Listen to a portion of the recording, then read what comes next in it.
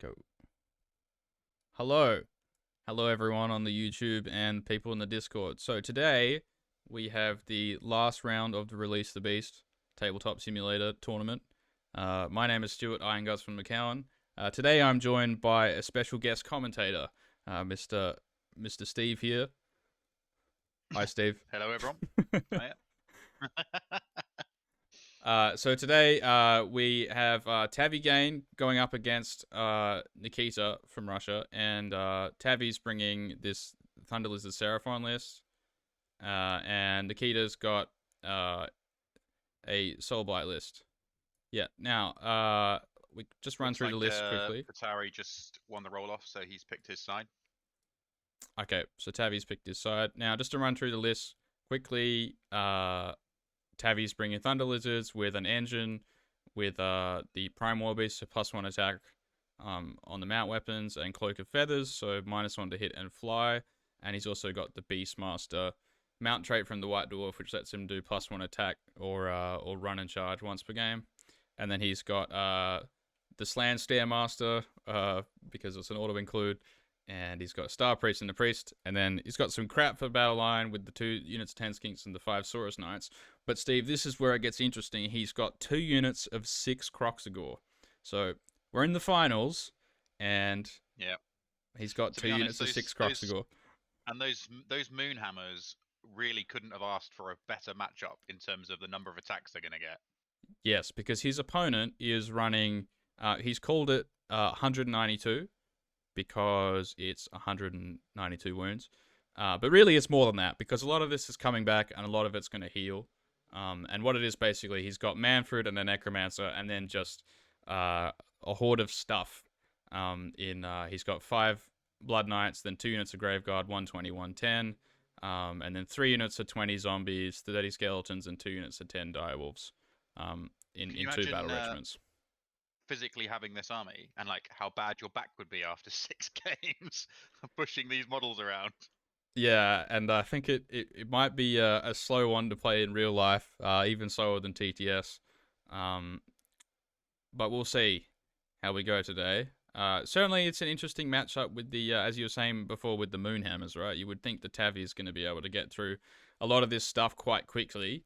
But of course, he's got to watch out for those Graveguard who can definitely one-hit those 6 Croxagore if stuff goes well. Although they are damage 1. Yeah. So yeah, you know, I suppose they get the mortals as well, so they can definitely do some work. It's also that they're coming back, you know. So Tavi's not got the teleport that a Starborn army would normally have. So he's obviously, because he's Thunder Lizard, so he is going to have to watch out for where those grave sites go, because I'm sure that Nikita will be using the units come back to threaten those back objectives. So it's a 6 objective mission. So we're at a 3 objective mission. I'd probably say, you know, really in favor of Tavi here, but 6 objectives, there's a lot more board space that Tavi needs to guard. Yeah, and you can see now. So we're just at the start of deployment now. So I think Tavi picked the side, right? And Nikita's now just putting down his grave sites. Oh, Nikita! No, sorry, Nikita won the roll off. Oh, Nikita won the roll off. Okay. Yeah. Okay. So he's gone for the side with the damn terrain, which you know, that's going to be quite good for, well, anything, because they don't really care about the wounds they're taking when you've got that many models. And the drops are Tavi is 5. Tavi okay, so Nikita's going to get to pick the turn. Yeah, because Nikita's 2 drops. So okay. Yeah. So what do you think? What do you think from Tavi's perspective? What do you think he's got to do in this deployment? Because obviously he's got to play around the threat of Nikita taking the first turn, and popping everything up from the grave sites and stopping him from getting past this midline, right? Because this middle part of the board is really where the key contest is going to happen. Because if Tavi can't get to these 3 objectives at the back, he might struggle to rack up as many points as he needs to. And I think in the late game, the Soulblight might just have enough longevity to maybe win on the points. So Tavi wants to get across here, I think. Yeah, you've got this massive piece of impassable terrain on one side of the board that's really going to mean that Nikita can concentrate where his models are going, and push up. At the same time, I guess we're saying Tabby has got a lot of damage output in terms of those moon hammers. He's got Stellar Tempest on the Slan to hit those. He's firing twice with the Bastiladon. If I'm Tabby, I'm sort of looking at each of those units in Nikita's list and going, okay, which ones can I one tap? Just smash them off the board, get past, don't lose units in return, because he has got tough units. They don't die easy. And then Nikita's looking for those 5-ups to get those units back. He doesn't want to. Tabby doesn't want to be giving away cheap units here. So I'd be surprised, depending on the speed that Nikita comes at him, I'd be surprised if we saw those skinks going up as a screen, a cheap unit, maybe early game, but otherwise he needs them there to hold those back lines, Yeah, and I think we would expect Nikita to go first in this situation, right? So I think it's very unlikely he's going to get the turn away. If he does, then Tavi has the capacity to kind of block him in a little bit and spread out across the board and stop a lot of these units coming out of the grave sites in a good spot. So I think realistically Nikita's going to take the first turn here. So Tavi needs to, I guess, play in a position where he can threaten a strong double turn with the Croxagore and get through a lot, because if he plays too passive, he might get blocked out of the board, and then if Nikita gives him the turn into 2 for the double, then he might be in trouble. Yeah. Either way, we're going to see, I think, a really big grind happening in the middle. There's no kind of way around it. I was looking at, obviously the Slan does have that command ability to make a unit fly, so I'd love to see some shenanigans with Croxagore going over that piece of impassable terrain. Yeah, of course. If Nikita leaves the gap there, I'd love to see some shenanigans if he plays for the double turn. Whether or not he goes for it, I don't know. But I'd see the likely scenario is that you just see a massive grind in the middle, and then it's who can really get to the other person's objectives faster. Yeah, you're saying if Nikita's likely to take the turn in the sense of even every point's going to count here. So because there is a 20-0 system, but that's the second tiebreak after win-loss draw. So if Tabby does leave a gap on any one of his objectives and Nikita spots it and goes, I can get 1-2 more here if I take the turn, that could be the game when we're looking at such a grinding game. And the situation in the context of the tournament, just for people who don't know, so we don't have another 6-0. So basically, even if they draw this game, Tavi will be the winner of the tournament because he has more points than Nikita. So basically, there's no threat in terms of them not scoring enough points. So really, the goal here is just winning the game, even by a point. It doesn't matter if you win the game by 30 points or 1 point. In the context of the rest of the tournament. So, yep. So this grindy sort of game, I think, is going to be what we're going to expect here. It might be a long one, but I've told the players to be as quick as possible for the sake of the stream. But of course, there's a lot of stuff to get through here. I suppose one thing we haven't talked about is that Nikita's obviously playing Legion of Night, which means that he can set units up in reserve and bring them on the board edge. So that potentially is a way past that mid-table grind. You've also then got Manfred, who can sort of pop himself up forward and then use that teleport to go somewhere else. Now, I know Tabby is very aware of that and what could happen there, but I imagine potentially if Nikita's ever on for a double turn, for example, pushing in and then using that teleport just to go somewhere else and maybe go for a cheeky objective grab. That's a very common tactic with Manfred. I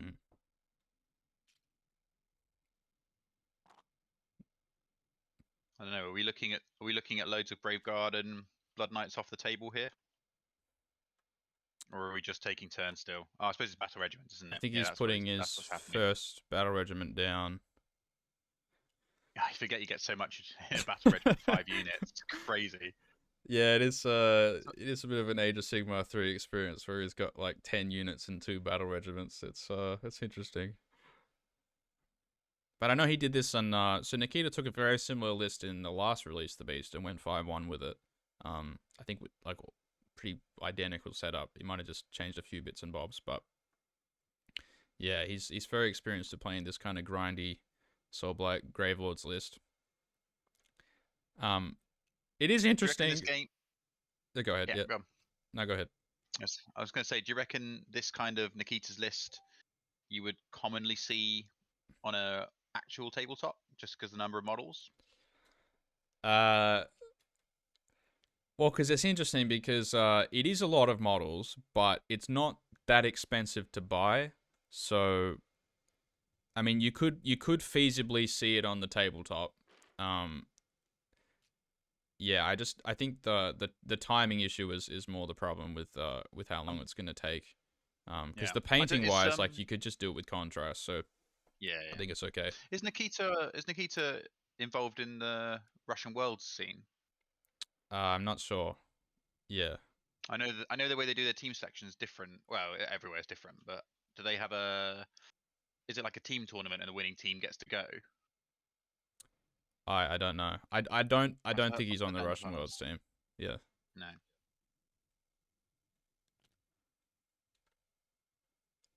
Okay. Hey, there we go. Tavi's second drop. So now Tavi's putting down his whole army. So everything that's off the board here is off the board. So he's got 20 Graveguard, and then I don't know why there's no name on these things, but that's 20 zombies, another 10 Graveguard, and then 5 Blood Knights are off the board. So he's got quite a bit off the board, but it's mainly those 20 Graveguard and the 10 that's the damage units. So yeah, he could give the turn away here, because he doesn't have anything that's really valuable that's gonna die. But I just worry about him getting like locked out of the board. Just depends how much Tavi can spread. That's the thing. If he gives Tavi the turn, if he can get far enough off the board and do enough threatening that it kind of forces Nikita to redirect resources. Or I suppose, Nikita could then just go for those back objectives. And then we could almost be looking at like a tit for tat in terms of objective burning. Oh, I'm loving seeing those Croxigore on that flank because I really, really want to see them go flying over that building. What do Croxigore get when they're near the skinks? +1 to hit. Yeah.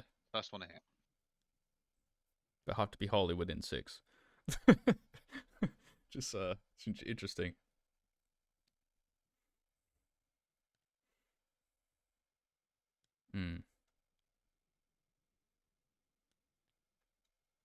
Oh no, wait a minute. The Slan's already on the board. There's not going to be any flying Croxigore today.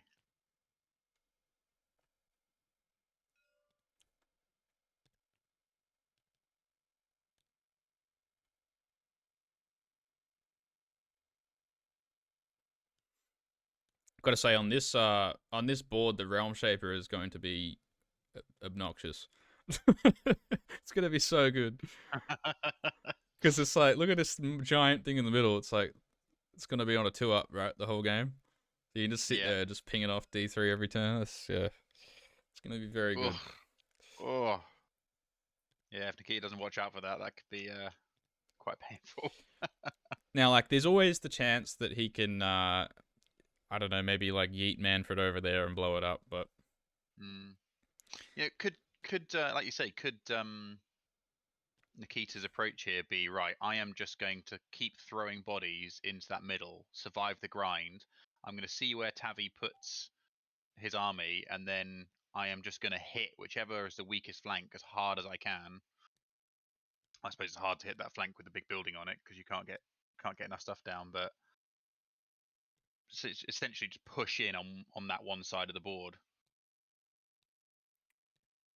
Guess it depends where Tavi puts this next 6 of Croxigore. It's looking like he's going to put it in the middle. So the weak flank for both players is going to be this right one here, which has a graveside on it.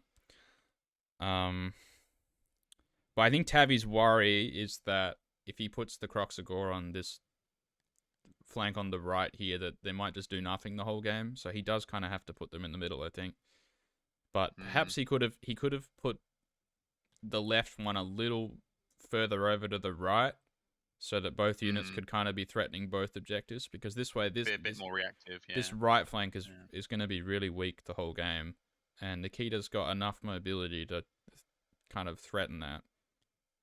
I mean, he's got the gravesite right there ready. What else has Tavi got to bring down? He's got some Saurus Knights that he might use as a screening unit there. Yeah. And this is one of those matchups where you do feel like the Saurus Knights are going to be a very worth 30-point upgrade from the Skinks, because they're going to be able to trade into a unit of 20 zombies and easily take out the 20 zombies, and you still have a screen up. But the Skinks, they're not going to kill the zombies. I mean, the zombies are not killing the Skinks, but yeah. Okay, there we go. Yeah, we're seeing the Saurus Knights go on that flank. Yep.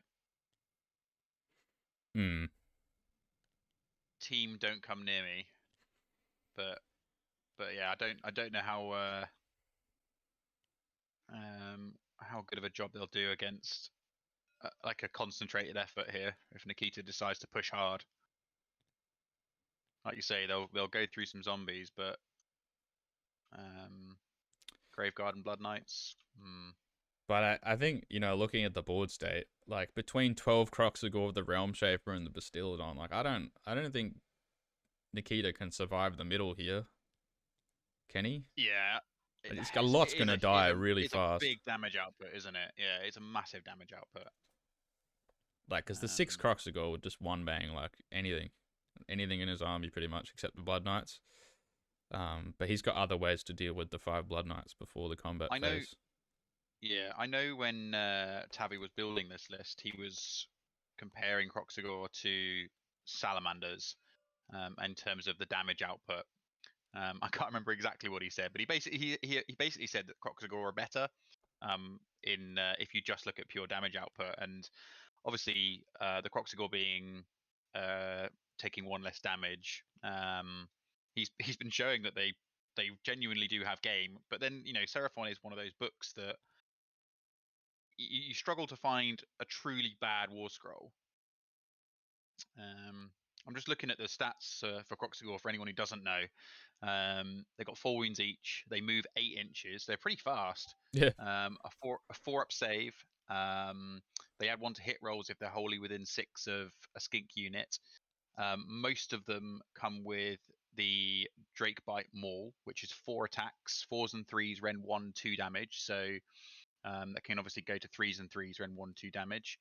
The Moonhammer, though, and he's got 2 of those in each of those units, gets an attack for every enemy model within 2 inches of the guy with the Moonhammer. So when you look at all those zombies and skeletons, that's potentially a lot. And that's saying that's similar profile in terms of 4s and 3s, Ren 1, 2 damage. And Ren 1 against zombies and skeletons is just going to cleave right through them. I think they've all got the... Yeah. The Moonhammer's going to be Jaws. Yeah, go ahead. Yeah. Yeah, they've all got Jaws as well, and obviously being Thunder Lizards, they get +1 to their Jaws attack. Yeah, +1 attack. So they've got two attacks there as well. And if the unmodified hit roll for an attack made with the Vice Light Jaws is a 6, it inflicts 1 mortal wound in addition. So those Croxagore are going to be smashing through stuff. And obviously he's got the Star Priest as well to give him the venom. Which, with the Moonhammers, like against a unit of 20 stuff, you'd expect the Moonhammers to have 10 attacks. So that's huge. Okay, so we've just heard from the table that Nikita has given the first turn away, which is interesting. Ooh. So I think putting all the Graveguard off the board was definitely flagging that. But that's a bit surprising given the matchup. But I guess the way that the deployment went, that's what he was playing for. Now, Tavi... So he's got the first turn here. Now, you'd expect this the Realm Shaper over here to go into that bunker there. There's not anything that's too important that's on the board. But yeah, we'll see what Tavi can do in this first turn. Okay, so he's picked the battle tactic, Monstrous Takeover. Which obviously is just going to be an auto done. Yeah, nice, easy one. Really what are territories on this one? So for this mission, just a reminder that territories are split half and half between the 2 halves of the board. So all that terrain that's in the middle of the board is mystical for Tavi and deadly.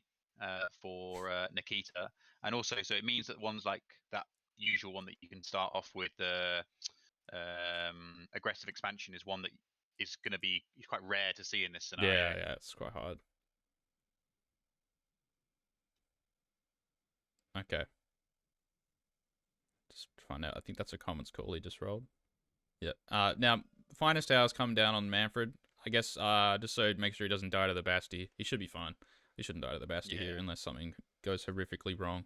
Okay, he's rolled a Stellar Tempest. That's what that was. Oh, he's awarded 2 of them. Okay. Looks like that was into the Direwolves. Yep. Okay.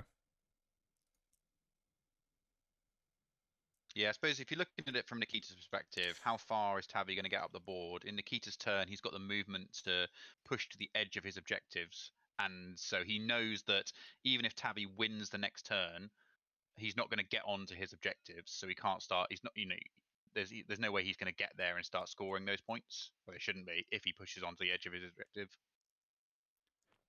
And we've seen something quite tragic happen. You don't really want to see this in a finals game, but yeah, Tavi's miscast with the Slan. I'm assuming casting Comet's Call. So in this list, he doesn't have Arcane Might, so he couldn't re-roll that. So the Slan's taken 2 wounds, and he can't cast anything.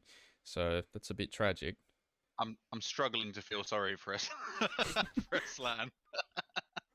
I think if you're gonna do it, this is the turn to miscast. But yeah, absolutely. Yeah, it's still a little bit rough, in the final game to get something happen like that in the first hero phase. I mean, looking at this, like, Call to Glory on that Star Priest is going to be massive in this game. Getting those reroll ones either on the Bastiladon or the on the Croxigor when they go in is huge. Such a big spell. Absolutely.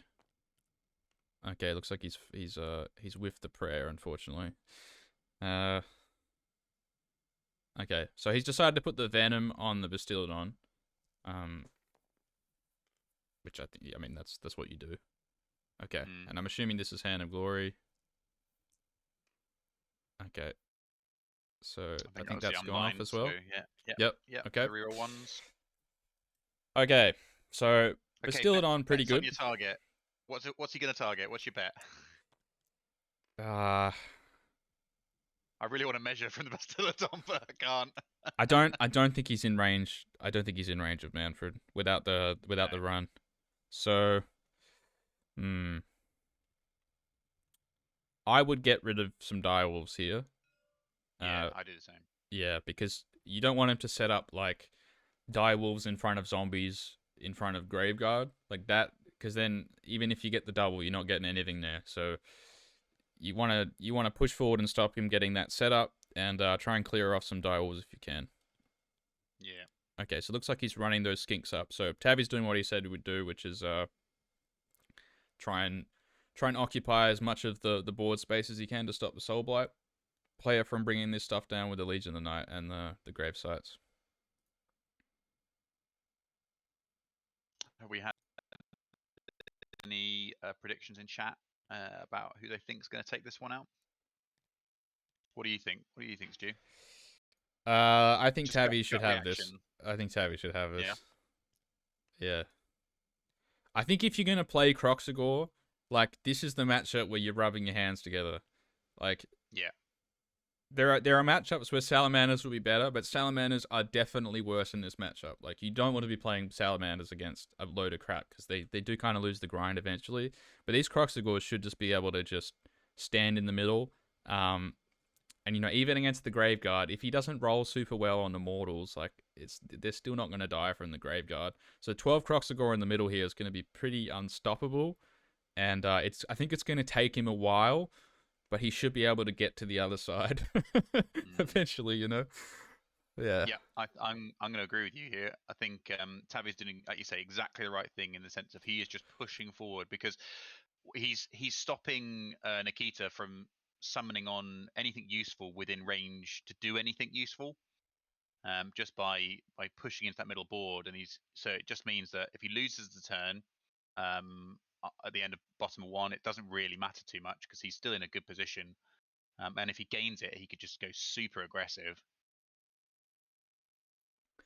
Of course, like another variable is that, I mean, realistically speaking, Tavi has more battle tactics he can do than Nikita does. If nothing happens in this game, Tavi should just be able to go up on battle tactics just because he has ranged output. Um, Yeah. so even if nothing is happening, the Bastiladon can still get battle tactics for him and still get it with the bonus point. Whereas Nikita, it's going to be hard to get the bonus points with Manfred because you kind of if you sit him in combat instead of using the teleport, you know, Mm. you might be taking something, like he might be taking some damage. And then if you take some damage, maybe the shooting can take him off in the next turn. So, Interestingly, Nikita's grand strategy is prize sorcery.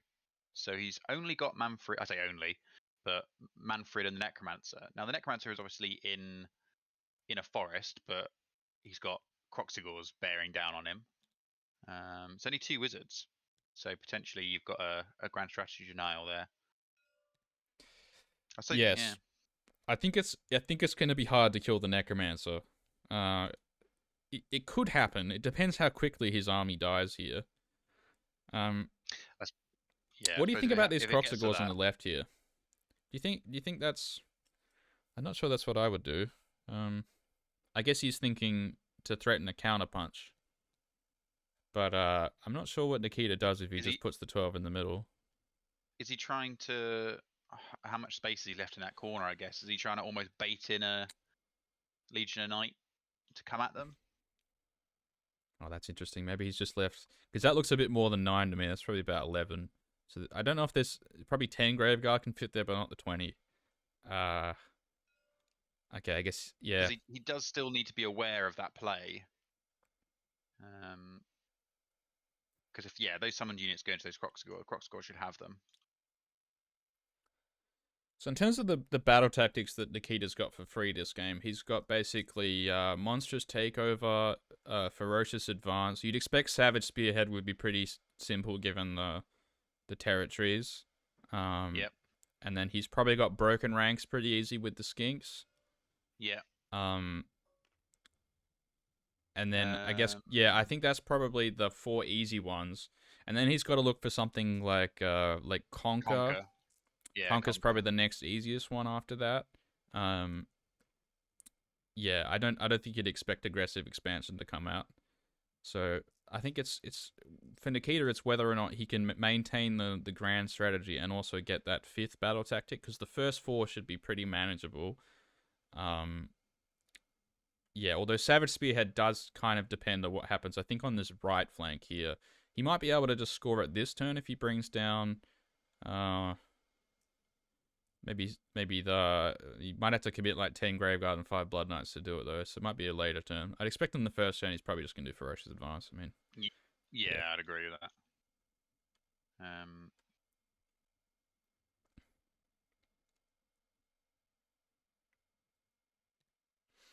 Also, Tabby's putting himself in a really good position straight away to get Savage Spearhead if it comes up. Oh, absolutely. Yeah. Because he's almost locking it out. Well, other than the Legion of Night, the reserve move.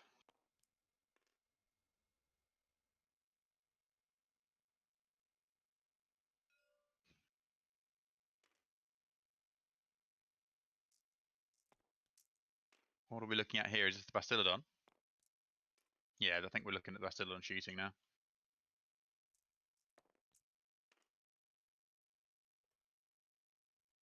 So he's just had a pop at something. Maybe the dogs.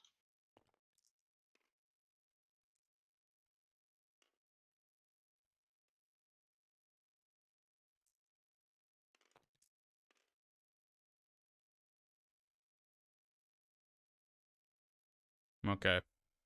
Doesn't look like he rolled very well, did he? No, it didn't. No. That was a bit of a whiff. Yeah. And was that 2 rounds of shooting you just did there? No. I think that's 2 rounds of shooting.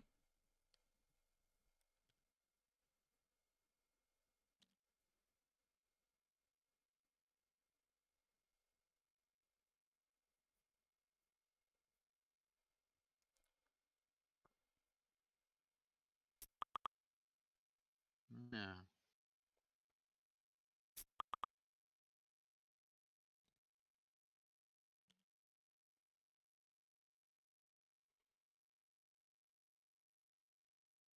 What are they looking at? Yeah, they've scored up. That was 2 rounds of shooting. They've scored up to 10. Okay. So Tabby scored his monstrous takeover, and he's got 1-2, so he's on 4 points. Okay. Looks like What do we Nikita's think? turn. That was a bit underwhelming, wasn't it? Yeah, it was really. Now I'm Tabby not sure how will much it matters, be but disappointed there. Yeah. it's a bit underwhelming. Yeah. I mean, he didn't want to kill 10 dogs. That's the thing. Like, he wanted to kill like at least like 7 or something. You know, get the unit down low enough that you know, it's not going to do that much. But then you don't want to kill it fully so that he doesn't have a 5 up to roll on his turn or that turn. But yeah, I really like the way that Nikita has deployed these zombies, I have to say, because Tabby couldn't really get in range to shoot him with the Bastiladon, and that's really the thing that's going to die super quick, because the direwolves at least have, you know, the armor save against it. So the fact that he's deployed these zombies so far back, I think, was definitely wise. Yep. Now, obviously, something that Tabby has done is he has stopped Nikita from getting on the edge of his central objective without being in combat with those skinks. Which means that Tabby can get a foothold on there.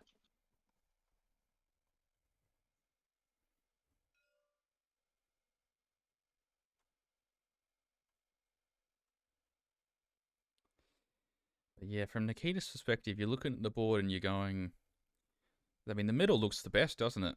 I don't know what else he does. He could go hard on this on my right flank here, but I have to say the engine and the Saurus Knights are pretty damn good at clearing off like crap. Like that engine of the gods can get, you know, +3 attacks, and he's just a crap killer at that point. Like, he's not going to kill, you know, 2 up saves, but against 5 up saves, he's going to kill a lot of stuff with the attack buffs. So yeah, it's true. I'm not really sure the best spot for him to go here. I think the middle is probably the best, but of course, the problem he has is, you know, that engine of the gods is threatening the middle, and then the 6 Croxagore are threatening the middle, and of course he's got the Bastiladon, and of course he's got the Slan with Stellar Tempest and the what's it called, Realm Shaper engine. So he's going to take a lot of flack here. So maybe I'd expect Nikita to play. He might play here to give the turn away. I'm just not really sure what he does if he takes the double turn here, because you're going to get into the best scenario you're going to get is best scenario you're going to get is kill. Maybe you do some damage to the 6 Croxagore there on the top of turn 2, but I don't think that's going to be enough. Okay, he's just healing some stuff up in his hero phase. He's chosen Ferocious Advance, which is what we said he'd do. Just a free one. Obviously not getting the bonus point here because he doesn't have enough monsters. So I'd imagine he just picks the zombie units here. That's kind of what they do. Okay. It's interesting. Now, the important thing that we need to watch here in the hero phase is the Necromancer spell, because even if Tavi gets into the 30 skeletons with the Croxagore, if they've got the double pile-in, he's not going to be able to kill them. And of course, that's into your next hero phase now. The Necromancer's just sitting there in the woods. Just, do you need line of sight for Van Hell's Dance? I believe so. Yeah. So I think he might have stuffed himself up here. If he's base to base, then he could do it, right? Because there's nothing intervening. I don't think he is, though. But he's not. Yeah. He's not. If there's any part of the woods between them. Yeah. Yeah. I believe they need to be visible. Just check Van Hell's Dance there. I imagine you line of sight, right? Okay, I'll just tell the table boss to watch out that I think the players have discussed it, but that's a tricky one. Okay. Yeah, I think Nikita's realized he's made of a bit of a boo-boo there. Actually, I'm just reading Van Hell's Dance Macabre, actually. It does say, if successfully cast, pick one friendly Soulblight Gravelord summonable unit wholly within 18 inches of the caster until your next hero phase if that unit has fought only once in the combat phase. Yeah, you don't need line of sight. Okay. Well, in that case, I don't. I'm not sure that was entirely intentional, but good for him. Okay. Yeah.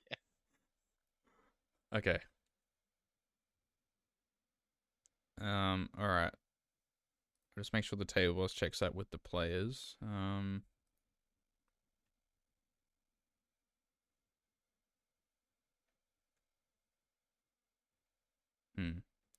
Wonder what Nikita's Yeah, measuring here.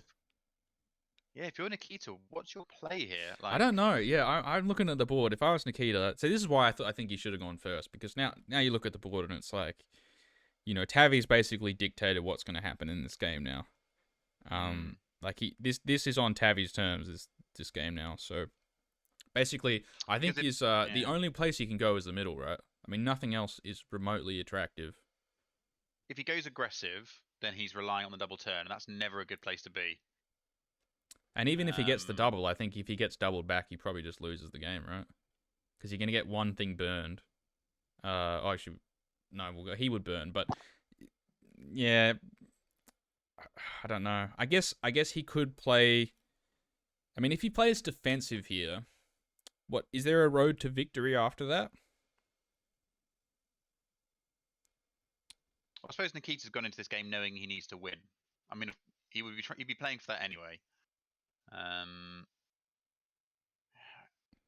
yeah, do those Croxagore go through a unit of zombies in one turn? Yeah, they probably do, don't they? Yeah, they do, 100%. I mean, they'll kill 20 Graveguard in one turn, I think. Yeah. And 20 Graveguard's gonna do like not much. I mean, they're gonna be on 2s and 3s, and he doesn't have +1 attack, so the Yeah. 20 of them are gonna do. Let me do that quickly in my head. 34. Yeah, it's not much damage. It's realistically going to be like 11 wounds going through and then some mortals. So you're going to kill like 3, maybe What 4. Nikita can do, what he can do here is, all right, yeah, he can't keep Tavi off that central objective potentially next turn. But what he can do is he can set up a load of screens. He's still got enough dogs to do it. He's He- got the big body of zombies and skeletons, and then potentially he can bring on his heavier hitters from the back. But then why not just start that way? I guess. Yeah, that's the thing. Like, if you're gonna play slow with the screens, I think you should just take the first turn and fill up the board. I mean, he's gonna have to take a hit anyway. There's no way around it. Okay, now Mystic Shield has gone off on Manfred, and he's also got Let's have Van Van Hels Hell's off. dance. He's Yeah. also I think he got everything off against a slan, so he's got to be pretty happy about that. I think he He's did do not on the point today. Morbeg's Claw, so he did get +2 to cast. I'm pretty sure on both these casters, but What's the skeleton's profile now like if they go in with Manfred's buff and they've got +1 save because it is still battle round 1? I think they're 4s and 3s or 3s and 4s or something now. 1 attack. Hmm. And if they So fight second, do they get models back better or something? Should or know a 4-up skeletons model better. comes back. So like if Tavi goes into them with 6 Croxagore, he's gonna kill like probably like 15 or something, and then Hmm. most of them will come back with the double pile-in. So now that he's got that off, he does have potential to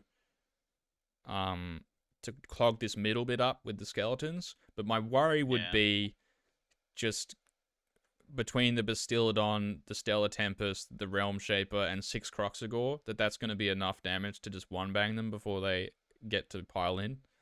That would be the worry for me. So he would need to be if he wants to.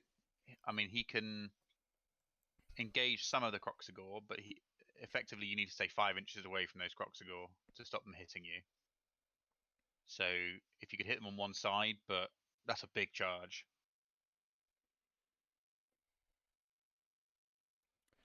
I mean, I think there is a play here to. I mean, to be honest, looking at the board state, if he just plays hard for the double turn, he can probably burn 2 of these objectives in Tavi's deployment zone.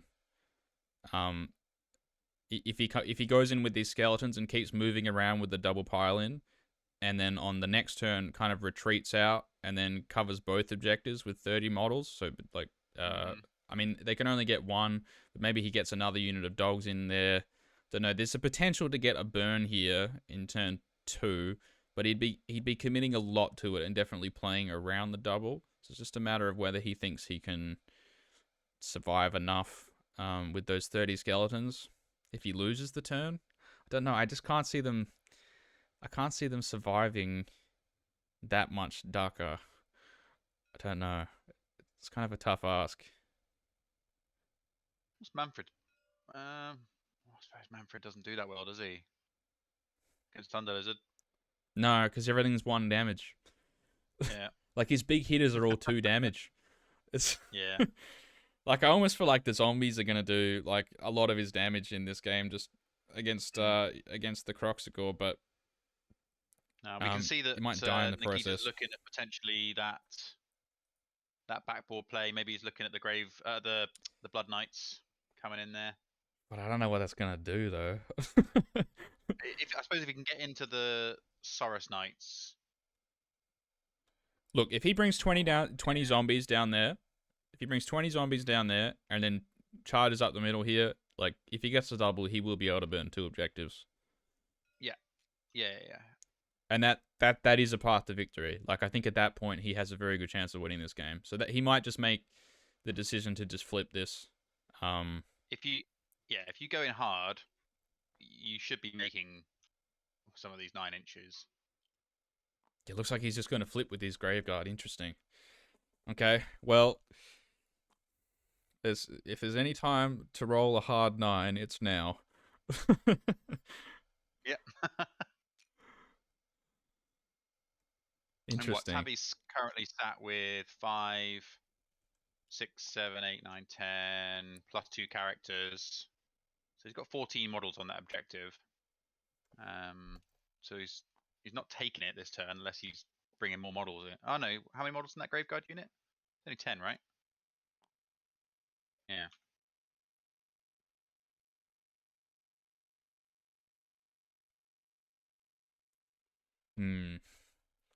I do have to say, I like this. There's a sneaky move from Tavi here that might protect him here, which is the Realm Shapers on both objectives. So yes. That's a little. Yeah, that's how he's got 14 models on both. Yeah. On that one. It's nice. Yeah, this middle one is a little bit vulnerable, isn't it? This middle one is a bit of a worry. Are you talking about Tavi's one or Nikita's one? Tavi's one in the middle. Yeah. If he can get that one unit in there, then he can push through, definitely. Between like the double piling and stuff, right? You'd get around eventually. And currently, if he did manage to get in there, that Bastiladon doesn't keep a unit an inch away from the center of that middle objective, because you've got to be within 1 inch to burn. Yeah. Okay. But I mean, there's a redeploy here that can just ruin his whole career. like this skink redeploy is going to be so tasty if he rolls well. Yeah. That's going to hurt. Because you could almost just move them. I don't know. Where do you think you'd move them if you rolled the redeploy here? He could spread them along a line, or he might go to just move them forward to block up even more space. Depends what he wants to do here. That's a fairly long charge for those 30 skeletons. I think what Tabby's done though is he's trying to keep the skinks close enough to those Croxigore, so that if the skinks get engaged, the Croxigores will be there too. So if he pushes those skinks forward, he loses that. But I think Nikita's trying to get him to redeploy backwards here. Because I don't think redeploying backwards here is the right play. Because if he does that, then he's conceding more of his board. Well, he's already in cover. He's already got a ward save because it's mystical terrain. Did he just roll a 6? He's done it. Yeah, he rolled a 6 for the redeploy. He's gone backwards. See, I don't think moving backwards into the Croxigore is the right play here, because like, yeah, you're gonna get him in combat, but I think if Nikita charges the skeletons, he's fine with taking a round of Kroxigor if he can pile in twice. Now, obviously, he can like float some activations as well with the direwolves and the zombies, so he's gonna be able to pick when those skeletons go. And I think if he can just make it around the Kroxigor to get into that back objective where the Bastillodon is on, he's gonna have a good crack at burning that if he gets the double turn. That is a big ask for those skeletons, though. You think about how I don't want to measure it, but I'd say those skeletons are what? It looks about 6-7 a inches on the 9. board. Looks about a 9 to me, if I had to guess. And then it's going to be less now. Move. It might, yeah. Yeah. I know. I reckon they're looking at an 8, at least a 7-inch charge, not an 8-inch charge. I think it's more than that. Yeah, it probably is. Because they're right dead in the middle, and they're like. Well, they're 3 inches off the circle, so that's 6 inches there, plus probably another 3. It's probably, it might even be like a 10 charge. or 11, right? Yeah. Yeah, I mean, he could just move the skinks out of charge range here. Oh, okay. Oh, whoa, okay. Wow. Whoa. Okay. Okay. All right. Yep. No, I can see what he's doing. Wow. Okay. Yeah. I've seen him play before, and this is what he does, though. Like, he just YOLOs Manfred around the board, and I've seen him mostly use Manfred as just a raw bot. Like, you just send him in raw and then piss off and go somewhere else on the board. He's quite good at that. It's a completely valid strategy. Yeah, 100%. Yeah. Okay, what are we rolling now? It's a run roll and something. Okay. If he ran the skeletons, I hope he didn't. I don't know. It's always that decision of whether you just. I think he's either going to run the skeletons or he needs to auto 6 them and hope you roll the Van Hels if you get the double turn. I think. Right. All Nikita's doing now is he's just defending that objective. He's just plonking his models on and going, "You're not getting within an inch." I'm actually a little bit surprised he didn't just deploy the skeletons in the line, to be honest. If he was going to give the turn away. Because, like, what's he going to do? I mean, if he shoots them with the Bastillodon, like, it's not going to kill that many, and they're going to come back anyway, so I'm a little bit surprised, to say. Yep, agree. Because now he's in this awkward situation where he's probably, like, he's going to have to risk the charge. You can see he's kind of debating what he's going to do here. He's going to have to risk the charge, or just, I think if you don't charge, you definitely run them 6 here with the command point. Because you need to get them up the board. I can only assume he's gone for the charge. He's going for the charge. There's the measure coming out. Okay, yeah, so it's about a 9. That's a big measure. It's about a 9, is it? 9 to there, but how far skeletons move? They move 4.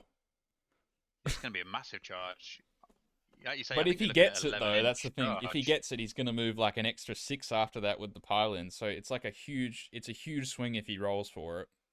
And like I'm thinking, is making that charge a possible win condition? I think it is. So yeah, he might just have to risk it, and it's gonna be bad if he fails it, but it's not gonna be the end of the world because he's still gonna have a direwolf screen in front of him, and like Manfred is gonna be functionally a screen here, especially with the Mystic Shield. He's not gonna die there, even to the Bastillodon. Okay, there's a bit of umming and ahhing going on here, but I think he needs to roll this charge. I think game 6 of the tournament, the final where the score doesn't matter, you just need to win the game. I think this is the play. Yeah, he's looking at it. I think you just need to move him now, mate. Oh, is he running him? Oh. Yeah, he's run him. Did he roll it? I think he rolled it. Yeah, he got a 3. Yeah. Don't know. That's not what I would have done. Really pleased with that. Yeah, because I just because now this turn is a bit nothing, isn't it? What is he gonna do? It is. I mean, Tavi can even give the turn away here if he wants. because you're gonna have to roll Van Hells again. Yeah. And if he doesn't get it, then I feel at that point, Tavi can give the turn away again and then burn, and then I think that's gonna be it. I mean, the burn's gonna be so impactful in this matchup. Hmm.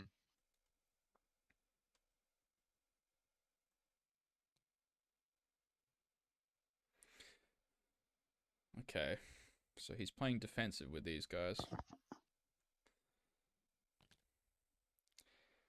Just looks to me like he's allowing himself to be kind of pushed up the board a bit.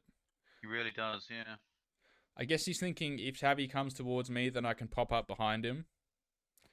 But Tavi has no incentive to do that, though. There's no reason for it. I mean, He's already got the unit up that he wants to push. like those 6 Croxagores, just get through it eventually. Like he can just send them over the left here, kill the 10 direwolves, then kill the 20 zombies, get that objective.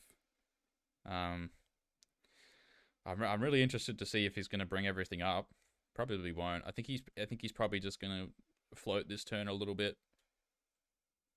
But now these 10 Graveguard that are in the corner, I don't know what they're going to do. No. Now it doesn't work with the rest of the play, I think.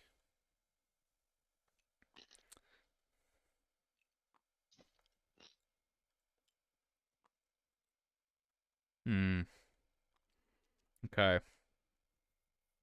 Was there no way of getting that 20 unit in that corner? Nah, probably not. No, I don't think so. I think Tavi's done it on both sides that he can put a 10 there, but not a 20.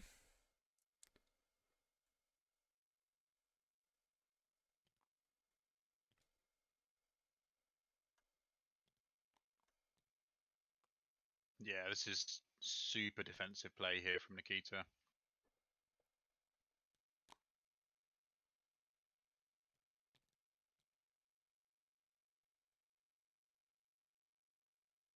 I mean, if Tavi wins the priority and can give the turn away here, he's got to be laughing, right? That's the thing. Like, when you're playing defensive, it's because, like, you don't care about if you get the turn or not.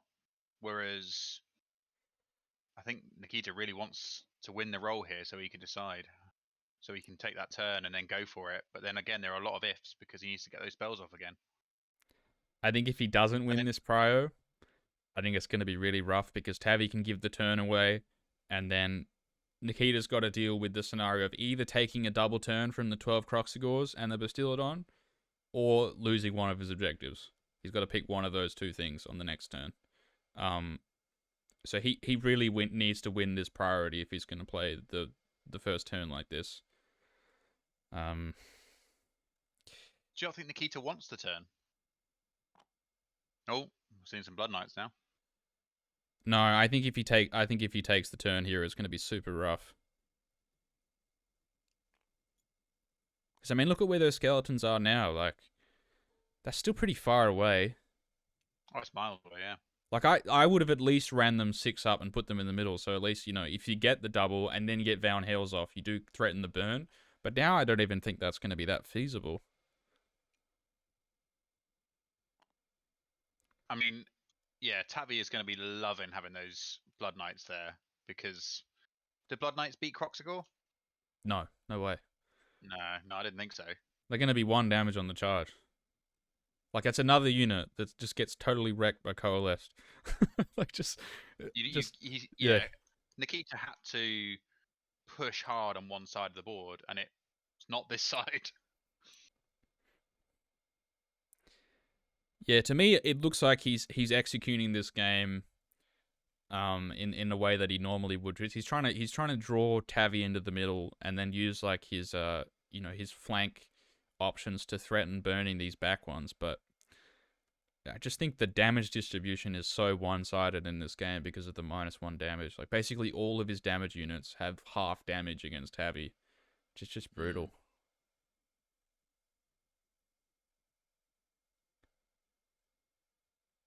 I really hope there's something we've missed here. Because yeah, there's those amazing moments where you're like, wow, didn't see that.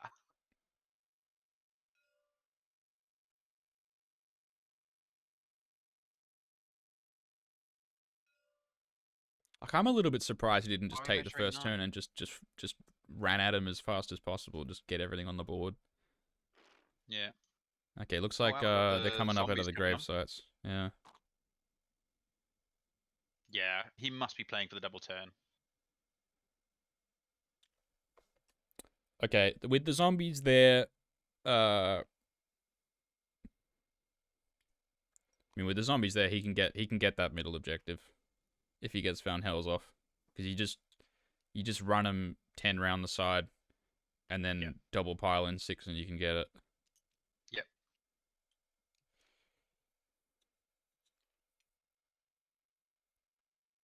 But I think if he gets he's playing around the double, but I think even if you burn the objective, I think you just eventually lose it with the way the rest of the game's gonna go.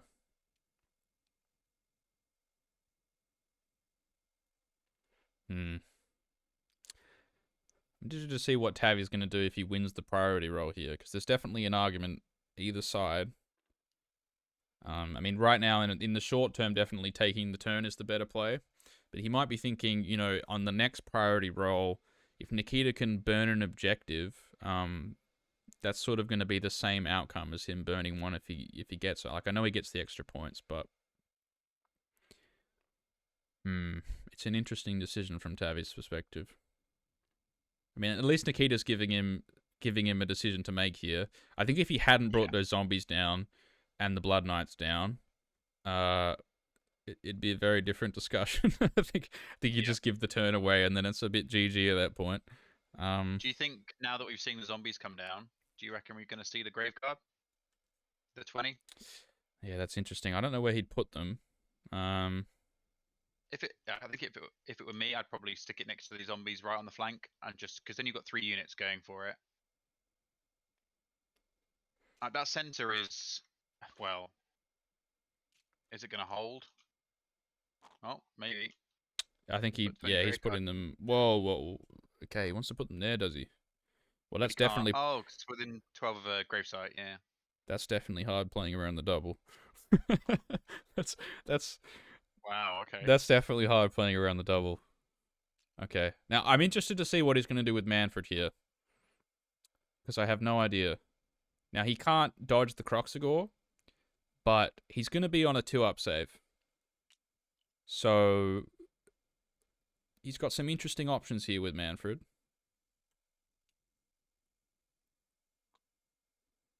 He might just be able to tag the Croxagore with Manfred, sit in the middle, and he might be able to just, since he got that Mystic Shield up, which I just feel like is just it's going to be such a blessing here, because he could just plop Manfred in the middle, finest hour him on the next turn, and Tavi's not going to kill him because he's already finest houred him.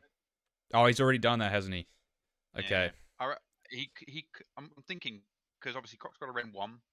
Yeah. He could potentially go in all out defense. He's still on a 2-up save, tag the Croxagore, unleash the Arcane Bolt. I reckon he still takes down, because he's got his command ability up as well. So he still takes down 2 or 3 of them, because they're 4 wounds each. They're not all in cover. Yeah. Interesting. Okay. I reckon Manfred could tank those. Yeah, I think so. He ignores the first wound. I think so. I think you're right. And I don't think Tavi has a way to deal with him now that he's got that Mystic Shield up, because his whole army is Ren 1 basically, right? So yeah. I mean, that is the Seraphon weakness now that Salamanders have been nerfed, that their whole army is Ren 1. I mean, they have a lot of mortals, but in Manfred's case especially, ignoring that first wound kind of bluntens that a little bit. Yeah. Okay.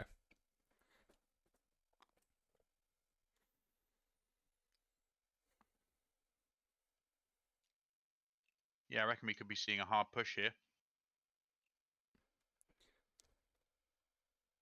I have to say, he's played it well in the second half of that movement phase. I still think with the skeletons, I would have just rolled it, I think.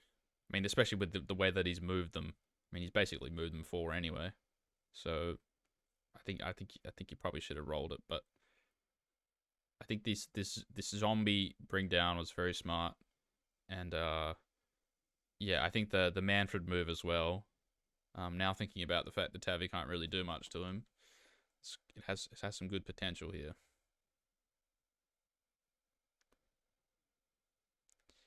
I wonder what Nikita's measuring here. I don't think he needs to stay outside of 3 of the Croxigor realistically, because they don't have No. the venom.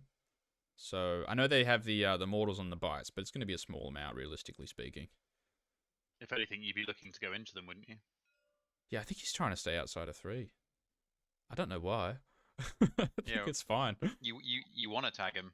Well, we're rolling 3 dice. What's 3 dice for? Okay, we're would roll? Kragnos now. Yeah. Okay. Oh, 10-inch.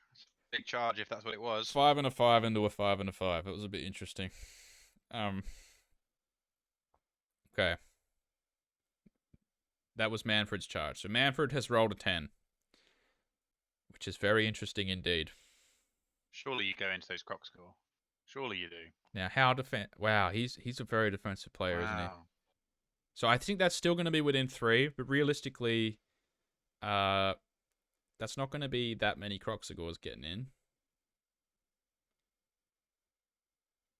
I know they have 2-inch reach, but still, it's going to be probably. But if you're Nikita, do you not want to be trying to kill those Croxigor? Like, I know he's only damaged 1, but he's got a lot of attacks that have got. Is it +1 to hit, +1 to wound? Yeah, I just don't know. I don't know if it's going to do much. I think he might kill 2 if he gets lucky, isn't it? I don't think he's going to kill that's 3. 2 out of 6. It's a third of them, which is it's a big number, right? I guess he's not losing much from doing it, is he? Like, I think Manfred's only going to take like 3 wounds here, as long as he doesn't roll a million ones on the saves. Yeah.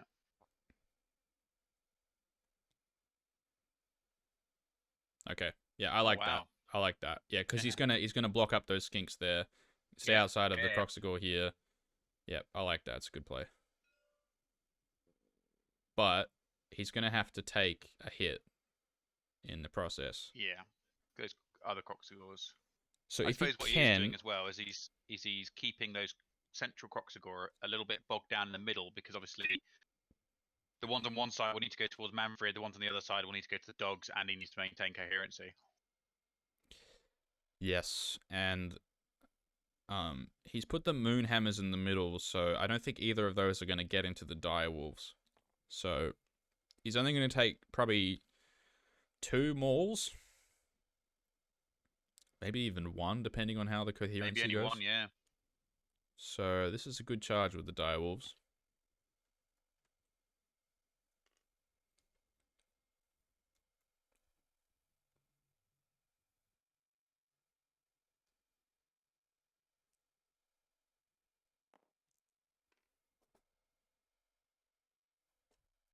Oof, there's a 9.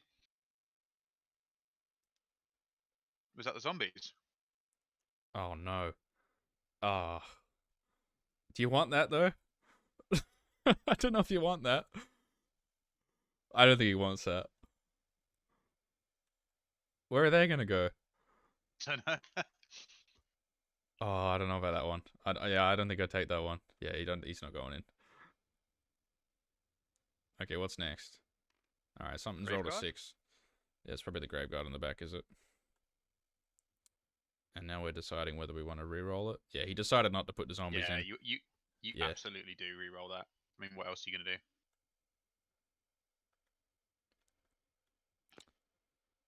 Is he just going into the Realm Shaper with the Graveguard? That's the play, right? Just the way they're set up though, he's not going to get many in, is he? He needs to roll like big. He needs to roll really big if he wants to get enough in. But I mean, they move 4, right? Skink priest hunting. Did he get it? No. No. Okay. Rolled a 3. All right. I don't know if he rolls the Blood Knights. That's going to be a slap fest either way. So, just depends whether he wants it or not.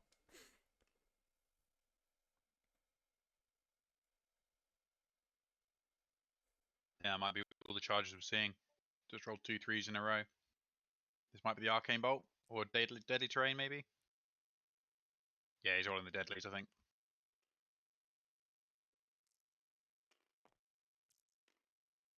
Oh. What if we roll 3 dice? I think the Arcane Bolt. I think it might have done 3 mortals, maybe. Okay. But and then he saved one of them. Okay, but into the skinks. Okay. Oh, that's stomp. Okay, he stomped the skinks for 3. Oh, That's what stomp. that was. Again, yeah, I think I'd probably just gone for the Croxigor and done the same thing. Stomp them, Arcane Bolt them, maybe roar them. Are they in Hunters? Let me check the list. No, they're not. No, They're in not Battle in Regiment. Hunters. Okay. Yeah, you would have thought Because that's that's like, obviously that's Coalesce one weakness is they don't like mortals. You would have thought that's okay. It looks like he's rolled another 3 with the arcane bolt. I'd be a bit miffed if I was Tavi, I think. That's a bit of a bummer.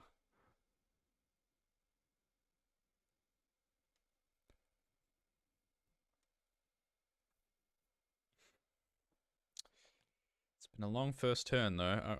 I hope he speeds up a little bit.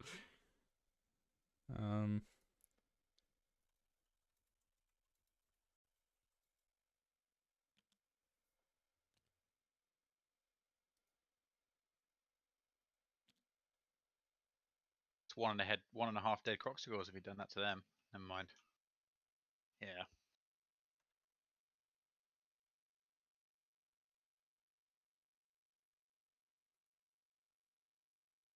Okay. Okay, what we're going to see next? Yeah. There goes Manfred. Oh, is he coming round? Okay. I don't think he's getting the 1 inches in. Maybe he's just trying to stay away from the Croxigor. I think he's just gonna go into the skinks, is he? Yeah, he is. Okay. I mean, they're dead.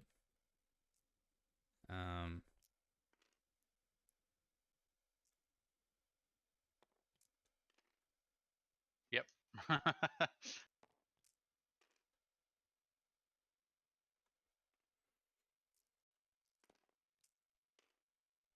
Okay.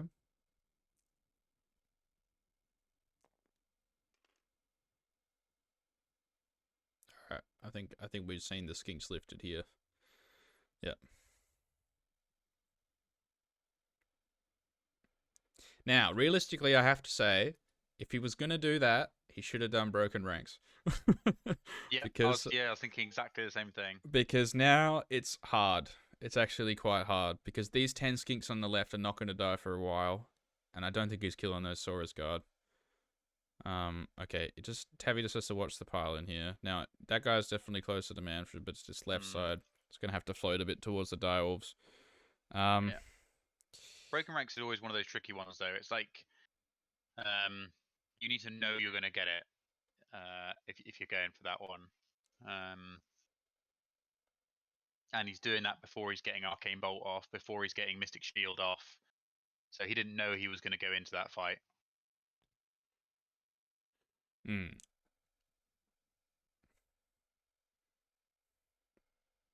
I think also, given that Tavi rolled the 6 on the redeploy, he could have just like yeeted them backwards, and that would have been it. Exactly.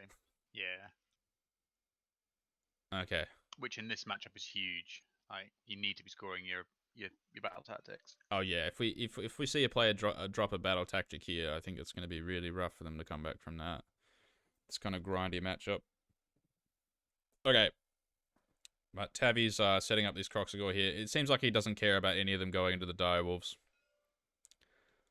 But some of them are going to go into Manfred.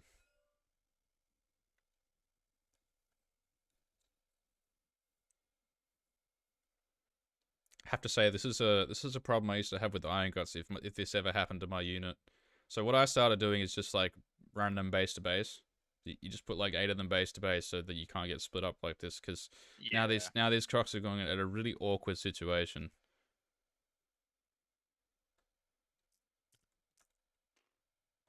Not bad. 4 wounds. Got 2 up save, right? Okay, so 1 goes through. He's going to ignore the first one. So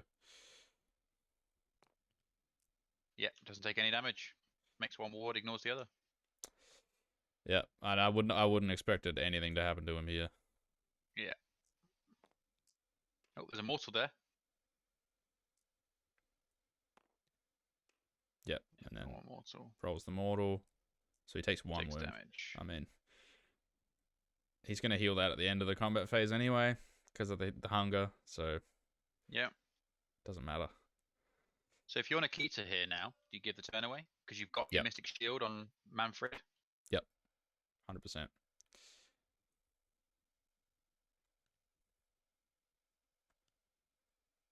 Oh wow, dog's going in.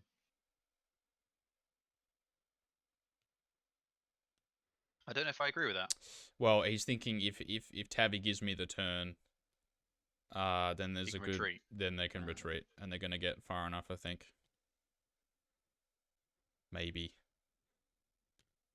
Yeah, I think there's a spot there they can probably fit. I've always thought dire wolves, and I think it's intentional by Games Workshop, but it's a bit of a bummer they're in a unit of 10. Because it'd be so much better it in really 5. is, isn't it? Yeah, I was thinking exactly the same thing at setup. Because like, look at this now. Like, these back 5 are doing nothing. Like, you just rather have the front 5 here, then you can retreat them out and threaten something. But these back 5, just you kind of want them to die. Yeah, then you'd be back to just seeing your battle line made up of units of 5 dire wolves. Those were the glory days. Yeah. Okay.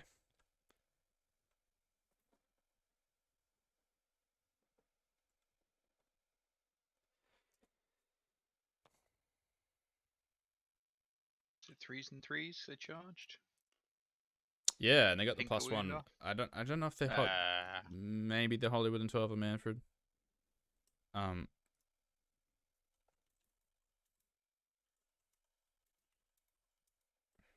I'm just gonna get the players to turn the gravesite auras off. Because it's a little bit of a visual nightmare here. Apologize to the people on YouTube. This is Tabletop Simulator, and yeah, we use these aura things to help us identify where things are. So these are all the gravesite auras, but it is a little bit of visual soup. Okay. Good, so we've cleaned that up. Are we rolling priority? Have we rolled it? I think we're rolling it. Okay. Did Nikita roll a 6? I don't know. Oh, somebody rolled a 6. Tabby's got it. Okay, what is he gonna do? What is he gonna do, Steve? What is he gonna do? He looks like he's taking it. He's taking it straight away. There's no doubt in Tabby's mind. Whoa. He's taking all the counters off. Okay. I want this turn. Right, All I'm right. going big here. Is what Tabby's saying. Okay, so now that we've seen what's happened, I have to say Nikita's played this very well because yeah, Tavi's has to make a very hard decision here, which is what am I going to do about these back units? How am I going to free the Croxagore in the middle? Like, there's a lot he has to get done here to keep him moving towards the back here. And Nikita's not going to lose much in this process, really. No. Yeah, from where we were, yeah, at the beginning of that movement phase to end of that turn, yeah, Nikita did play well there, and it's fallen well for him. And yeah, with Tabby taking the turn, I'm sure that's not what Tabby wanted to do. Halfway through Nikita's first turn, he was quite happy. Whereas now he's taken this turn, he must have seen an opening. So do you think we're going to see these Croxagores, the red Croxagores, get stuck in? I know the Blood Knights are there, but yeah, something will have to happen. Like, if he can clear those dire walls off, then obviously he can get more Croxagore into Manfred, but Manfred can then teleport away, and then it's Nikita's turn next. The issue is, the issue is just the grave sites. It's the problem, because he kind of has to keep something on these objectives the whole game, but he also has to push up this middle. I'm kind of wondering whether Tavi's going to give up going up on the middle and just try and win by a couple points on scoring battle tactics with monsters. What are we going for? Savage Spearhead. Which means that we're probably going to see those knights pushing forward. Or just the Skink Star Priest.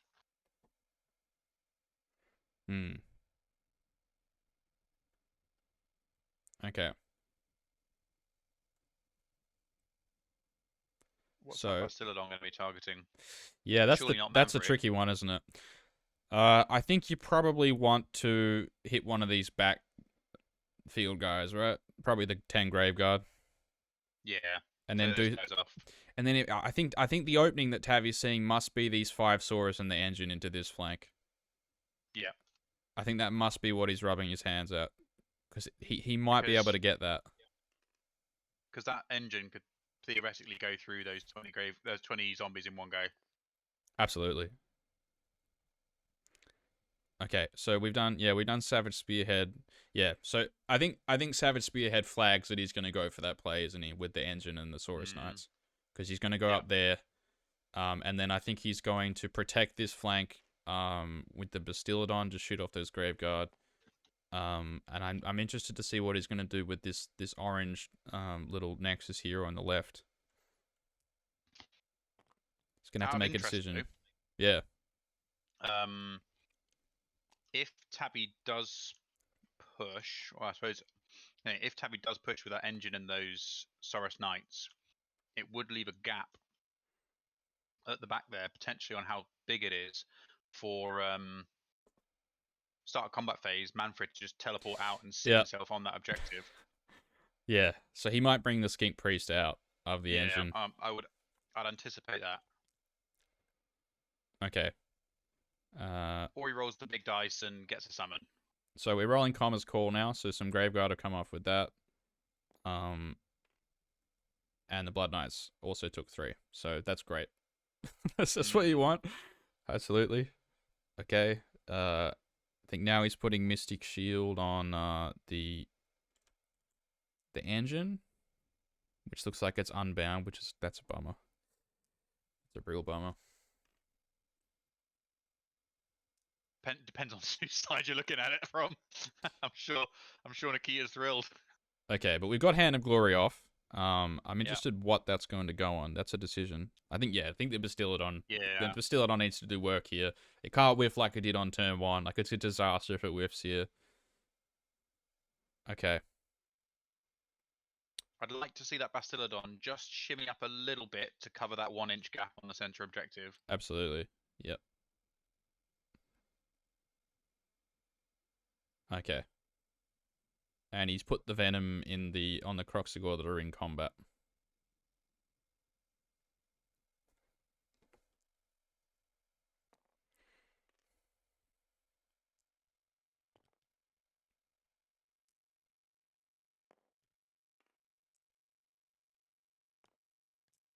All right, we're rolling the Realm Shaper, which will take a while. It's one of the things about Death and the 6-up wards is when you're doing this kind of thing, it takes a while.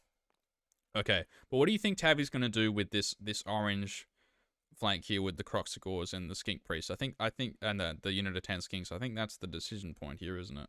What you do there. Yeah.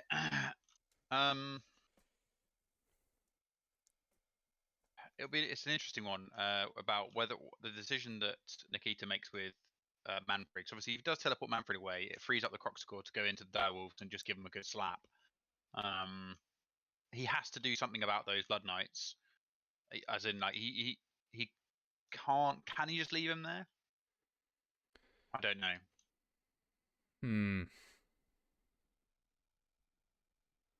Yeah, I think he's going to run out of stuff, isn't he? He's going to run out of bodies to, because he really needs to kill those 10 Direwolves, I think. Yeah. But he also needs to keep the Croxigors there. But if he does decide to push those Croxigor back and go for those Blood Knights, because obviously the Blood Knights have got nowhere to go, nowhere to redeploy to, and there's no, I don't know where the other grave site is on that side. It's under the Croxigor foot, I believe. Yeah, there's a Croxigor standing on there on the left. So he has got still those 10 skink bodies on that objective. So potentially he could just retreat with the skinks, keep them out of combat. So he's got 10 bodies on there. Put the Croxigor into the Blood Knights just to get rid of them and push up that one flank as we were expecting to see. Oh, he's going back with the Bastiladon. Wow. Whoa. Okay.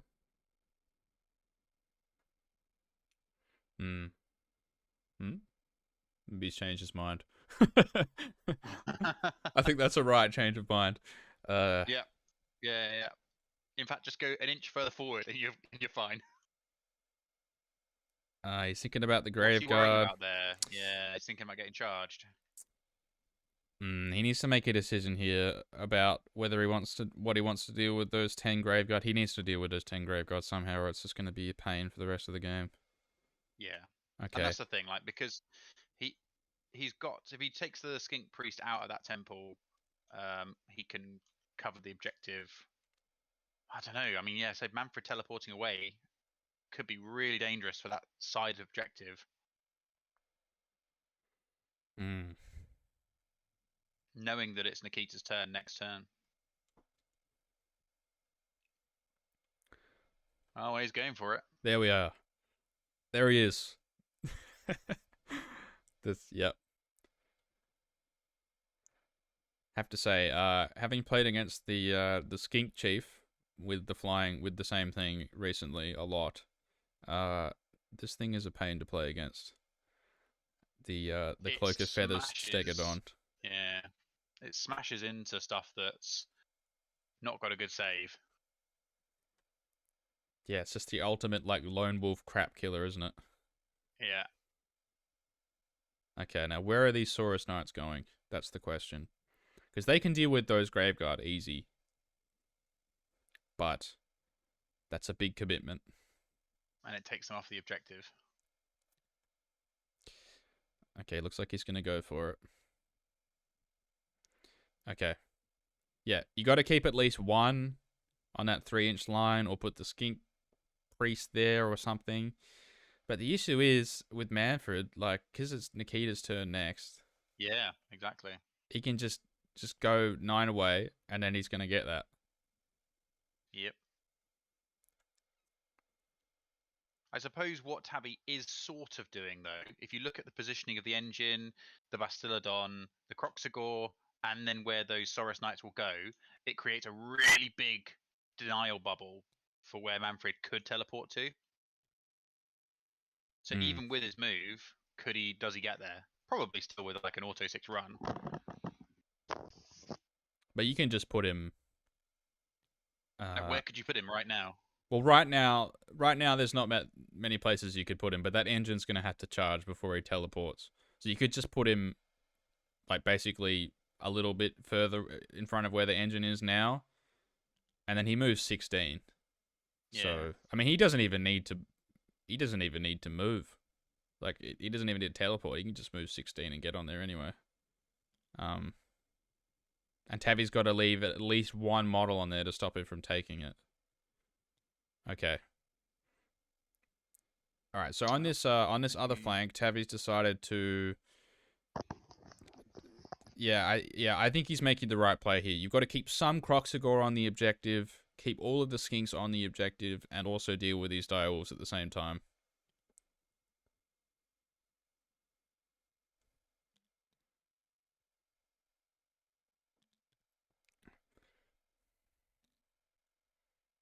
The Croxagore are having a bit of glutton syndrome this game, I think. If you can keep four Croxagore on that objective, then the Bud Knights can't take it off them unless it forces them to engage the Croxagore. Yeah, I think killing one off there with the Comet's Call is massive. Just gives you a lot to play with here. And I also don't think they kill 10 Skinks in one round of combat either, with the -1 damage, because he's not going to have the +1 to hit and wound from Manfred. So at best you're going to be 2s and 3s, with 13 attacks. So that's not going to be enough to kill all the Skinks. You get close, but not enough. Okay. And Tavi's bringing down the camos, the heroes. I'm not sure what they're doing in this game. No. I don't like when do they have to come down by? Is it bottom of 3? Yeah, but he's just doing it for Savage Spearhead, I guess. Oh yeah, that's true. I think that's what they're in the list for, to just get him Savage Spearhead. But then this is not an ideal matchup for them. Let's be honest.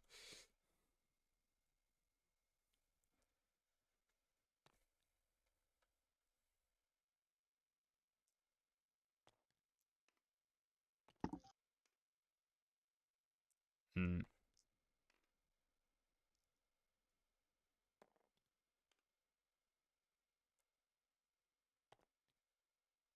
What are we seeing here? This might be the Bastillodon. I think No, he's no, rolling his no, hang on. okay, here we go. Here's the Bastillodon. I think that was some skink shooting. Oh yeah. Okay.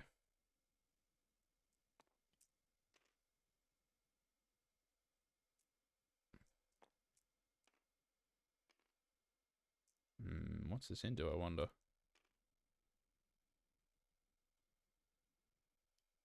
We're taking off some grave guard. Skeleton, not Graveguard.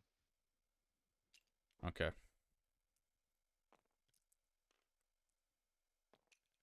And we're doing some more pingy skink shooting, I think. What's this? Oh, it might be the Star Priest shooting. And he has the Fusel of Conflagration.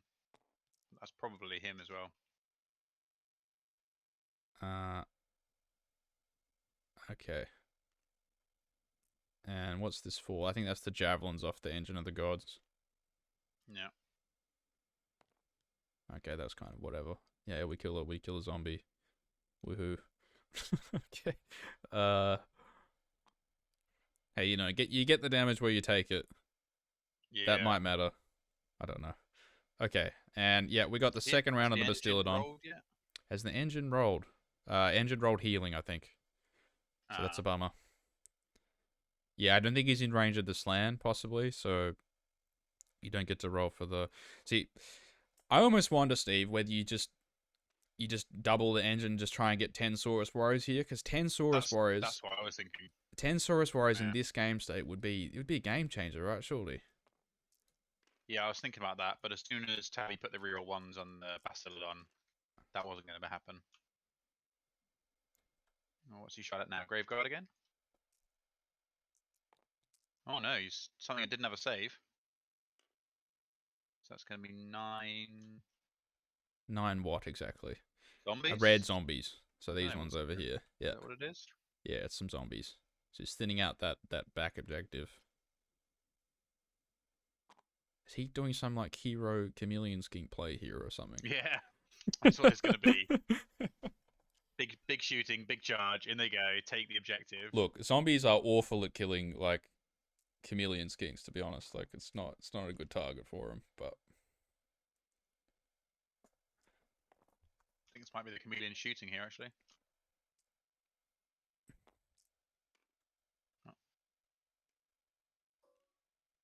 Oh no, that was the Bastillodon it's just shooting the again. Bastillodon, is it?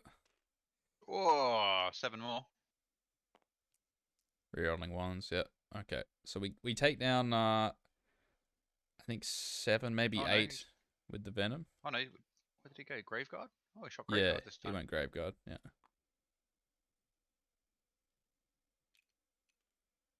There must have been the camos from before into the zombies, maybe? Yeah, maybe. Don't know. Is Tabby, do you think, splitting fire so that he's not getting units coming back at him? Yeah, I think so. I think he doesn't want to kill like a whole unit here. Yeah, I'm just now I'm just thinking of those 10 Saurus Warriors. Like if you could just put 10 Saurus Warriors on the middle and the right objective here, yeah, that would just be so tasty.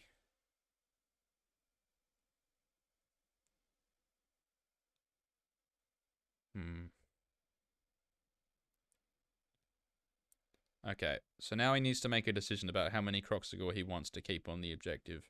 I think probably if he can get 3, I think there's maybe 3 that he can keep on here. Yeah. I mean, the Moonhammers are going in. They're going to have 4 attacks each. Okay, yeah, he's decided to take that one out. That's the right decision. I think keep 3 on. Blood Knights probably do like, like 9 or so to the Skinks. So you just want enough to keep it. Yeah, with a 2-inch reach, I reckon he's getting 5 of them in. Maybe. Yeah, so he should have the 3 mauls, and then he probably's got looking at it, he's got probably 4 attacks with each Moonhammer, maybe. Yeah. Oh, I think he's rolled this charge on the Stegon on. He's got an 8, so he Okay, could go I in the hope Dire. they realize that that's not the territory. Yeah, just don't be misled by the deployment zone. Yeah, because obviously the red and the blue is a bit misleading here, but the middle of the board is the split between the territories. So Tavi's already got his Savage Spearhead. He doesn't need to pile in over the red, but it looks like he knows that. So we're just going into the zombies with this Engine of the Gods. Roll his impact hits now. That should be an easy kill. Now he's threatening this objective.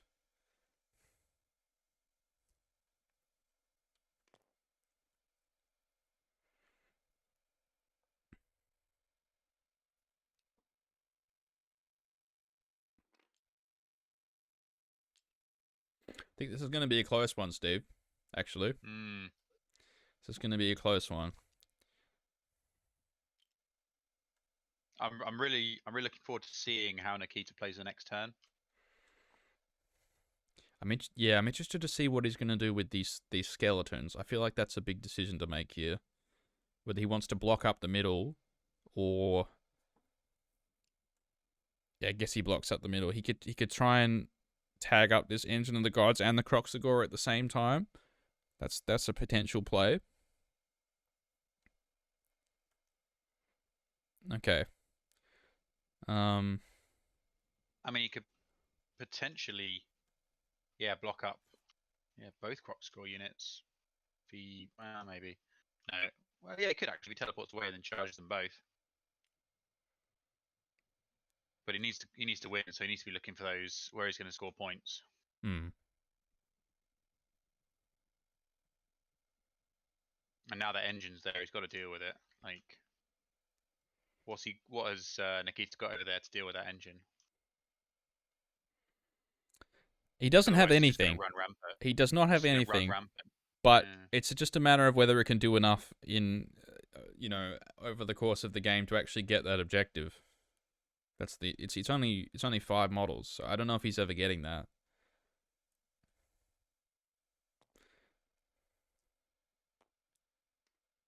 Okay. I'm not sure. Okay, looks like we're rolling a charge now, are we? Okay, he's elected not to charge the Saurus Knights over here on the right into the Graveguard, which I think is definitely the right play. I don't think you want to put them down there. Stomped the zombies, I think. Okay. Yeah, and now we're doing the engine combat. I'd be really surprised if he doesn't just whack the zombies off. Yeah. Just so avoid those mortals. I hope that's not the horns he just rolled. That was a stomp from Manfred, I think. Okay, good.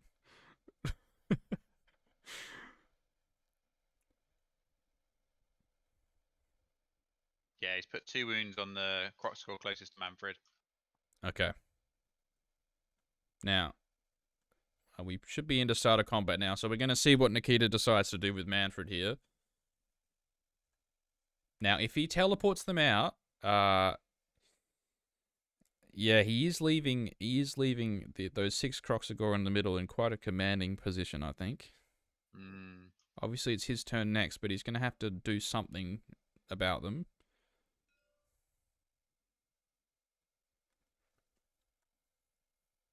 He's thinking if he does teleport out, he's got to be able to capitalize on that move. Okay. Oh, he's doing it.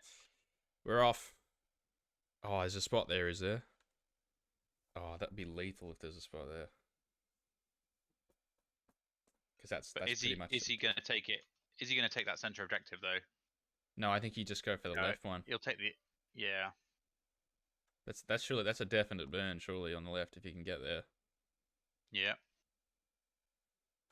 And then suddenly he's got 1-2 more. Yep.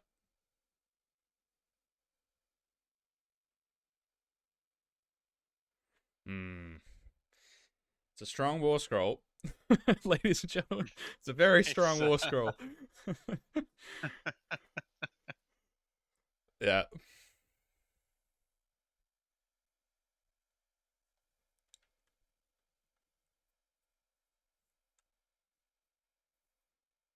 I mean, you would then see those red Croxagore probably just Leroy it up the board to return the favour. And like you say, these central Croxagore now are in a really strong position because all these direwolves are going to be dead at the end of this combat. Oh, he's thinking about it again. Oh, All what are those we doing? direwolves are going to be dead. What do we don't put him back? Oh god. Oh. Yeah, I mean, he's obviously had the same thought process we had about the Croxagore.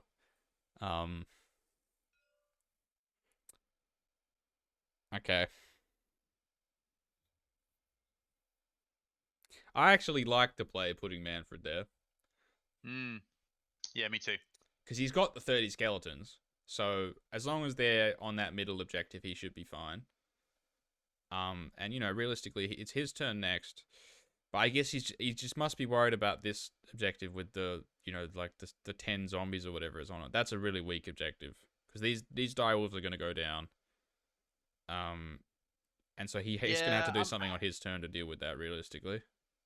Yeah, and it's not like he can just screen it off because the Bastillodon will just shoot those zombies straight off. But I suppose what he could do is, you know, these direwolves are going to die. If he got the 5 up, he could bring them back on that objective, then use the orange zombies to screen the objective off so that there's no way that Tavi can get on it.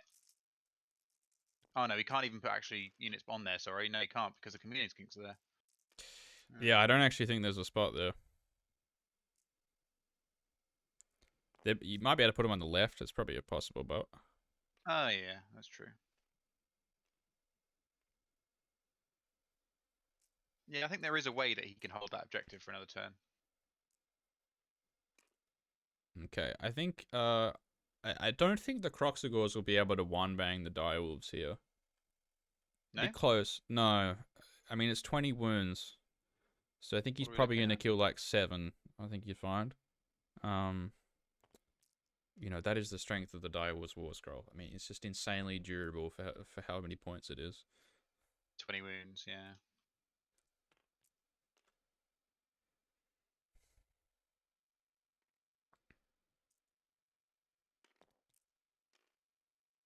Okay. So what have we got? So I think we've done a total of... I think we did 16 damage. So I think he killed 8.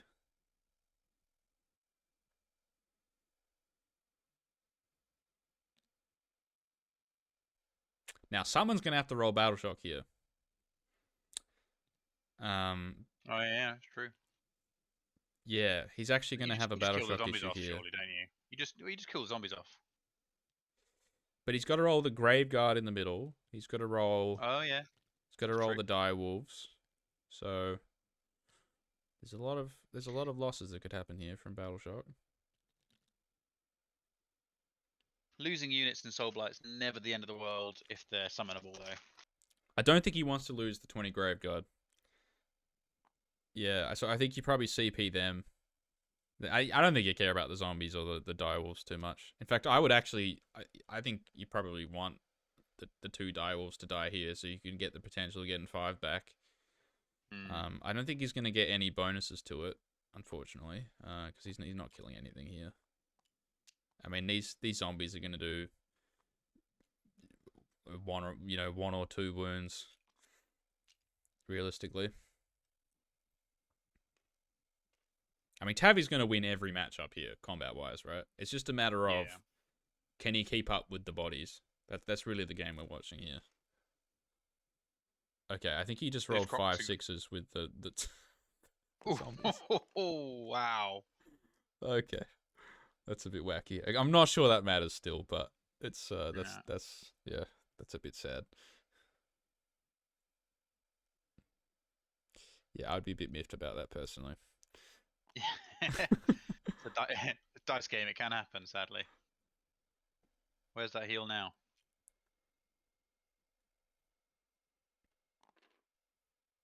He does have a heal prayer as well, though, doesn't he? No, he has curse, I believe. Oh, he's got curse. Okay. Yeah, so these Crocscore are all in cover now against Manfred as well, so they're not going anywhere. Yeah, I'm a little bit surprised he stayed in combat. I don't. I actually not entirely. I don't entirely get the point because it's his turn next anyway. So I guess he's just trying Yeah. to do a bit of damage, but I just don't know. I don't know if he's going to do that much. No. I mean, it's a great war scroll, but it's not great in terms of its damage. Like he does a very moderate amount of damage. It's not a hammer by any means. Especially against Coalesced. Yeah. So he might kill one or two, which he might be thinking that's like a swing enough. You know, considering in the context of the rest of his army's damage, like one or two Croxagore is actually quite a bit. He might be thinking that. Okay, and this looks like we're on Manfred Save Town, are we?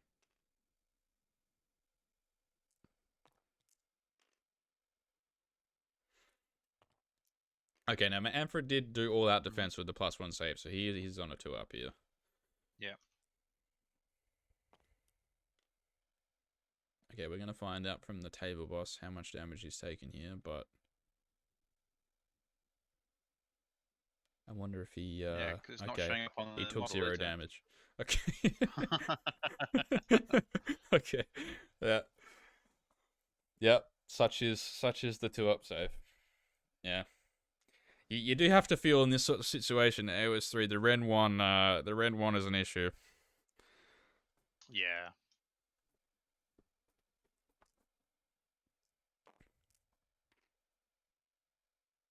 Who are we looking at here? Swinging. Who's got 4 attacks? Okay, we're now fighting with Manfred. So if he can somehow kill 2 here, that's going to be ideal. But I really think that's going to be a tough ask. He's going to kill 1, isn't he? In cover. In cover, I just don't see it happening. I think he's got 1 damage through so far. That's another 2, I think. This is the spirit, so that's a mortal. Yeah, I think he got I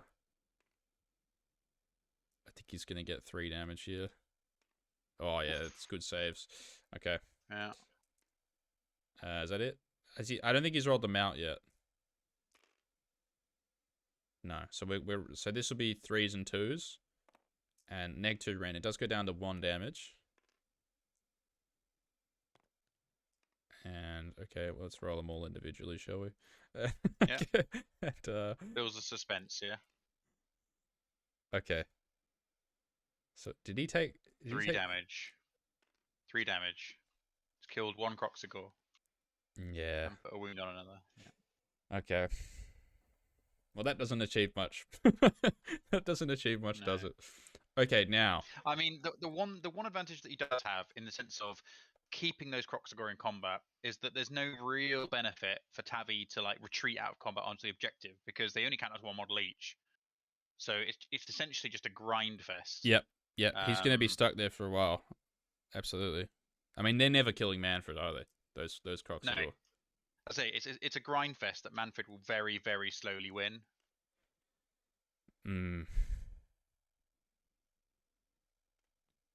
Yeah, the Seraphon, just without the Salamanders, they just don't have an answer to this kind of unit, do they?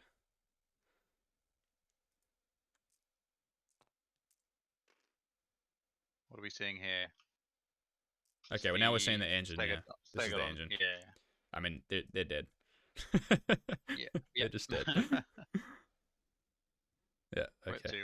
18 damage. I don't think he's rolled the 2-5 damage ones yet. Well, 16 dead so far. That might be the unit already. I think that's it, isn't it? 4, 8, 12. Yeah, that's the whole unit gone. Yeah, that's what he does. He is very good at clearing the crap.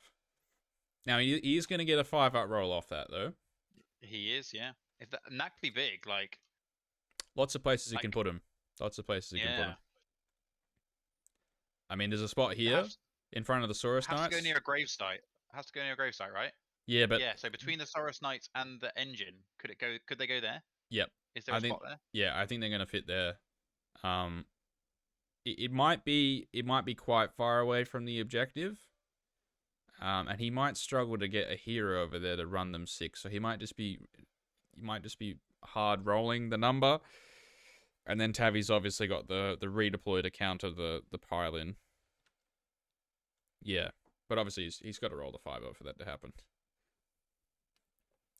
Now, Steve, do you know what the bravery of Croxagore is? Because that actually is going to matter in this situation. 7? Bravery 7, I checked it. Yeah, they're actually remarkably brave. Okay.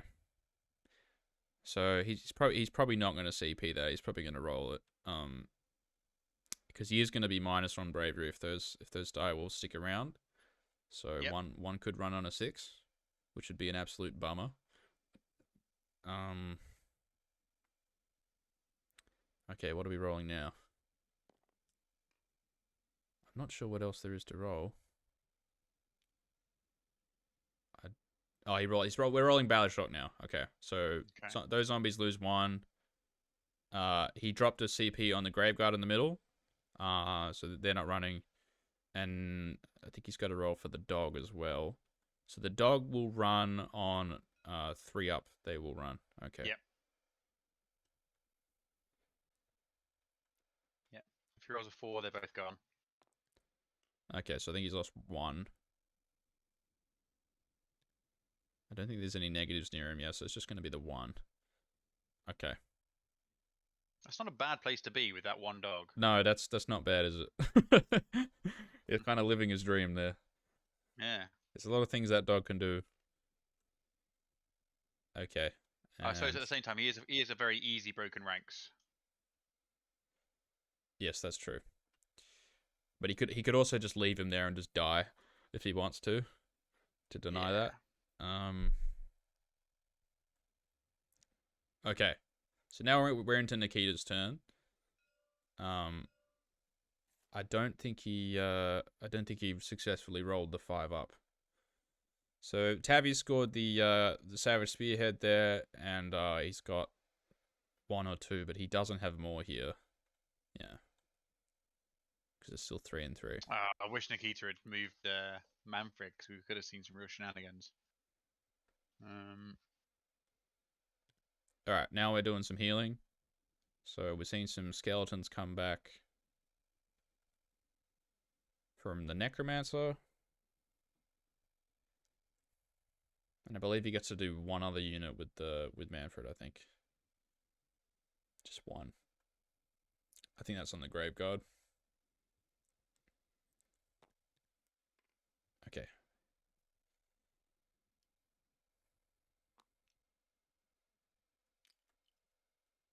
All right, we've seen 3 Graveguard come back, so that's a good outcome for Nikita.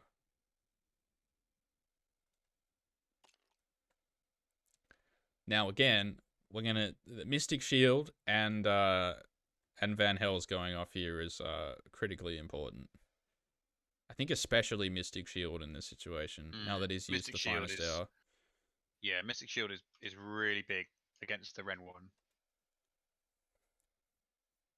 Because I mean, you're still on that 2 up, which is so much better than a 3 up. But now it's in this weird situation where it's like, okay, I like Manfred against the 5 Croxagore in the middle. But what is the rest of my army going to do? Because I'm kind of stuck behind them now. So it's not like I'm going to, if you send those Graveguard in, they're just going to die. So you like this matchup. But you've got to deal with these Croxagore on the left side here, the orange Croxagore. Or else you're going to potentially lose that objective on the left. So he's going to have to do some engineering here. But in his defense, he did do that in the turn 1. So I'm interested to see how it's going to play out the rest of this turn.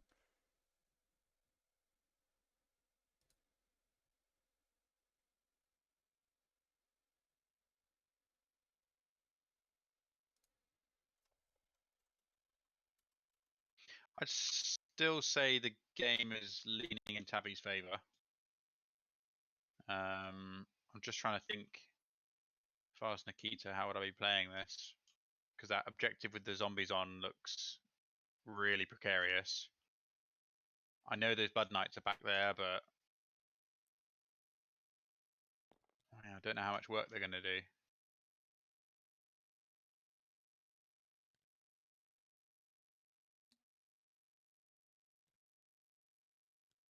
Okay, we brought a dog back, have we? Yeah. He really wants He to might be heal those looking for dogs. he might be looking for a cheeky retreat into the woods. Ah.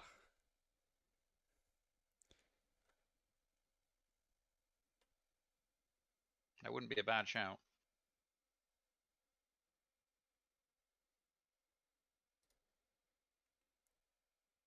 Do you think does 4 Blood Knights kill 10 skinks? No, I think they get close, but I don't think they quite do it. I think it's going to be like 7 or something. Yeah, not without the +1 to wound from Manfred. How many command points has he got? 2. Okay, so he could definitely give them the all-out attack. So it would be close. It definitely would be close. He might just figure it's worth risking it. Like put the 2 dogs on there, put the 4 Blood Knights on there. Just see how it goes. That's what I'm thinking, yeah. If it doesn't work out, like he's on for the double here, so it might work out the next turn. There's lots of things you can do here.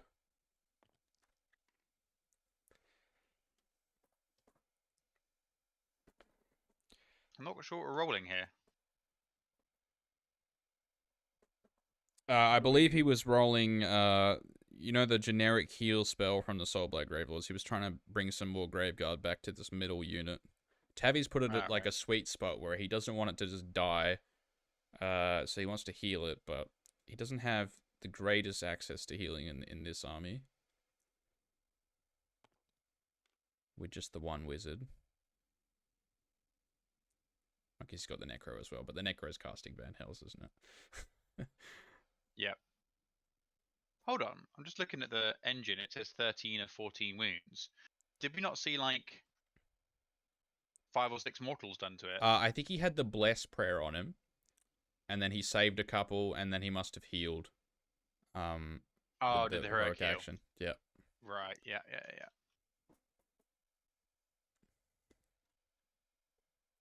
Yeah. Now deciding how he's going to deal with his engine is definitely tricky. But I think the skeletons should be absolutely fine. Yeah, it's just I think the interesting flank here in this game is the orange flank from both players. How that flank is going to play out, I think, is going to decide. It might decide how the game goes. Because I don't think the engine's going to be able to get through enough bodies here. He's going to at least force Nikita to keep stuff back here. But whether or not the Croxagors can, basically what's going to happen here, right? If Nikita goes in and tries to get this red objective with the Blood Knights and the Direwolves, and then fails, and then Tavi gets the turn, I think he might be in potential poo on the scoring. Yeah. He's still trying to just sneaky shuffle his grave card towards that temple. Don't look at us. Don't look at us. They're so sneaky. They're sat on each other's bases.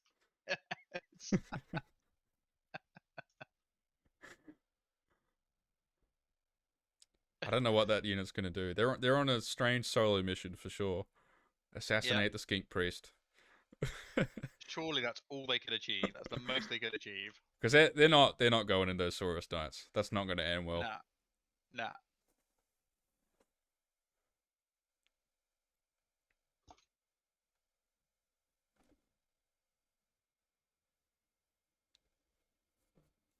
Okay.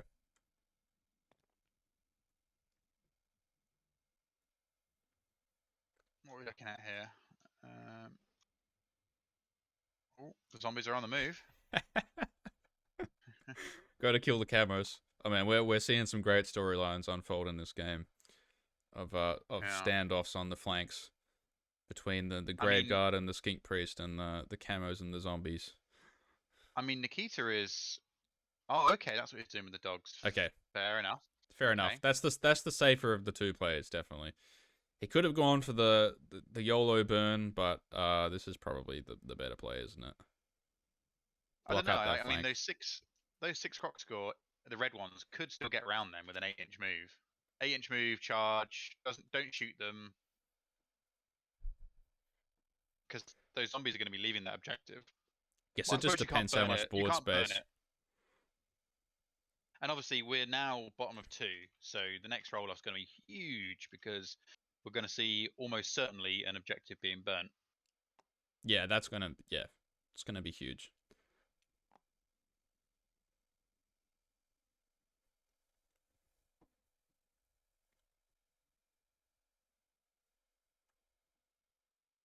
Although I have to say, it would be bigger for Tavi than it would be for Nikita.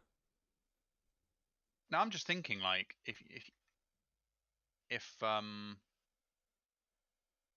Like yeah, Nikita might actually want to keep all 6 of them up. There's definitely an yeah, argument depending on the board space, because if he deletes like one of these flank objectives, then if Tavi can just kind of ball in the middle with the Croxagore, it's and then potentially threaten one of the back objectives with the engine, then yeah. he might be in a bit of trouble. And often, like, getting one of your own objectives burnt is, in a sense, sometimes liberating in the sense of it just gives any of those units that were there free license to go smash stuff elsewhere. Yeah, absolutely. Yeah.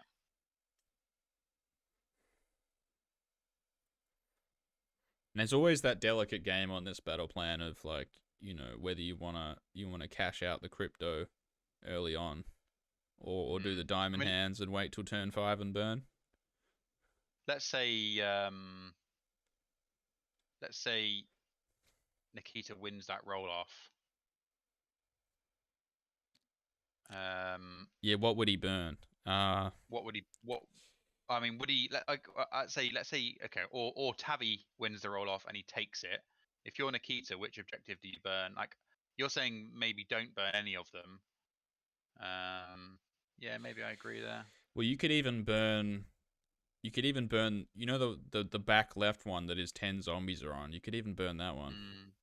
I mean, I'm thinking, yeah, and if Tavi were to win it, you might there's potentially even an argument for burning one of his own objectives, because it means that he can then go full hog in the attack, basically with the aim of securing a third objective, so that at the end of his turn he's still got 1-2 more, and you've denied a burn point for your opponent.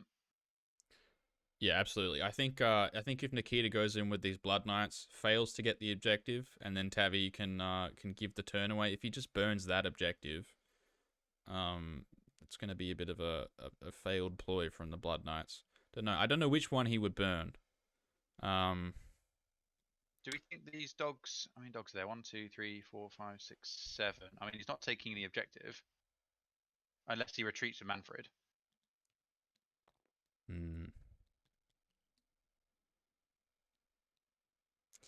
Yeah, I just don't think we're quite late enough in the game for a burn for Nikita here.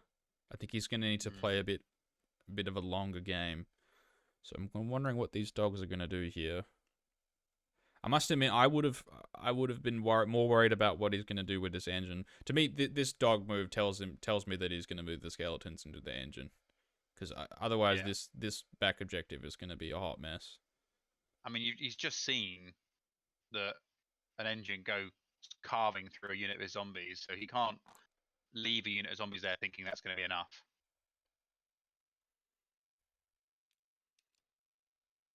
I mean, these skeletons have the potential, though, to cover most of this board. Yeah, absolutely. If he rolls well on this charge. If I were Tappy, I'd 100% redeploy here.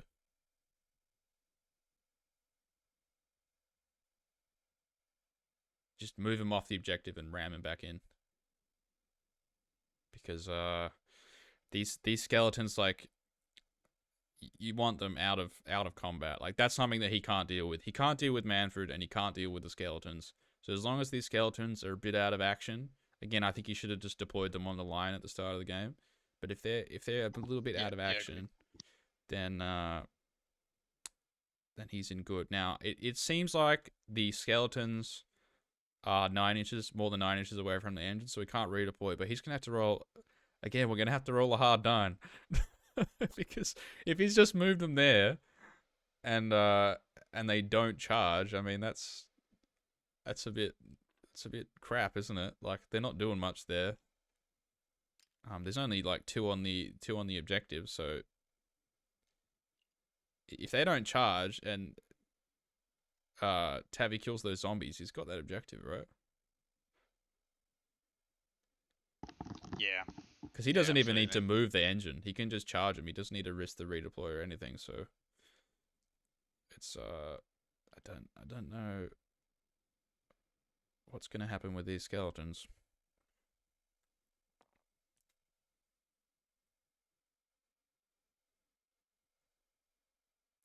Oh yeah, we didn't say, but the battle tactic this turn is monstrous takeover with Manfred. So yeah, I mean that signals that he's just gonna keep him there.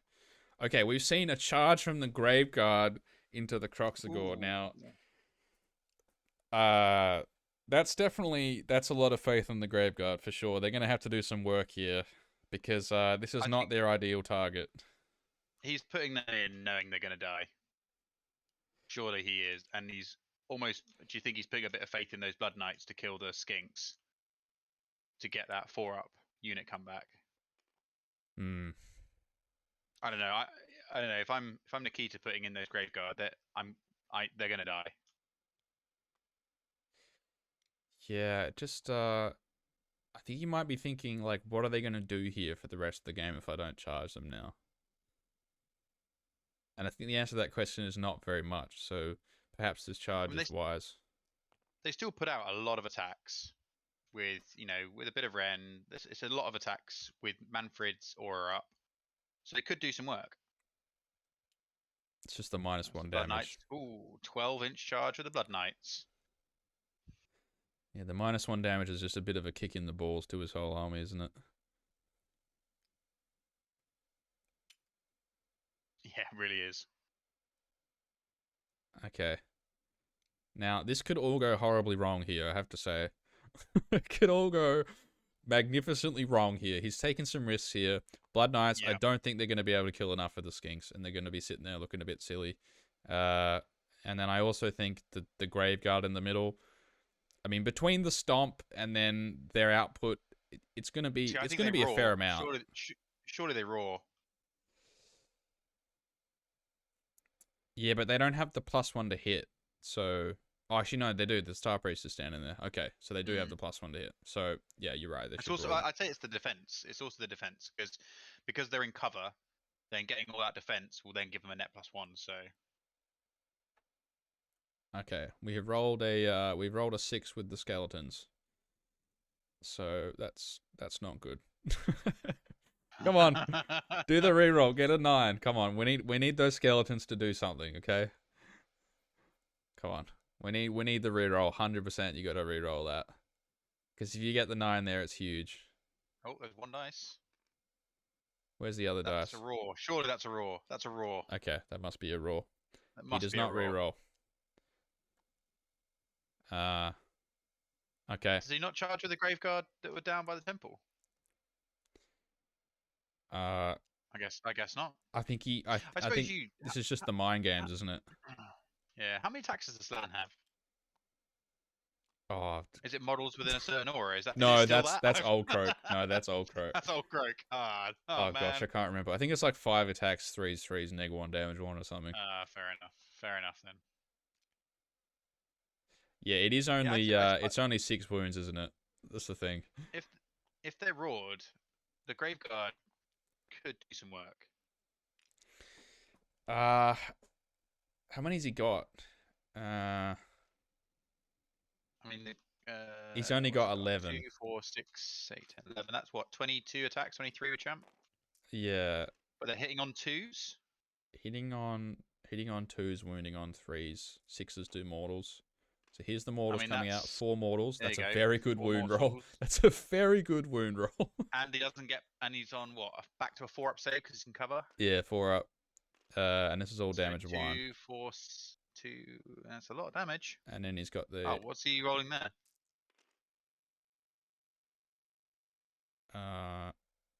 Is he not? What you rolled there. I thought he might roll too many dice there. Maybe he didn't. Okay, so Croxagore take 10 damage all up, I think. That doesn't kill 3, that kills 2. and one will be on 1 wound. Yeah. So he's had to remove one of the Manfred moon should hammers, definitely I kill think. one of them. But then that does put him in a really in a position where those skinks Yep. or Yep. the Croxagore will fail that battle shock. Yep. Battle shock's going to be killer. Yep. 100%. And then when do they come back? When do the units come back? Is it end of the battle shock phase? End of battle shock phase. Yep. Yeah, so that'll get the +1. Absolutely. Okay. All right. Now I think we're seeing the swing back from the Croxagore. He needs to kill these Graveguard. I mean, if they whiff here, it's going to be really sad. It's going to be really sad. But then at the same time, you know, you don't want to kill all of them. You want to kill like all but 3 or something. Because you kind of don't want him to have 10 coming back somewhere else on the board, right? Because what else has he got in the pocket? I think he's only got 20 zombies. So he's got 10 zombies, I think, is his other option. So 10 Graveguard is definitely much better than 10 zombies. So he's not necessarily against this whole unit dying here. It almost looks like Tavi's contemplating. He's contemplating how many he wants to get in with the Moonhammer, because I think he can probably get more here. But maybe he's thinking, I want to kill a specific amount. Okay. No, just sitting 1.8. He might be close to Manfred. Oh, it doesn't matter, actually. He's got 2-inch reach. Yeah, just the bite won't be in. So he's going to have the 2 mauls, the Moonhammer, which I think will be 4 attacks. So it's 8 attacks, so 12 attacks, 4s and 3s, depending on if he's used. No, he can't use command point. Yes, 4s and 3s. But he's got the Skink Priest there, so it's going to be 3s and 3s. You can't. Oh, is it any skink unit? Yeah, it's any skink unit. Yeah, including enemy that's skinks. Amazing. That's incredible. What? That's oh no! That is. Oh, that's not good. Okay, and obviously the Graveguard will be all out defense. Saves one of them. So that's 6 damage. Yeah. That's not bad to be fair. Like, I don't know what just rolled 4 1s. That was the bites. The bites. Okay, that's not good. Oh Tabby. no. Oh yeah, it was 2 guys because they're 2 attacks each. Okay, so now we got 6s really rolling 1s with the death save here. And we take 4. They only did 4. Okay, so that's still a unit of 7 Graveguard there, and they're not going to take Battle Shock. So that's a great outcome for Nikita, you have to feel. Like. Yeah. Okay, and he's still got 2 banners in there, so it's fine. Yeah. Yeah, you're going to have Manfred certainly killing one of them. I mean, you could potentially go for that Star Priest. However, how far... Yeah, I reckon he gets that. Yeah, wow. I reckon... 1 wound left in the cross score. Yeah, that's a tricky decision, Oh, no, he actually. can't. Can he? Because he's got Monstrous Takeover, hasn't he? So he's got to keep yeah. Yeah, okay. So he's got to kill the Croxagore then. That's fine. Alright. So, I think next is the Blood Knights. Yeah. That's a good roll. 3 to wound. Another good roll. So we got the Riders, right? Yeah, so this is the Riders, so this will be damage 1. 7 damage so far. Yep. He's not going to have a mystical here. He maybe has 1 mystical save with the guy in the front, but yeah, maybe. Other than that, now we're seeing the horses. So they're going to be 3s and 3s and I think 3s. 4s? Yeah, I think it's 3s. Is it? No. It was 4s to wound. Yeah. Is it 4s to wound? Okay. They're all dead. All skinks dead. Oh, has he got it? Oh yeah, he's check. I think he's got the unit. He's checking to see. Has he got the objective? Yeah, he's got it. Oh, yeah, he has. That's massive. I have to say, I think he rolled well there. I think on average it's close. Because if he leaves 1 there, then that's that's a huge swing. You have to feel because if 1 skink lives there, that's like a totally different outcome. Yeah. Yeah. He's also now within an inch of that objective, so that's a burn. Wow, that's it's starting to fall apart a bit. I think it's okay. This is going to be rough. I think. Because now Tavi needs the turn. He does. Because all his objectives are getting burnt if he loses the turn.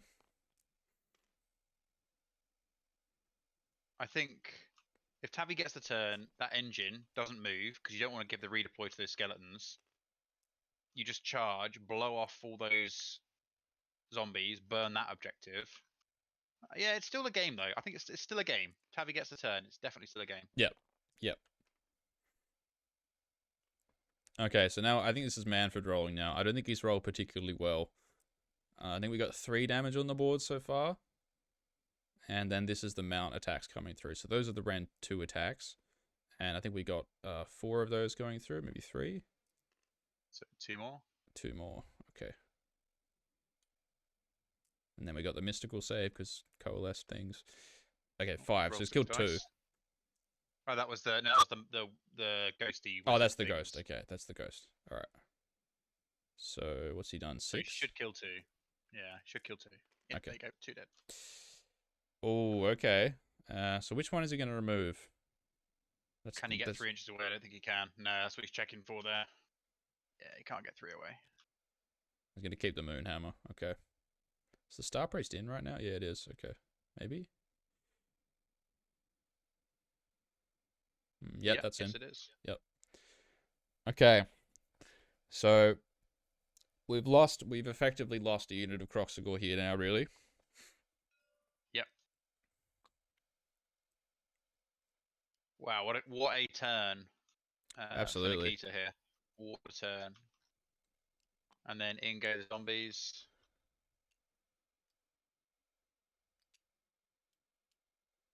I mean, let's face it, Nikita needed a good turn like this. I mean, you have to say, I mean, this has got to be Soulblight Gravelord's best battle plan, right? It's got to be up really there. Strong. Just with the amount of mobility and respawning and that kind of thing. Yeah. Okay. They're not killing the chameleons. Okay, zombies, yeah. That's, yep. That's how, sometimes they do 5 mortals, and sometimes you roll that, and, you look a bit silly.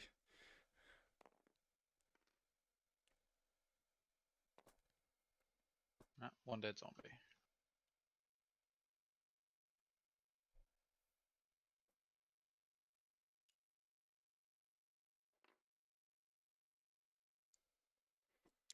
Yeah, the zombies in the camo is obviously, like, critical to this game's outcome. Yeah. It's a little side mission there. It is, it's very much it's a comic relief. 9 zombies or 5 camos. Place your bets.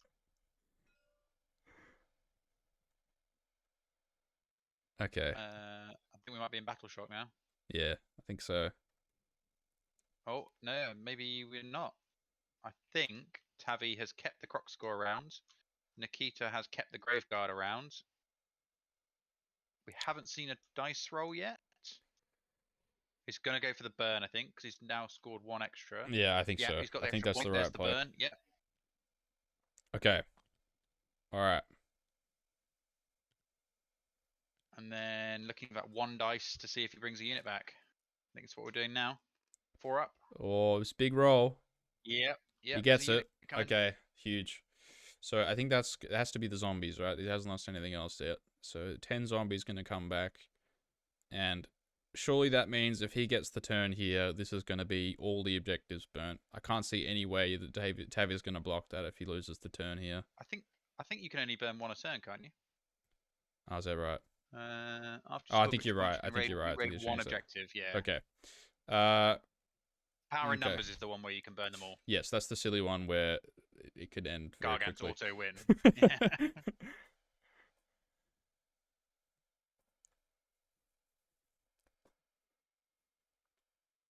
All right. So, something's come off here.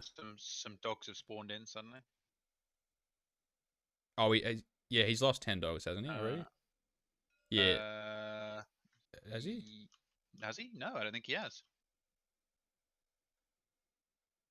No, it's got to be zombies. Zombies.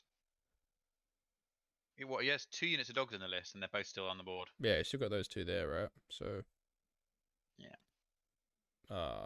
Where are these coming from? That's a Blood Knight. They don't come back. Yeah, where are these dogs coming Where from? where are these dogs coming from?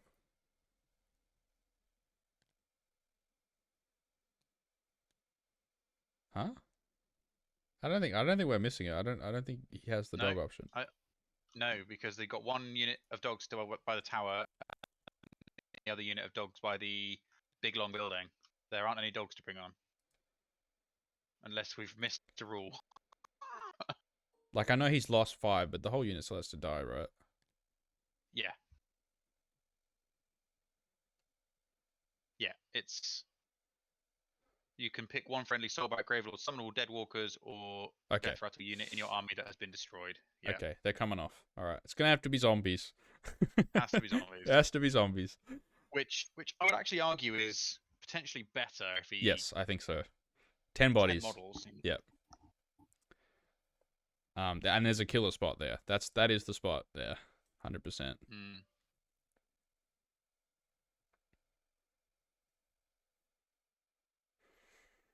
Hmm. I don't know actually. You I could don't know also that put the him. unit down by that woods. Yeah, Get them in that's there yeah, and that's a good get spot on as that well. center objective. I'd say that's almost better.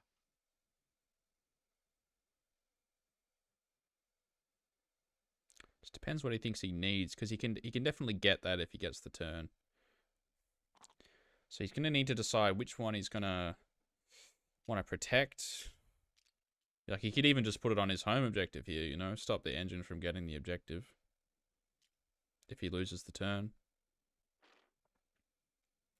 I always like the aggressive play a bit more because the defensive is you're looking at if they shoot at you, then they're shooting at you, which is like wasting their aggressive potential.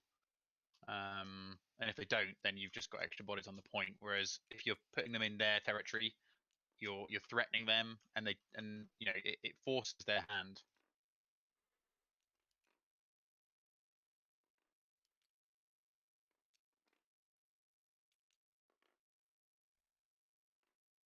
Yeah, I don't know. I think I might have gone for the other side personally, but I think it depends which objective he wants because you to raid. because you can see the Saurus Knights just need to get a cheeky redeploy and they get away from those zombies.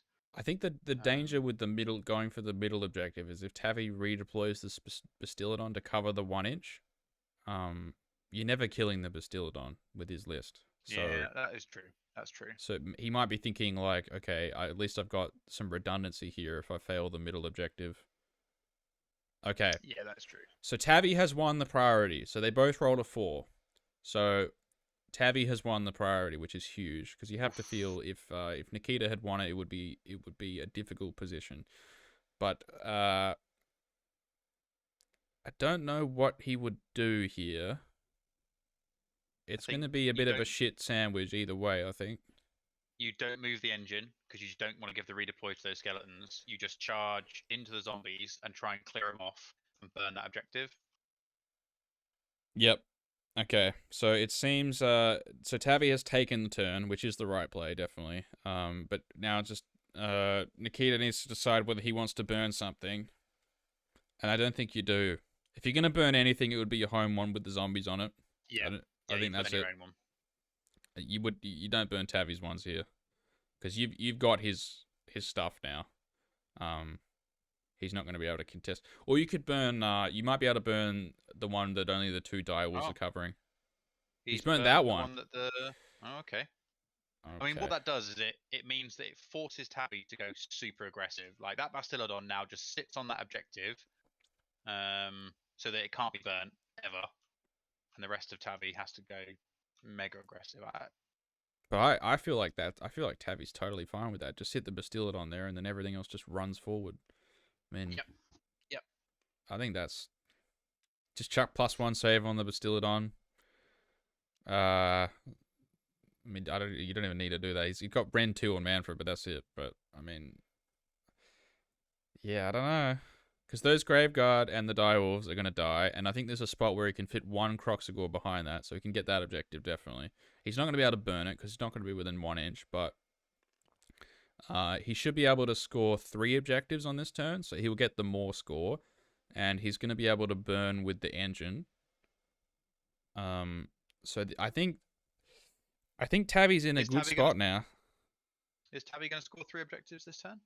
Yeah, he can score the Bastillodon one, and then I think he should be able to get this one over on the left where the red Croxagors are. He should be able to get that if he just charges the Croxagor and piles around her a little bit. Yeah, he needs to get a decent charge roll. Well, as long as you go first with him, you should be fine. As long as you get like a 5 and then pile that guy around there, because the Direwolves are decently close to the objective. So with the big base, you should be able to cover it and stay base to base with we've got some spells the going. Direwolves. Okay. This might be a turn. Do you think we're going to see the +1 to wound come out this turn from the Bastillodon? Do some work. Don't know. He might go for it on the engine. On the engine. Yeah, no, I think I agree with you. Yeah, the engine just to sort of semi-guarantee that. He has gone the asterism for +1 attack on the engine. Yeah, because he needs to kill these zombies here. Like if they live, it's just a disaster. He has to take it and he has to burn it.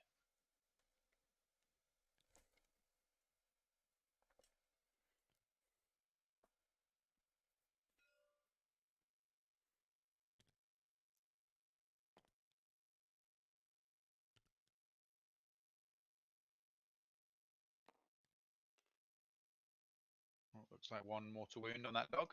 Okay. Yeah. Yeah. That's good. Yeah. Yeah. So Tavi's got that objective now. What battle? Okay, he's done broken ranks, so he should be able to get the bonus point. Yep, with the Bastillodon. Zombies. So the zombies. Yeah. Sorry. Oh yeah. Sorry, it could be the dogs. Yeah. Right. Yeah. What was it?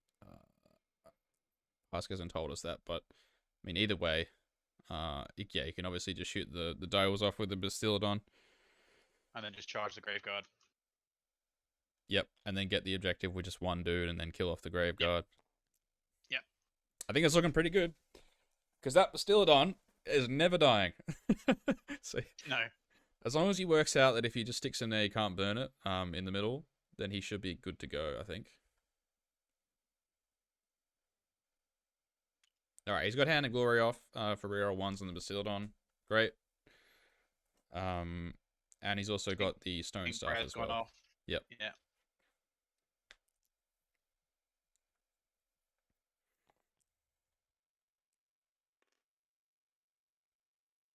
Okay, so looking at how this turn should go, Tabby's going to have 3 objectives.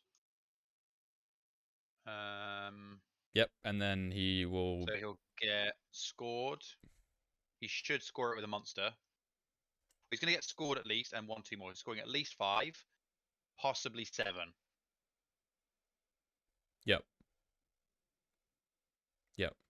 I think he should be able to score the 7 if he can burn with the engine.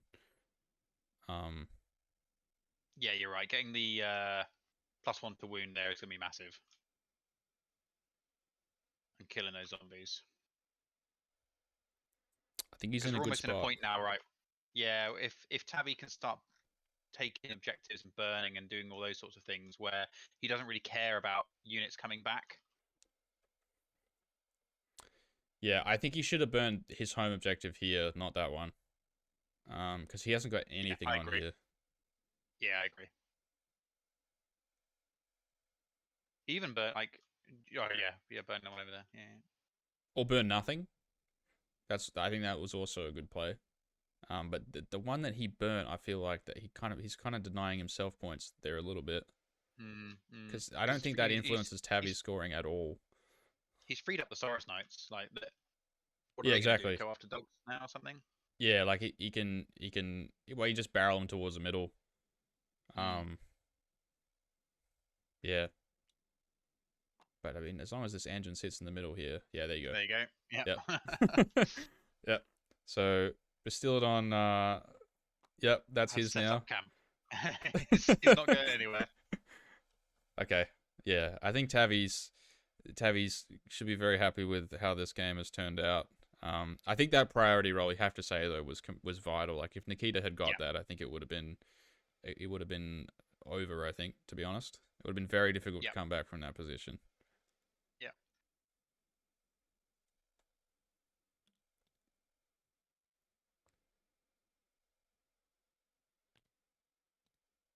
Now, what does Tavi do with a 1 Croxigor? I mean, he's going to run away, surely. Would he? Well, does he run away even?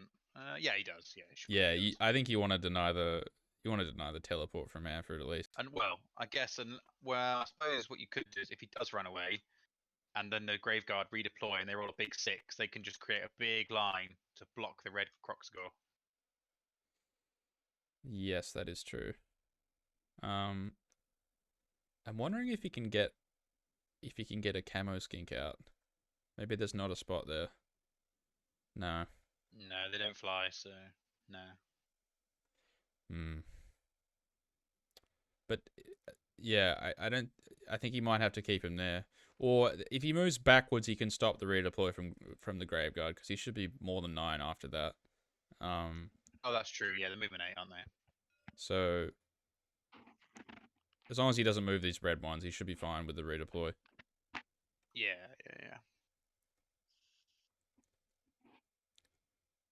Okay, now we're into some Basti shooting here. Yeah, I think the Blood Knights is probably... You don't really like shooting them, but that's probably the target at this point. Can you see them? No, because it's the closest point. Well, I suppose there's any model. You can target you that model and you're fine. Yeah. Okay, right, yeah, fair enough then. Maybe. I don't know. I think I'd still go for that dog first, just to guarantee it. Yeah, I agree. Still put a couple of shots into him. Reroll once. There we go. Okay, ladies and gentlemen, reroll once. Okay. All right, so we're into the dials. I think this is this unit of 10 that he's shooting into. He's used the Triumph. He's used the Triumph. Yep.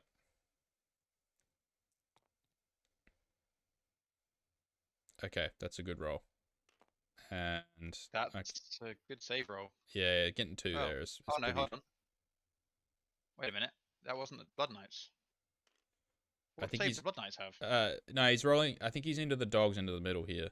The 10 dogs fine. here. Yeah. Yeah. All right. Yep. Great. That's all you need to do there. Okay, and when we're shooting some javelins as well. One word. Dead zombie. Oh, no, he's good.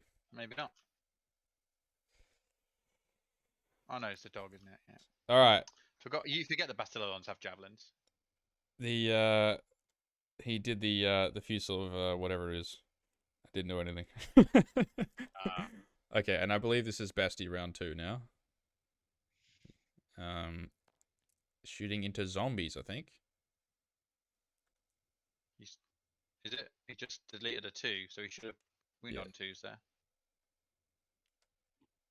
Oh no, that was the chameleon skinks. Oh, that's the camos. Okay. Well, killed 4, did he? Oh, man. Never in doubt. Never in doubt. That's pretty good. It's a good effort.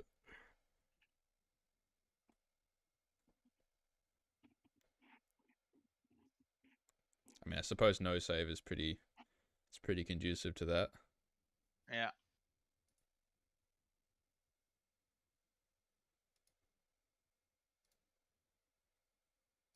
Okay. What do we got next? So we haven't done Basti round 2 yet.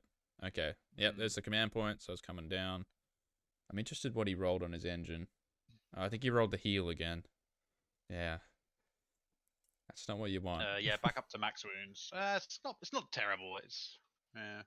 Okay, so we're probably going to be seeing some split attacks here, I would imagine. Surely you shoot the dog. You can shoot the Graveguard. There's an argument for that. Yeah, that's true.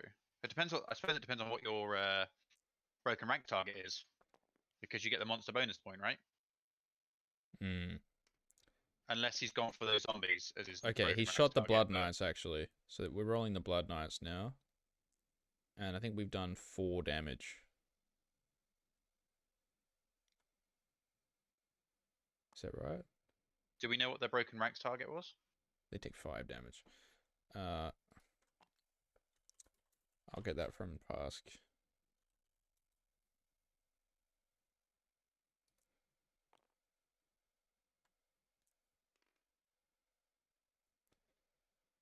Okay, so now we got the charge from the engine.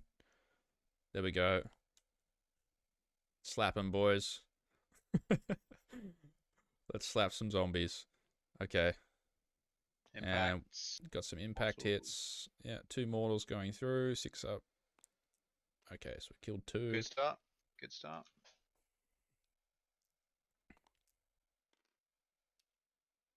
Ooh, you only rolled a 4-inch charge with the Croc Squirrel.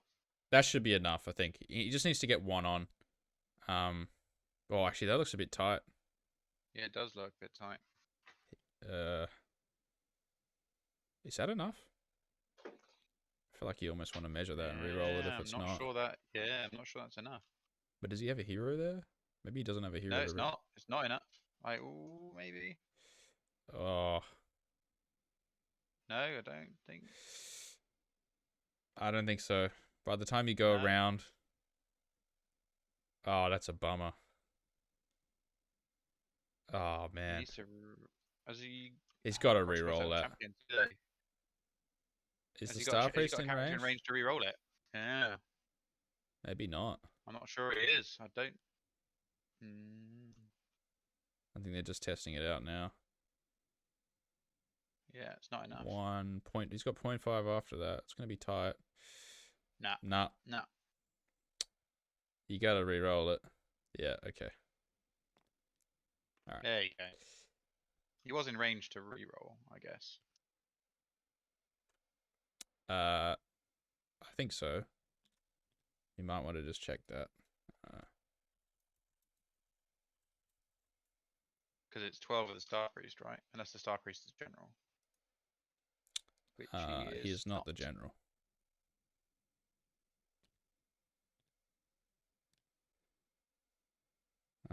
Yeah, I think we'll just get the tail boss to check that because that's quite important.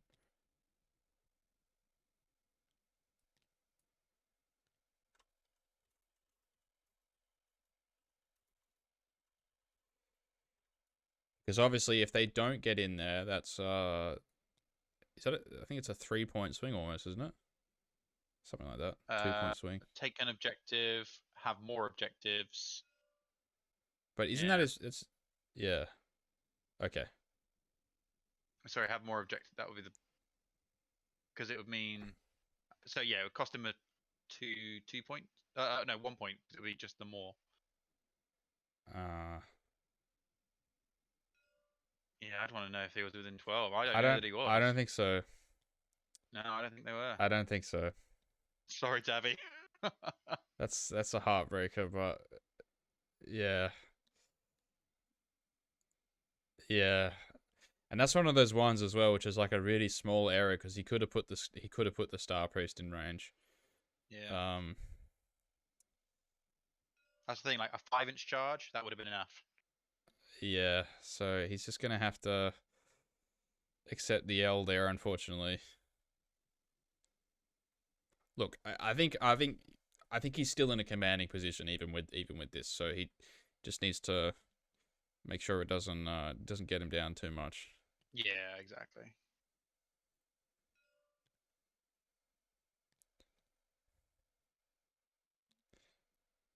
Oh man, 4-inch charge. Oh, that's a rip.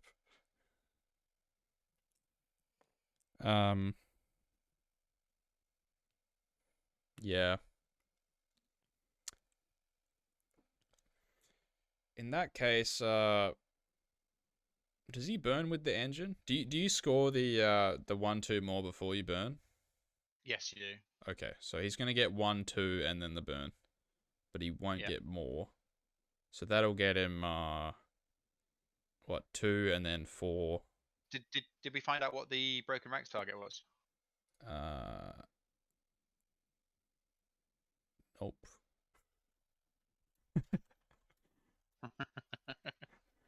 I did ask.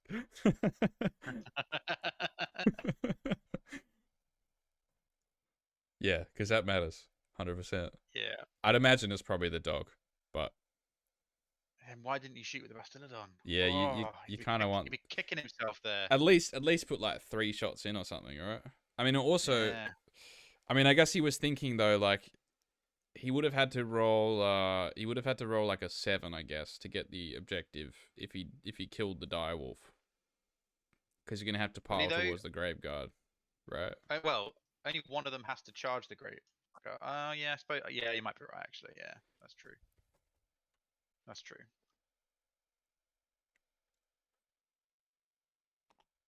Okay, that's hilarious. Okay, so we got a Croxagore on 1 wound with a moon hammer that's gonna get 7 Seven attacks. attacks. Okay, the broken ranks target is the zombies that the engine's going into. Brilliant. Okay, that would be.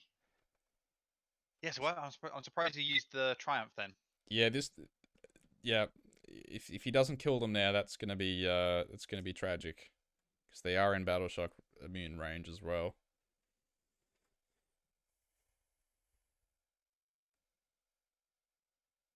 Yeah, if he removes them in the right order.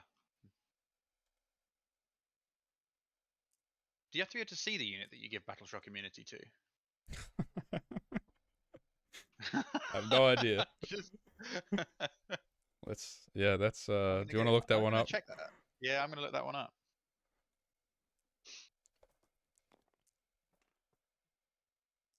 Okay, what are we rolling now?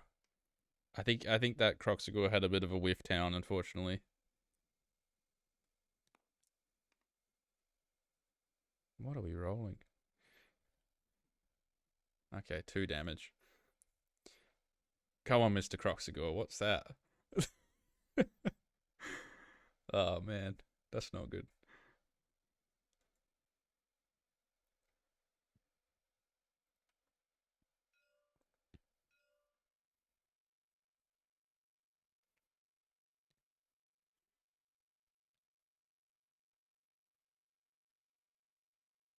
Doesn't say you need line of sight.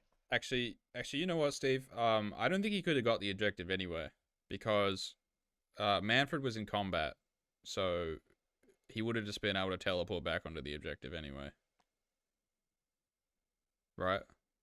You're right. Yeah. So Well, the chameleons were there though. yeah, but there's still a spot surely that he can fit at least one part of his Probably. base on, and he's not going to get 5 Probably. Croxagores on there. So I think, yeah, I think it's probably fine. Yeah. But he needs to kill these zombies, Steve. That He really does. oh He man, really, really does. if he whiffs on that one, that's going to be such a huge point swing. That's going to be like 5 points. Just so 6 we're all points. clear, what's the profile that this engine is going in on then? I think he still has his +1 attack from the Beastmaster mount trait, so he's gonna have +3 attacks. Is that on all of his profiles? On all of his profiles. So massive horns are on 5 attacks. Yeah, with 3s damage and 3s, 5. and 1 damage 5. Yeah. Jaws. Does Jaws get an extra attack then because yes. it's coalesced? So he's gonna get +4 attacks on the Jaws. So 6 attacks, 3s and 3s, Ren 1 damage 2. And then Stomps will be on 8 attacks, 3s and 3s, damage 2. Like, if he goes all out attack, which I'm assuming he has, yeah, he's got it'll be heaps 2s and 3s. Yeah, he should be fine. He should absolutely smash those zombies. Okay, so now I believe this is the engine, and we're rolling the. Yeah, he's just toting the damage up there. 20 damage. Okay. No, that's 16. 4 damage. It's 4 damage. It's 4 damage. Yeah, okay, so 16 already. Okay, 16 from the... Oh man. Okay, and now we got all the damage 2 attacks. So he's gonna roll this together because they're the same profile. So we got 14 attacks, hitting on 2s and 3s. 3s, and that's a bad roll, but it should be fine. Hopefully, should still be okay. 24 is the total. Okay. So as long as we don't see something like completely unjust with the 6s here. Oh. No, they're Okay, all gone. they're all gone. All right, good. That would have been killer. Okay. I could have seen the board get flipped. All right, I'm so out. they're dead. So that's given him 3 points with the battle tactic, Yeah. and it's going to give him another 3 points with both the objective burn and the 2. So that's a 6-point swing right there. So That's huge. 6. And then what are we looking at now? Nikita will be on 1, 2, possibly more with Manfred now. He will almost certainly have more, actually. Yeah, he'll have more, but he's not going to be able to burn anything. And he's probably not going to be able to get a bonus point because he's killed all the battle line, right? Aside from the Saurus. That's the thing. So the broken ranks now is looking difficult. So probably he does Savage Spearhead. Goes Conquer. Uh, Just take the center objective. yeah. I mean, he has a lot of options here. He can do Savage Spearhead. He can do Conquer. Oh, I haven't done the Saurus Knights versus zombies.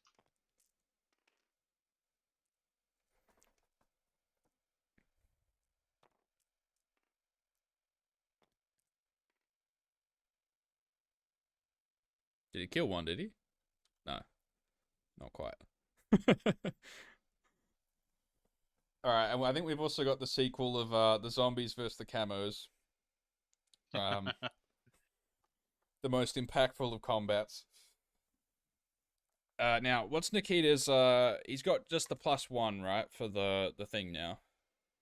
So for unit coming back, yes, because the Croxagore died. Yeah. So what's he bringing back? What is he? The zombies again, I guess. I think. I mean, this one dog's gonna die, so he's got 5 dogs if he wants. Well, that's true. And I don't think he's had.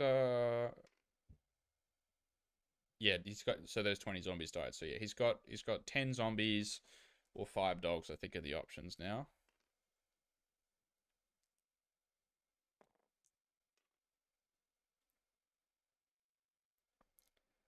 Okay, I think we're just rolling some zombies into camos at this point. Okay. You know, you have to say I did make fun of those camos, but that's not a bad trade, to be honest. How many points is 5 camos? I think it's like 100 points, right? So I feel like that's not the worst trade in the world. I think Nikita's pulled these Graveguard out here. But Tavi should tag them if he can.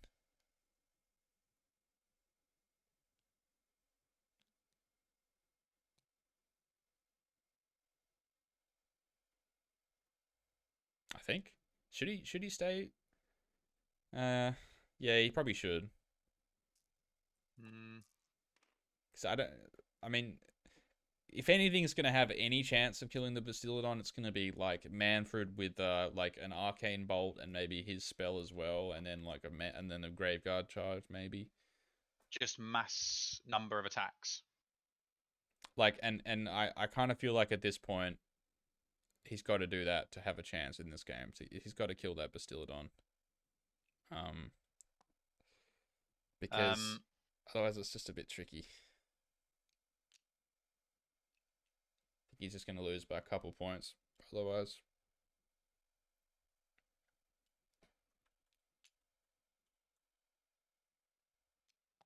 So what's going to happen? Bastillodon, sorry, the engine. Did the engine kill 30 skeletons in one go? Probably. Well, it'll do a very good. Maybe. I don't think so. I don't think so. Yeah. Oh no, because he'll have used his Beastmaster actually. Yeah, so no, it wouldn't. If you shoot the Basti twice and then the engine, you should clear it off. Yep, I think so. Fair enough. At least get very close. So yeah, it's looking like Tavi's game at the moment.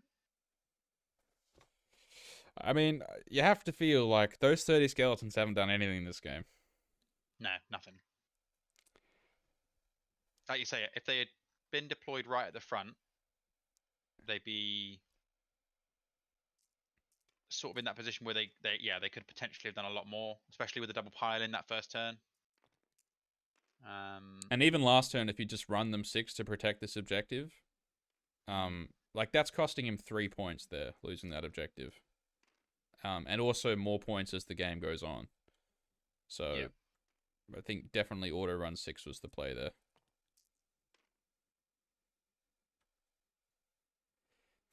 But it's always awkward with the slow units, whether you like want to auto run 6 for future turns or like try and roll the charge, because if you get the charge, obviously that's going to be a better outcome. It's always an awkward decision.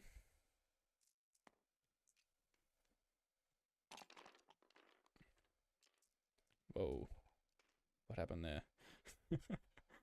Okay, I think the Just, source. yeah, I think they just smashed through some zombies there. Yeah, we got some zombies being yeeted around the board.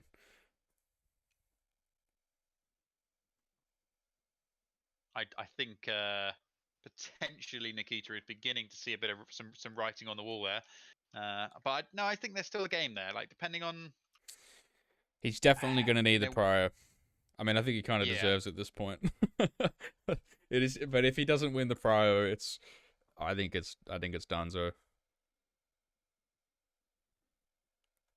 because he's definitely getting. You'd expect one of his other objectives burned, and again, he just can't deal with the Bastiladon.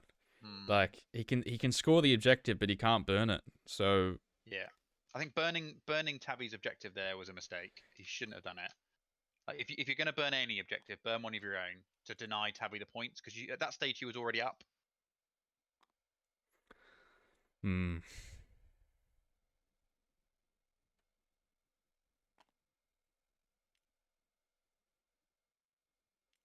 Okay, so the zombies are dead, and now we've got to roll for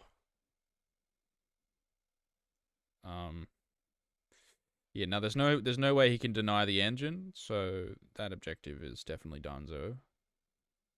It's So where would he bring this unit back, I wonder?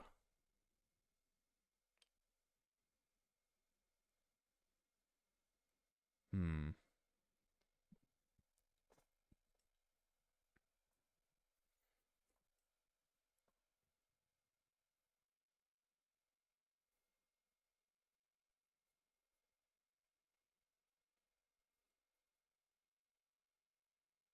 If he can trap those Croxigor between Manfred and the Blood Knights, could he hold on to that other objective?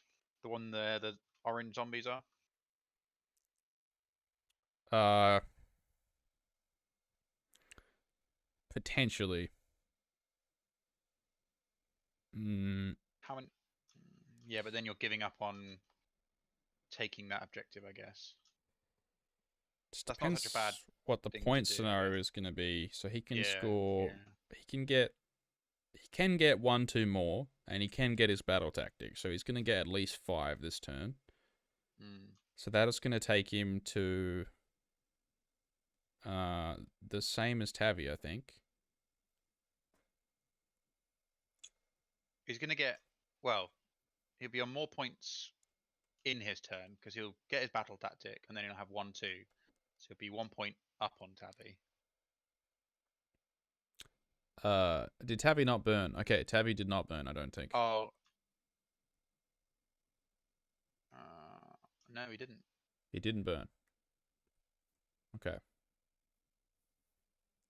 Interesting. I think Tavi's just sat there thinking, no, yeah, that is a weird play because surely, unless Tavi's going for the conquer back, because obviously at this stage, Nikita can just take all 3 objectives, and then he's scoring 1-2 more plus battle tactic. Yeah. Yeah, that's weird. I'm surprised that he didn't burn there. And Okay. looks like he's got. Oh no, he's summoning back. I'm guessing he didn't get a unit back.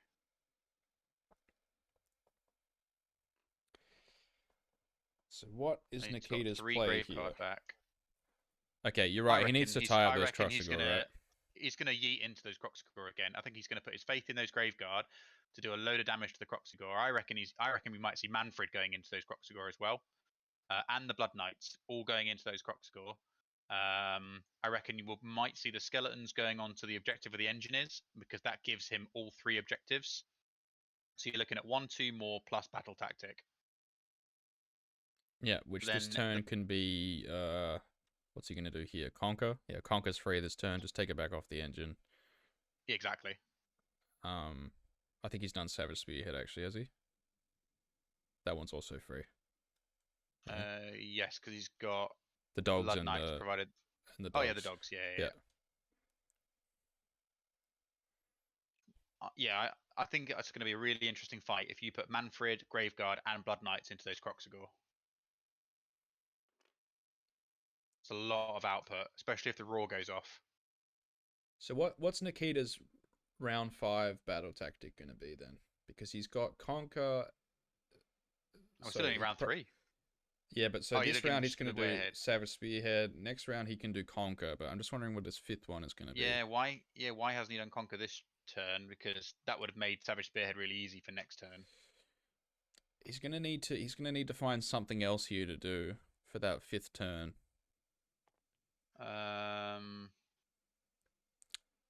You might have to go after the Saurus Knights, or... Yeah, I mean, you got Broken Rank. Aggressive expansion is impossible to do now. Yeah, because he burnt that one. Yeah. And that's maybe what Tavi's looking at. Is Tavi looking maybe at aggressive expansion? Yep. What else can he do? He still hasn't done Ferocious Advance, so probably you could get... Yeah, that's true. So I don't know how he's going to do it, though. He probably should have done that on the first turn instead of Monstrous Takeover. I mean, he's got Conquer left. So Conquer and Aggressive Expansion, I think, is realistic from Tavi. And perhaps that's why he's decided not to burn the objective. Just to give him the Conquer back on the next turn, or another thing for Aggressive Expansion. Graveguard coming in. Is that a heal spell or something that's gone off there? Yeah, he must have done the generic one again. So that's a big unit now. 3, 6, 9, 12 Graveguard there. 25 attacks. 2s and 3s. Yeah, that'll do some damage. He's got these 5 Graveguard and the 6 Graveguard on the corner as well for Savage Spearhead. I totally forgot about that. Yeah, that's what I was thinking with the Savage Spearhead, because it's the dogs and them that are going to get it. And then the Blood Knight's Graveguard and potentially Manfred can go into those Croxagore. Oh, it's going to be a close one. It's going to be a couple of points, I feel. I mean, to be fair... Oh, no, he does need to take it back, or he hasn't got more. Yeah, there's Manfred going. Yeah, he should have gone, Conquer. You might rue that one.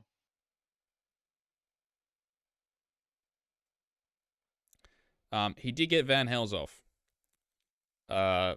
So you have to feel that skeleton unit's not going to die now, which by extension, I think means he's probably not getting the objective for the rest of the game, really. I mean, he can always try and put something on the middle to make them pick, but I just don't know what he's going to put there now. Maybe run the Saurus Knights up. Or the camos, yeah. Do chameleons have a champion? Do they come with a champion? I don't think so. No, otherwise you could have auto-6'd them and they're going 14 onto the objective, and then he has to choose which one they're on.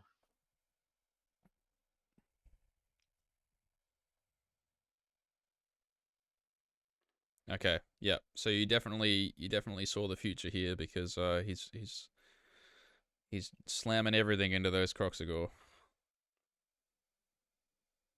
He just needs to kill them, doesn't he? Yep. Or at least neuter them to the point where they're not gonna hurt him as much. Yep, absolutely.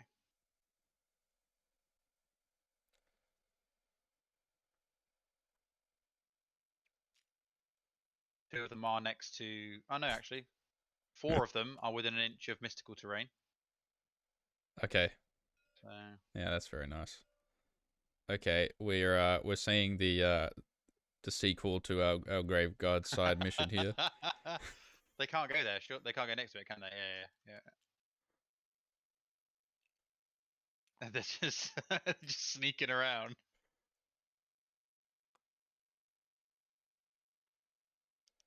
Like, if your objective is Savage Spearhead, just don't put them in combat. No, I was gonna say. I mean, he's got it. I mean, he's gonna get it because the Blood Knights and dogs, they're across the middle lines. It's fine. Yeah.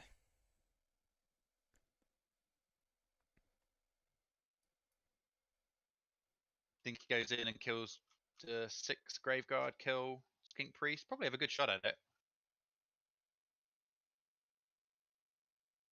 Hitting on 4s because of -1. I don't know.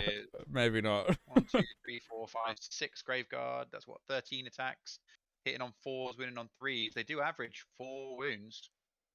And he's only got 4 because he's a Skink Priest. Could do it.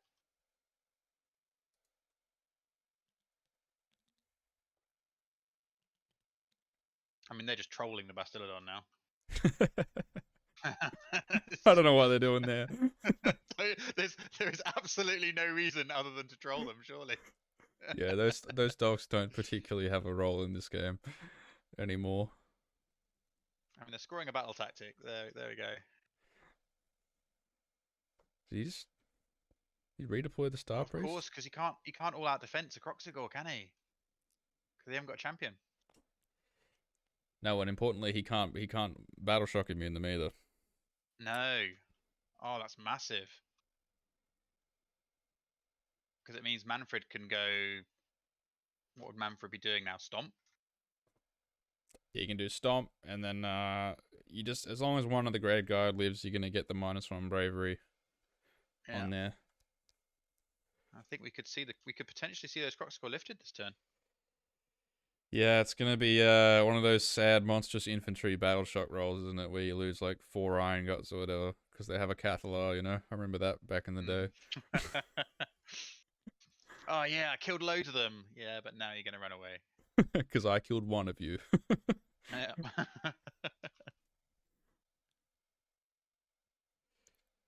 Oh yeah, he's and doing it. He's blown his conker there. I have to apologize. They don't get the -1 bravery because they do have the coalesce thing. Of course they do. Yes, of course they do. My mistake. It's another one of those things that Seraphon gets for some reason. It used to be a bad thing though, back in the day.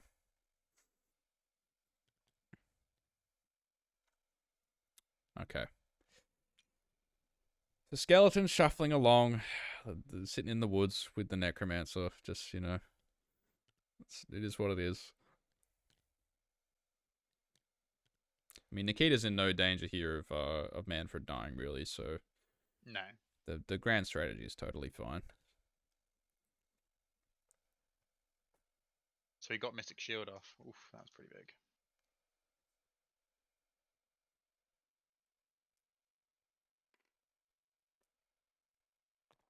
Okay, we're into the charge phase. Manfred's in. Okay, now he just obviously wants to get him in a good spot for the auras. That should be fine.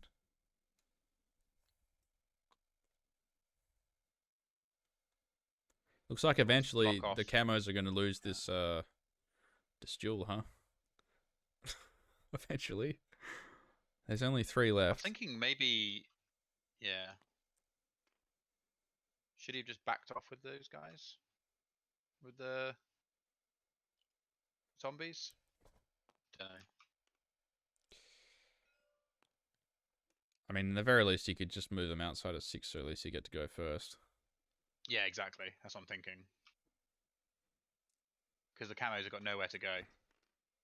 Okay, Blood Knights take a wound from Deadly. And they lose one. one.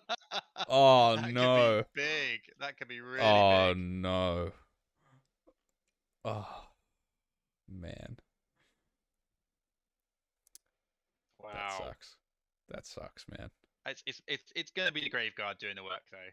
Yeah, I don't think that's going to... I think if he rolled that on the Graveguard and lost like 3, I think that would be the... Okay, he's rolled a 3 with the Graveguard, but they get to charge 6, I believe, so it's fine. Yes, they do, yeah. Oh, it's these Graveguard. They're going skink hunting.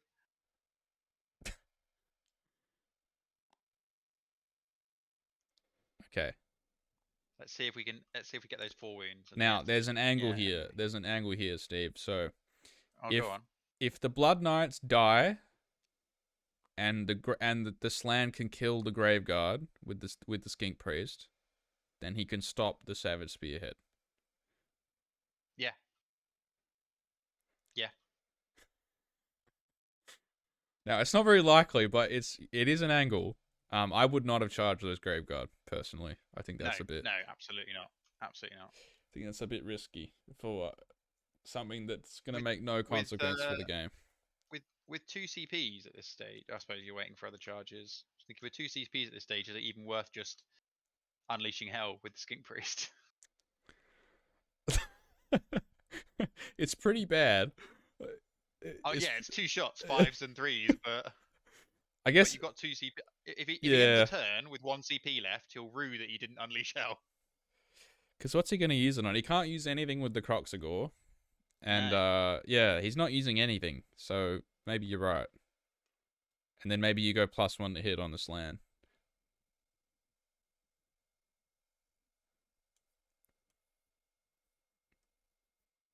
What did he roll with those Graveguard? He rolled it? Maybe they're just going 6. No, he doesn't have to roll it.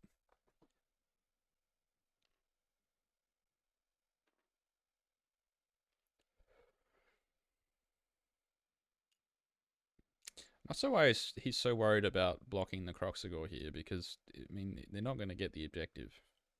Mm. They're not killing Manfred. They count as 1 model each. Yeah, they're 1. Yeah, so...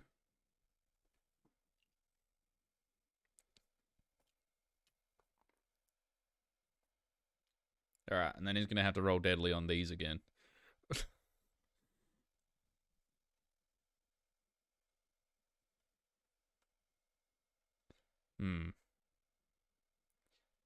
Wonder what the preponderance is here. Okay.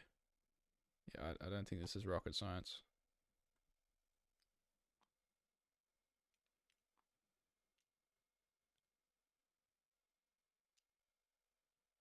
What's he doing there?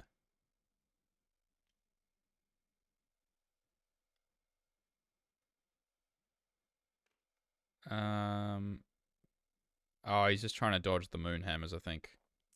Okay, fair enough. I don't even know if I'd even bother. Like, Always rolled well if there. he loses the Graveguard, does it matter?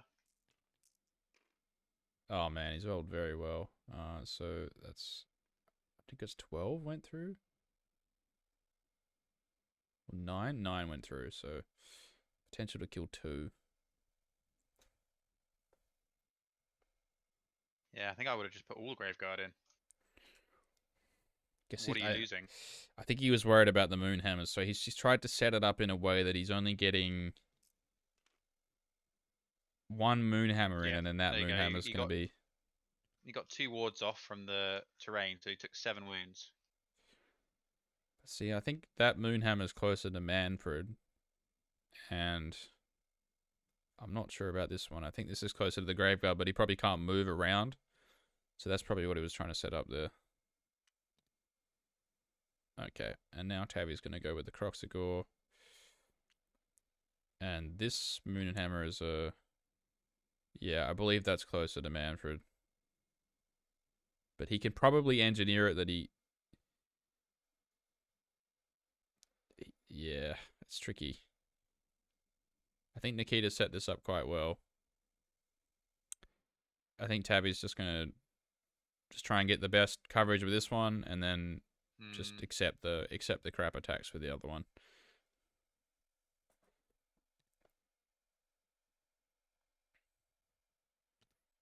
Okay. I think that one's going to go under the Graveguard as well, but it'll just have 1 attack. This is the problem with the moon hammers if you get a bit spread like this.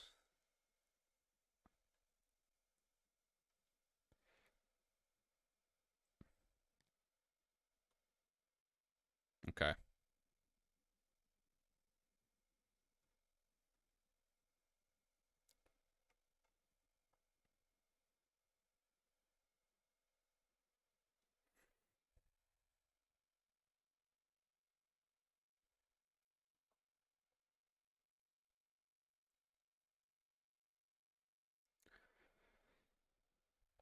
So we're at bottom of 3, obviously. I mean, So the main event is still to happen in this term, which is Graveguard versus Skink Priest. So it's yeah, I'm not sure a lot of this rolling here matters a whole lot, to be honest. I mean, it's better if he kills the Croxigor than he doesn't, but I'm not sure what this Croxigor are gonna do now. I think the role that's gonna happen in this game now is whether he can kill the 30 skeletons with the engine and the Bastillodon. I think that might be the turn 5 roll. But that's gonna matter a lot, I think. oof, Okay. got some good strike in there.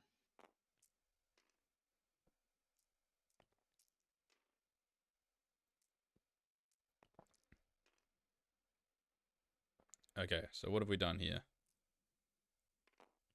Just the bites. There's the mortals. So we've lifted just, I think, 1 Blood Knight. Yeah, okay, so he's going to get the Savage Spearhead. Yeah.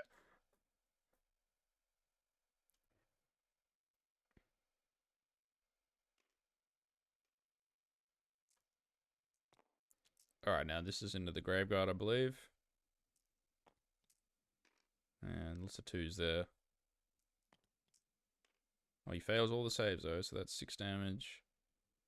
And 6s rerolling 1s. Nice. Is we going to see the 1 into a 6? No. Okay, so 4. 4. Okay. Yeah, Keith will be happy with that. And then just the bites, I think. Which he's 4. Saves it. Okay. So he's just lost the 4, I think.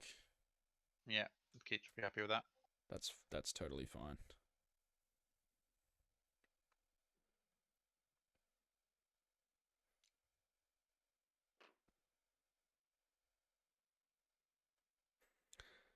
Have to say he's quite good at this charging mechanic of using like a kind of a throwaway unit to separate your unit so you can't like attack well. He's done that well this whole game.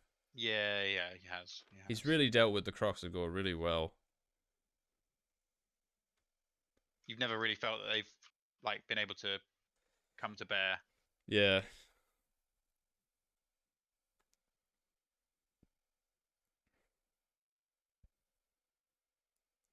That is the advantage with the salamanders, because it's all the damage is in one model. It's easier to avoid that kind of thing happening.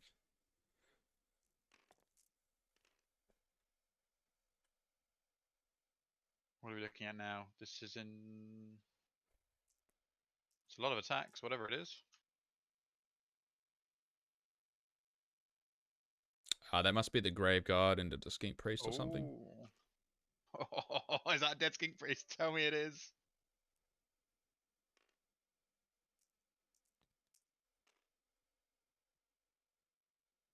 Dead Skink Priest. Oh. Hey. Oh. Well, that's just mean. Yeah.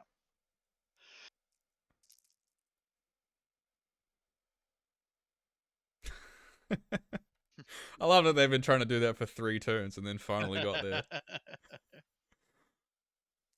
Okay, I believe he's rolling the Slan. I think this is the Slan, is it? Angry Slan. 3 dead? Has he got a save? I don't think so. I think he's out. Yes, I think it's just 3 go down.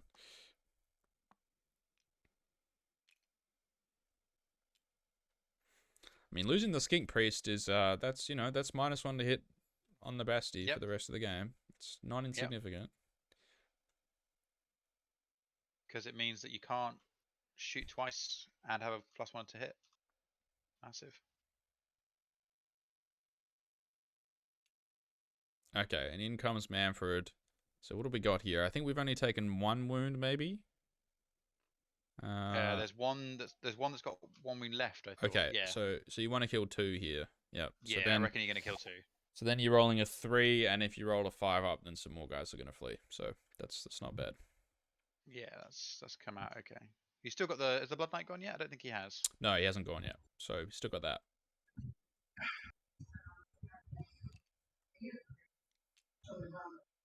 Just gonna mute Geordie there.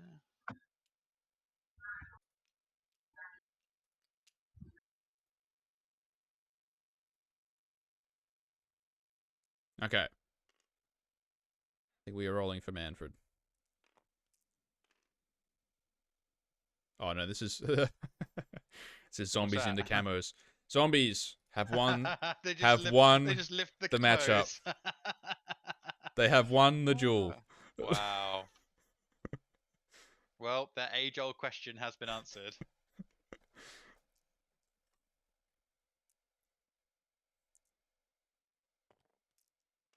All right, now I believe this is the Manfred roll now.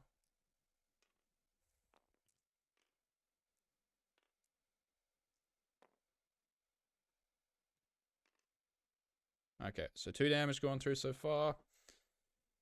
We got his other attack, whatever it's called. And 2's to wound. So 1 comes out, unfortunately. Okay, that's another 1. The mount. Now we got 3s and 2s. This is -2, so they'll only get the 6 up now. Into another 6 up. Does he... Couple more wounds and he's killed 3 of them. Ooh, 3 mortals. That's got to sting a little bit. Yeah. Did well there, 10. That's 3. He does have ward save though. Oh, he hasn't rolled that yet. Okay. Which he hasn't made any yet. Yeah, oh, there you go, no. 10 wounds. So 3 go down. It's 3 of them. Yep, 3.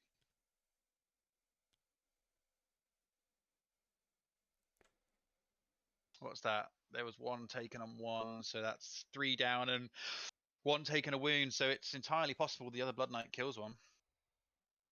And then he's going to have to, yep, and then the Battle Shock should kill them off. I mean, even now he's lost 4, so on a 4 up, more are running. So it's going to sting regardless, I think, at this point. Yeah.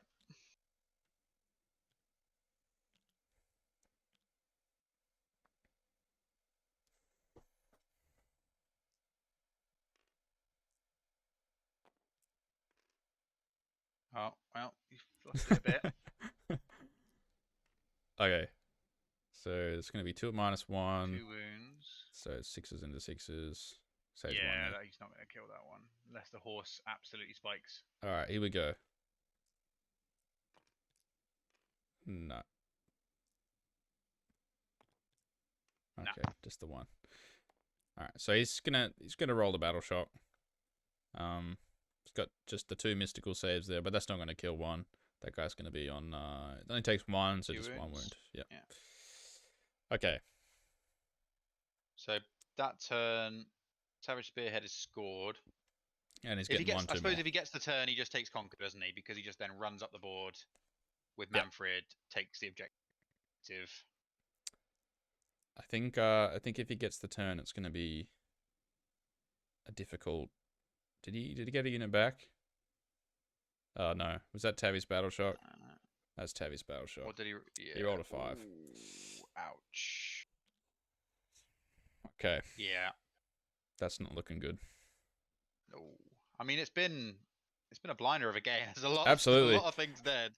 Absolutely. Like, it swung. Like, yeah. Wow. It's been a very good game. No, didn't get a unit back. Oh no, he does. He does. They die from Battle Shock. And you rolled the 4. Yep. Yeah. So what's he got? You can bring some dogs back. I think he's still got some zombies. Yeah, I can bring back the unit of zombies if he wants.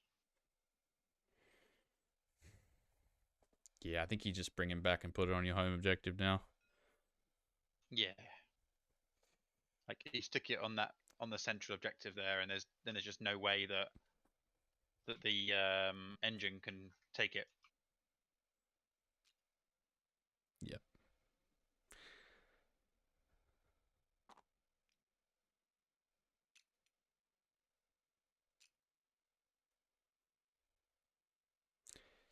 And I have to feel if Nikita gets the turn here, it's gonna be a tough ask. I think. Yeah, it's because he's going to get 1-2 more plus battle tactic. Yeah.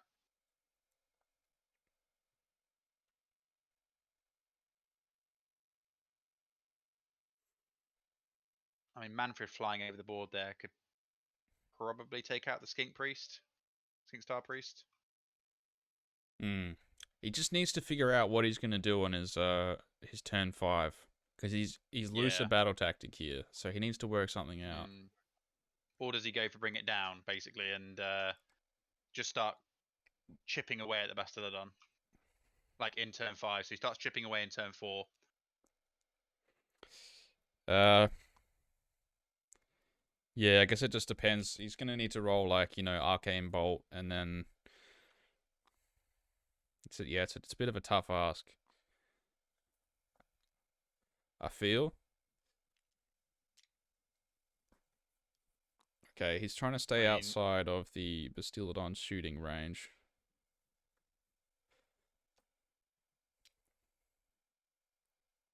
Yeah, it's a good play. Yep. Broken ranks. What's he got left that's battle line? Only the knights, right? Yeah, and he's not going to kill them, really. Yeah, that's not going to happen. He's got Conquer next turn. He's got to do Conquer next turn. He's got to do Conquer next turn. So it's just the turn 5. So it's Slay the Warlord or bring it down. And if you look at where things are positioned on the board, yeah. Does Tavi want it again? I think Tavi won it again. Wow, those priors are keeping him in. Yeah. So Tavi's got the prio. What's Tavi looking at now in terms of battle tactics? He's got Conquer left. Ferocious Advance, he can't do that. He can't do that. I mean, he could do it, but he won't. You'd have to bring the Saurus Knights back to do it. Yeah, yeah.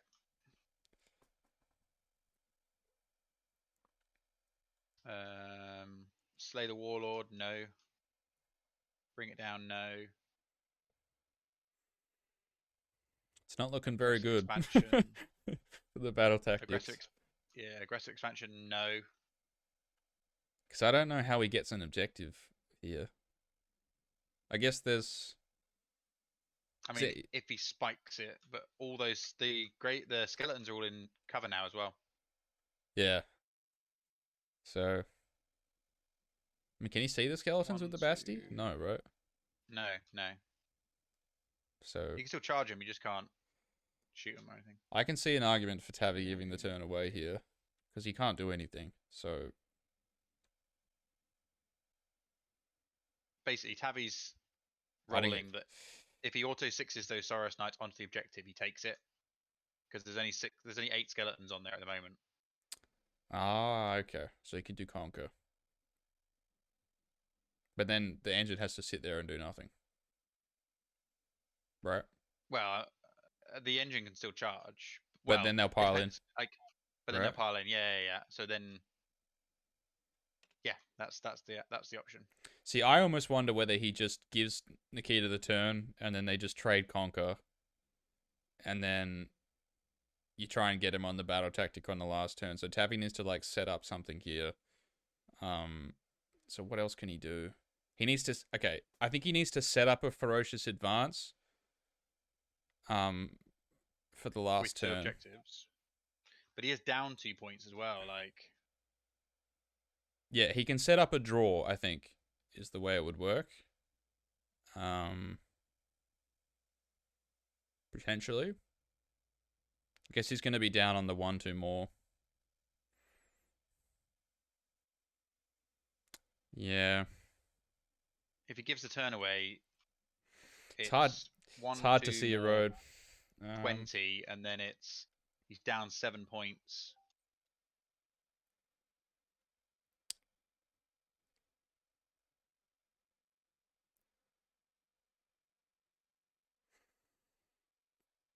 Yeah, I'm not sure what he does here. Can't shoot the skeletons. Bastillon has to stay there. Can't shoot the zombies either. So... Okay, so Tabby has taken the turn, and he's going for Conquer. So I think he's just gonna run Nosaurus Guard over there. Oh, okay, no, he's gonna try and kill the skeletons. Okay.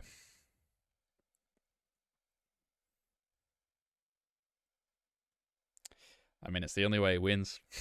So, yeah, it is the only way he wins. He's got to kill him.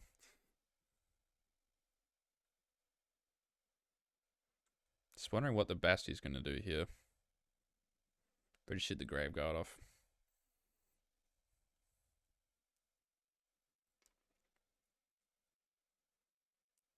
Maybe the Blood Knight.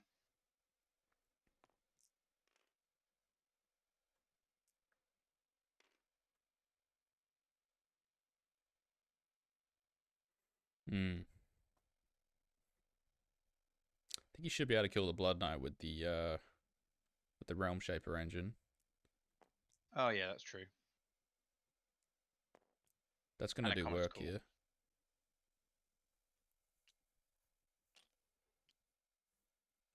I just don't know how he's killing the skeletons. I think they've still got Van Hells on, don't they? Yeah. They do, yeah. It's not happening. He's going to try and kill him in one go. Just not sure that's going to happen. No. I think he's technically got enough damage, but it's like got to all go through. Yeah. I think he's doing the mortals from the engine.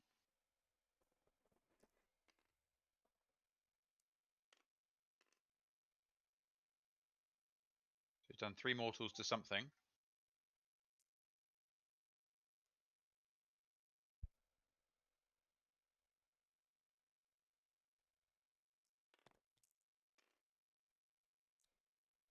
That's the Grave Guard then. 2 of them are dead. Oh, maybe not.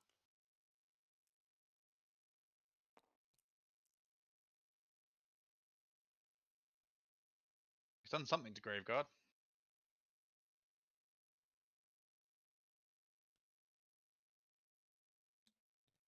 Oh no, skeletons. Okay. I think he tried to hit the Necromancer there.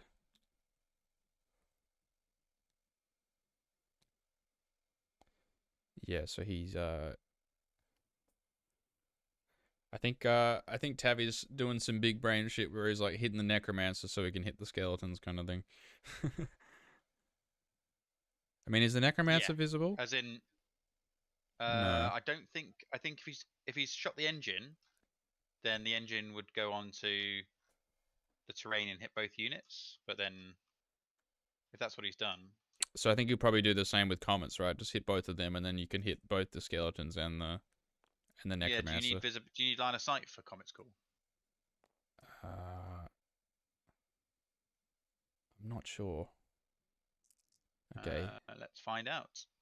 I'll have a look. So I don't think so, by memory.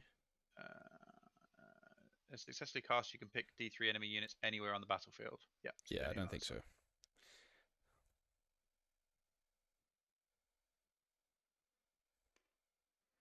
This is just telling me that like we never think about line of sight normally, because it's just like, oh, I can see him, you know. Yeah, but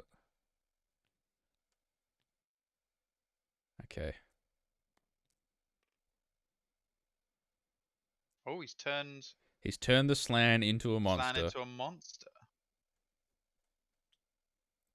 some big brain shit going on. Oh, there's 5 models. Okay, yeah. So he's made him worth 5 models. Okay, yeah.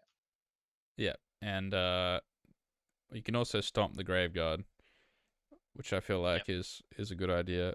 So he'd get the Hand of Glory off, but he failed Stellar Tempest again. I think that's like the 3rd time in a row. Yeah.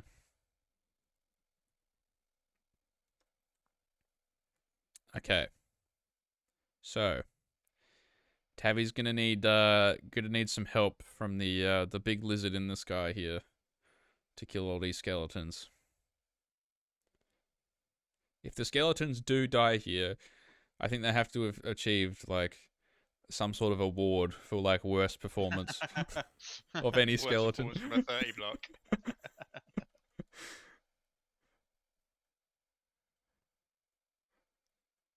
Okay. So what are we doing now? Nikita's gesturing towards the skeleton block. There is a conversation happening. I hope Tavi realizes that he can't see the skeletons. Yeah.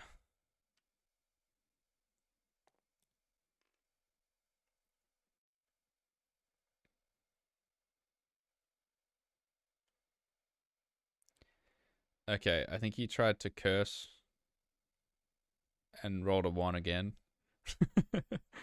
Oh, he did bless. He did bless and rolled a 1. Okay. Okay, so what are we doing now? So engine is gonna just move a little bit. Ooh, okay. I suppose he doesn't really care at this stage, does he? It's going to be a double pile in any case. Hmm.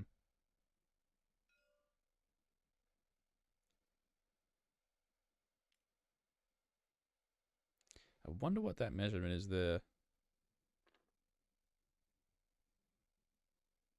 Which one? Interesting. Just wondering why I was measuring to the necromancer. Okay. This engine's gonna have to. So how many have we killed? We've killed. I think we've killed 3. I think, is that it? Yeah. Yeah. Yeah. Okay. So you're gonna kill 27. Doable. I mean, they're in It cover. is doable. Yeah. If he fails the roar, I think you should charge the Saurus. they don't move very. They only move what? Moving 8. Yeah, but like, I mean, if you don't kill the skeletons in one shot, you're not getting the objective, right? I mean, I guess he might be thinking like you gotta bring them like back one by one, so you can't like you can't spread that far. But okay, so he has just run them auto 6, I think. Has he? Yeah, Dunno. I think that's what he's toying with. I feel like you might want the extra damage, to be honest. It might be worth it. Because like they're not gonna get like as many back with the first activation as the second activation if you kill a lot, because you can only return models within an inch. So like if you've got like 2 guys left, you're only gonna get like max 8 back or something. It's more the second roll that's gonna bring a lot back. Yeah.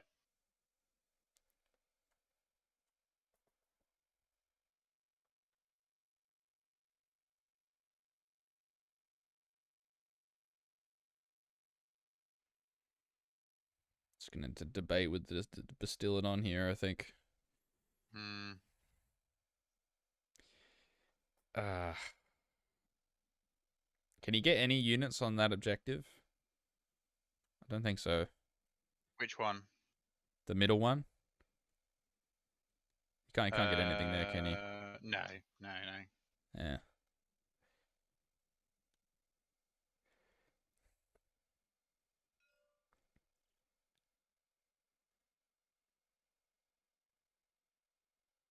I almost wonder if there was a play which is like use everything in the hero phase on those 3 dogs, and then move the Bastillodon slightly up and shoot the zombies off, and then put the Saurus Knights on the objective the engine is on, and put the engine on the other one.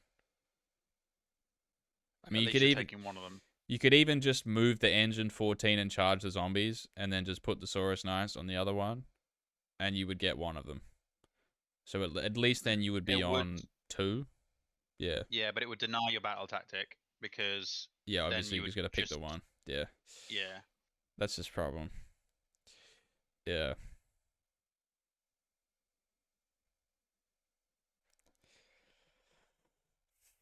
I think he's debating this. Don't know what you do with these Saurus Knights, to be honest.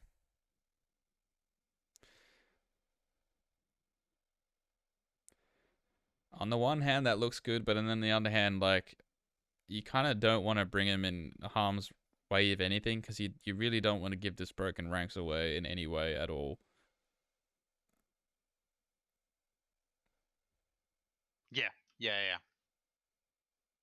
Because that is definitely something that Tavi has in his favor at the moment, is that battle tactic.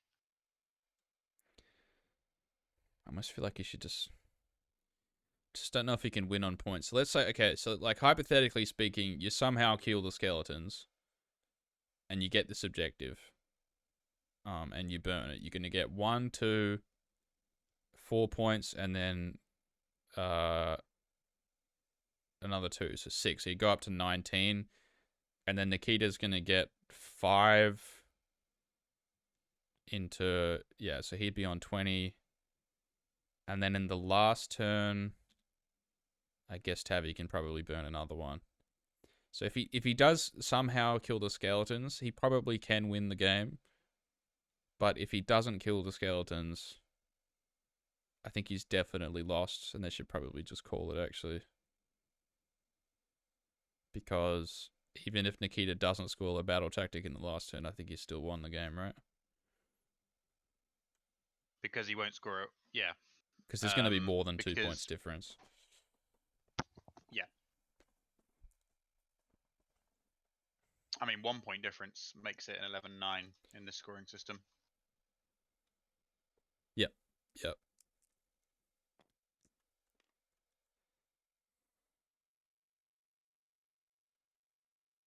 Okay. We've just seen some dice roll. Was that the Stegodon going in? Is the Basti shot yet? No. Not really sure what we've just seen rolled. Oh, there's the Bastillon's using. Oof. Okay, reroll ones though. Reroll ones. Okay. But yeah, he's losing the 3 as well now. Yeah. Hmm. 3 wounds. Okay, this is into the grave guard. So 6 damage and then... Okay, off they go.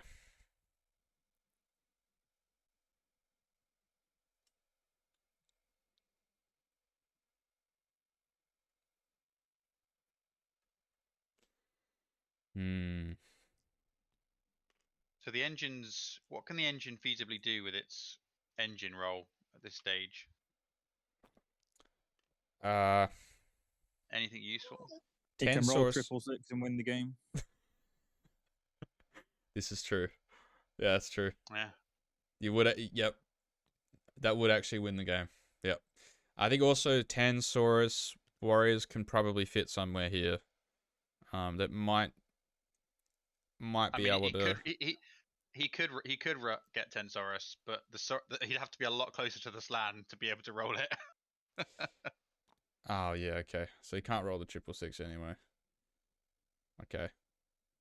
So what, he can only do the mortals, right? He's getting heal or bolt. Yeah, okay. Yeah. Or he could suffer some wounds, yeah. So he's gonna fire the Bastillon twice. Okay, now this is into the Graveguard in the middle. And, okay, that's a good roll. Oh. He's got Venom on there as well, I think. So, that's going to be big damage. They're not on cover, so that should be... Unless he all-out defense them. Must have all-out defense. Okay, so it should be damage. 9 damage, I think, because he took the Venom. Oh, yeah. Is the Venom not to wound?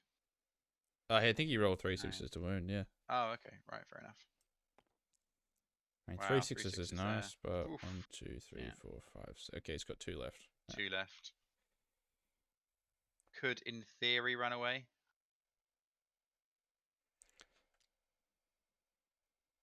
I think you want him to, though, if you Nikita. Yeah, right. Yeah. And bring him straight back.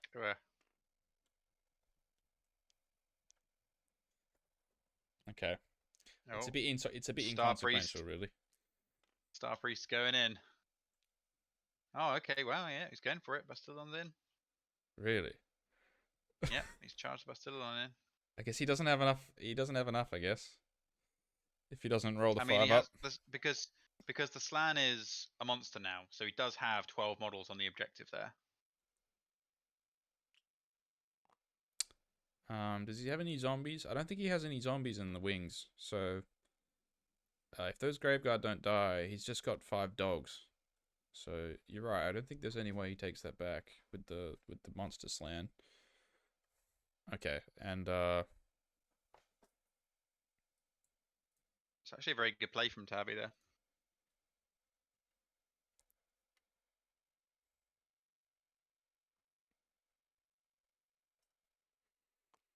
okay, Mr. Engine. Let's go.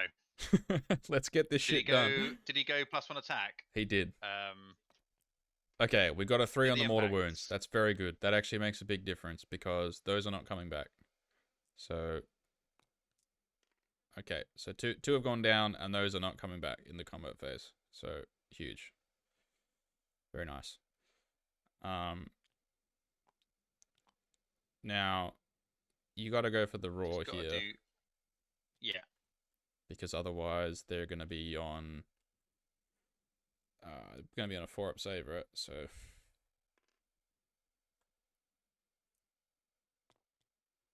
yeah, they're roared. Oh no, he's rolled 1. Okay, no, I think he's rolled 1 dice. I'm not sure. I think there might have been a stomp, and then yeah. Okay, yep. So the engine roared and got it, and then we've done 3 mortal wounds in the middle with the stomp.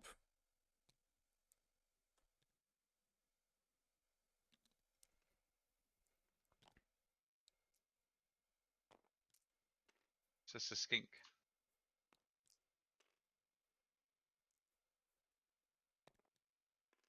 Basti's going first. D3, 2 damage, dead. Ah, Nikita has to go with the skeletons. Yeah. And then Tabby can go with the Star Priest. Yeah. Really good play. So Nikita's not getting any heals here.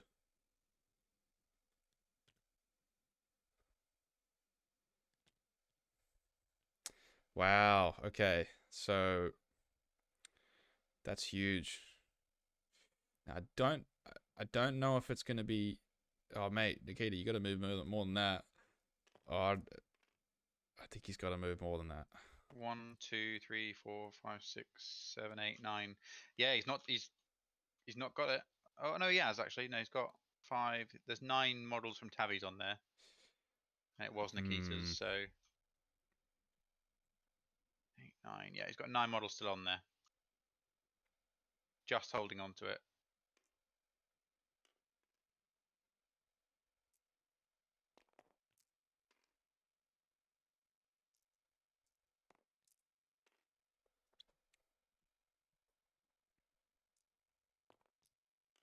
Yeah.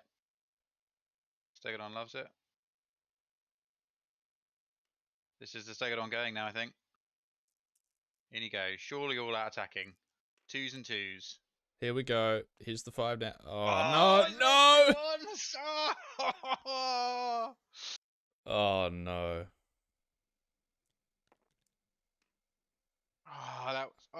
That's really gonna sting. Okay, he might still be okay. We'll see. It's gonna be really tight. So okay. This is basically all the rest of his attacks, isn't it? This is all the rest of it. 2s and 2s. Okay. Just no 1s here. Okay. 2. Still technically do it. That's 18 damage. Well, he doesn't roll well. That's only 2, so 14, so up to 22. That's 22. Okay. That's not. It's enough to take the. I think he's still got the riders, has he? I think it's still enough to take the objective, though. It is. Depends how many he saves here. Because 5. Oh. No. 6. So 16 go down. 16 plus the 5 that were dead. So that's 21. 9 models left exactly.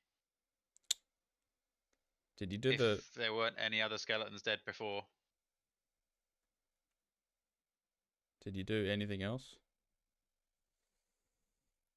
16, 21. Or if there are no other skeletons dead, that's 1, 2, 3, 4, 5, 6, 7, 8, 9. Yeah, he's got exactly 9 left.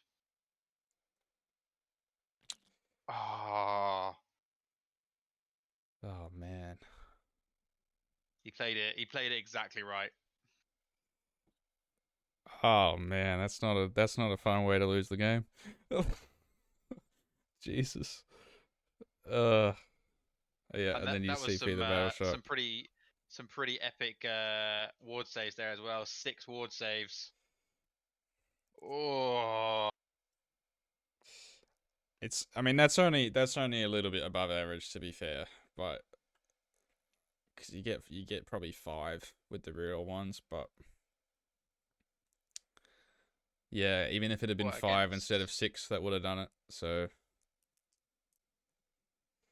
okay, I think we're now rolling to see whether the unit comes back. No. I think is that going to be game? I don't know. Wow, what a swingy game this has been. Like, it's been mental. I don't know. Because Tavi fails his battle tactic, and he only controls 1 objective, so he gets 1 point. Yeah. And he can't burn it. No, he can't. Which is what he would have been looking for. So Nikita scores. He can score 5 here. I mean, that's just over now, isn't it? No matter what. Yeah, he scores 5 here, and I think that's it. Oh man, I mean, because if he'd got that, that's a 5-point swing, right? Because you get because it would have been control 1, control 2, get your battle tactic, and burn 5 points. Yeah. As it stands, he's only scored 1. Oh man, I think mean, he would have won it if he killed 1 more skeleton. Yeah. Oh. Well, I would have loved to have seen the next turn. Well, to see like turn 5, but as it stands, I think that's it, isn't game, it? right? That is game. Nikita scores 5, and I think as long as he scores 1 point on the next turn, he's gonna have at least a 1-point lead, even if Tavi pulls something out of the bag. He's gonna. Can he heal those skeletons? It's physically impossible for Tavi to get that top left objective with Manfred there.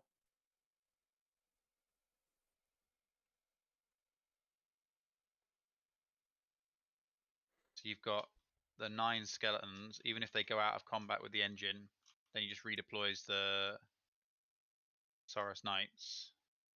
The skeletons will die this turn. I mean, Tavi doesn't have a battle tactic either, though. That's the thing. So he's only going to score. Like, I don't think there's actually anything that he can do. I think his best bet is honestly just like shoot Manfred off. I think What's the battle tactic that Nikita's got this turn though? He hasn't got anything. This turn he can do conquer. No, he can't take Tavi's back one, can he? He can't take it. Yeah. So he's not going to score any battle tactics. He's going to get 2 points this turn because if he can't heal the skeletons. He'll get 3. He'll get 1, 2 more. Yeah.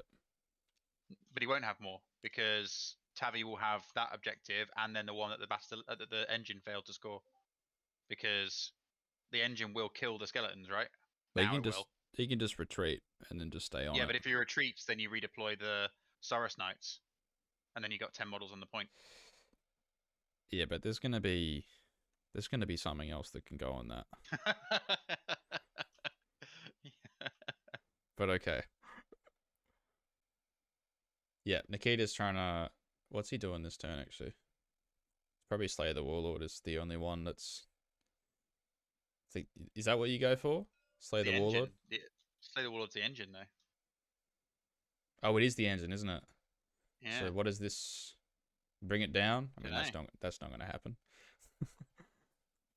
Okay, so let's say he scores 3. He'd be on 17 to 15. I don't think he's scoring 3. He's scoring 2. How's he scoring? Yeah, but surely you just move Manfred and kill the knights, and you just win the game instantly. Yeah. Depends if He's also brought a couple back as well, so. Oh, okay, fair. So, I mean, he's getting at least 3. Oh, of course, because the Necromancer's there, so he can heal him. Yeah. So he's going up to 17. And then on the last turn, what battle tactic can Tavi do?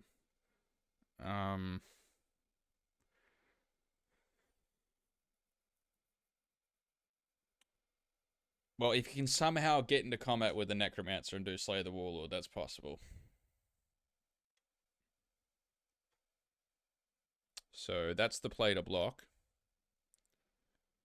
I don't think bring it down on Manfred is feasible. Although if he doesn't get Mystic Shield off, it's not completely impossible.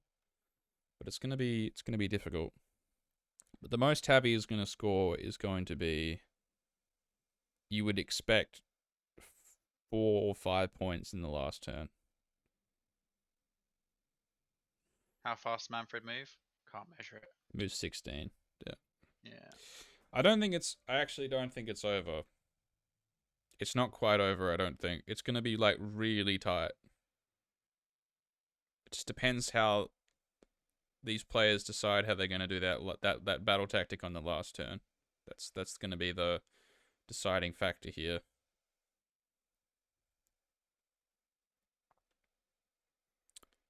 So he should try and tie up these Saurus Knights because he can do Ferocious Advance. So he's going for Conquer. Okay. I don't know how he's going to manage that.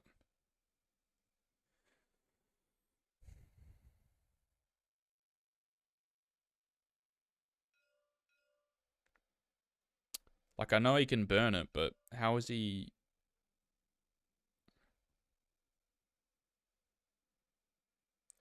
How's he doing that? I think he's just like,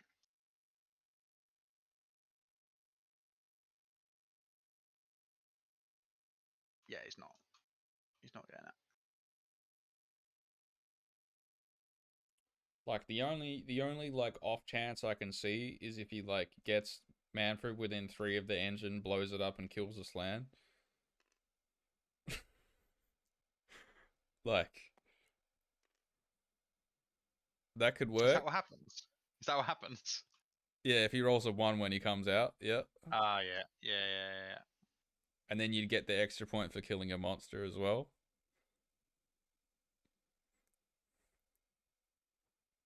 Isn't that just KO Garrison, not normal Garrison? No, it's Or is normal that normal Garrison. Garrison? It's normal Garrison, yeah.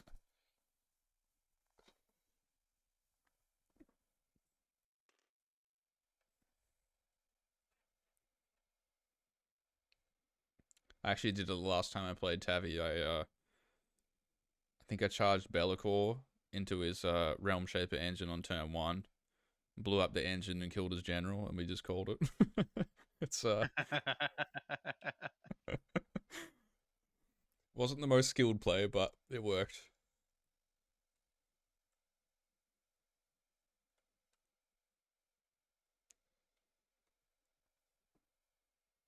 Right, what are we seeing happening here?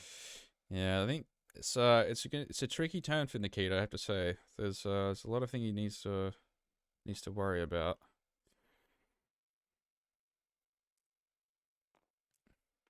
Ooh, whatever he just tried to unbind wasn't unbound. I think he's done pinions with Manfred. So he can move 21 now. Oof. So he could be going for the Slan. I got to say, the Taurus Knight's really Manfred better has back. done like 800 points of work for him this game. It's pretty incredible. Okay, so now he has the flexibility to do a lot with Manfred. Now how many models has he got here? So if he kills the Star Priest, he's got 10 models. So he's missing 1. It's 10v10. He has to kill the Slan.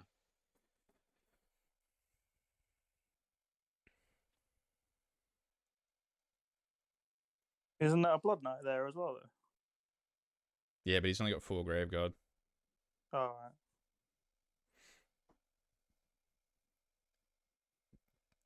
Should have rallied the Graveguard, I reckon. Yeah. But I think he has to charge to get on there anyway.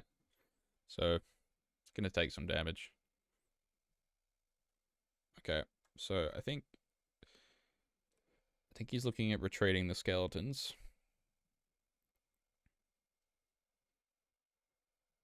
Just don't know what Tavi's going to do for his round 5 battle tactic. That's my worry. Aggressive expansion, I guess, is possible. That's probably the most likely thing here. So if Nikita overcommits to try and get Tavi's home objective, fails the battle tactic, and then Tavi can get aggressive expansion, I think he still has a chance in this game. If the Bastillodon and the spells can go off and kill some of those zombies on the back objective. Because if he gets aggressive expansion and burns an objective and gets 1-2 more, that's going to be... how many points is that? That's a lot. 2, 5, 7. 7. Yeah. 7 points. So that would bring him back into range here. Because Nikita's probably... If he overcommits here, he's going to score 3. So that'll put him up to 18. Then Tavi could cause 7, so be up to 21. And then... if Nikita can't get the battle tactic, he'd only be 1-2 because there's only he'd only have one because there'd only be 3 objectives left on the board. Yes, okay, so then it'd be 21-21.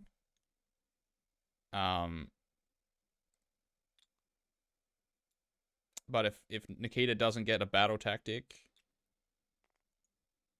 it'd be 21-21, which should be a draw, right? But then Tavi would win in the tournament because he has more points, right? What about the grand strategies? Neither player is in danger. There's Neither no one else player in the is in tournament that's okay. Yeah. No, there's no other 6-0s. So what I mean is, there was no one that when it was on this round on 4 wins and a draw and could go to 5 wins and a draw and overtake. No, I think Philip has the best score at 5-1. So yeah, even if they draw this game, the higher score player will win, which is Tavi. So there's a lot of things that can happen here, but Tavi drawing and winning the tournament off a draw is one of them, I think. A few things have to go his way, though.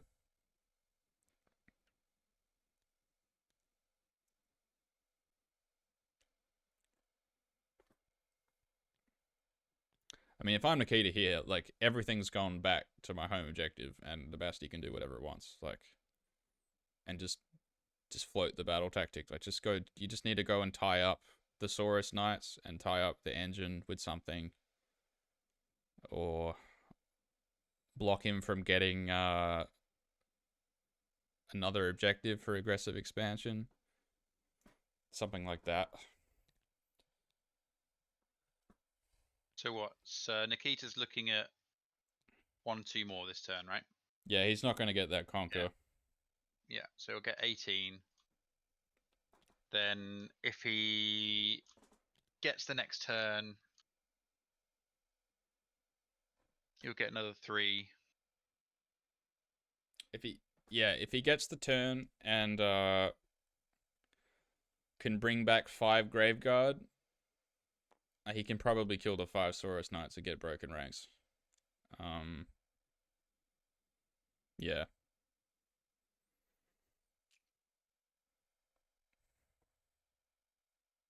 Oh, that's interesting. I think Tavi's going to have to engineer a scenario here where he can get both objectives and not lose the Saurus Knights in return. Because if Nikita gets broken ranks with a monster on the next turn, he's definitely won the game. Oh, man.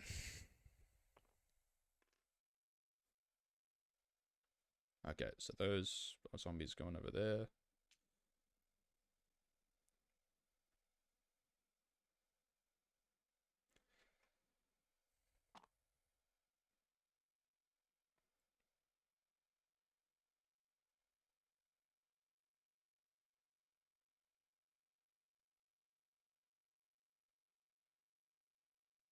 Oh Oh man, you don't want to leave.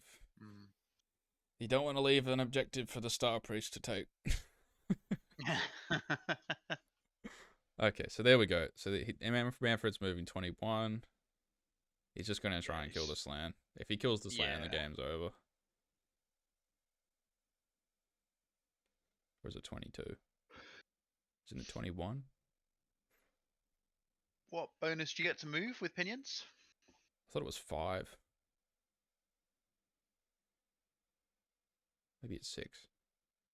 It's 6. It's 6, okay.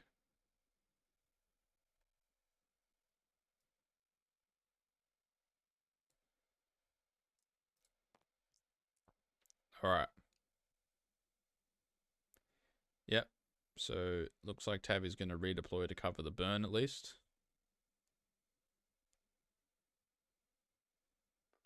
You may as well, I guess. Yeah. I mean, if he burnt it, the game's probably over, though. So, I feel like it's a bit redundant, but just gotta hope this Slan lives.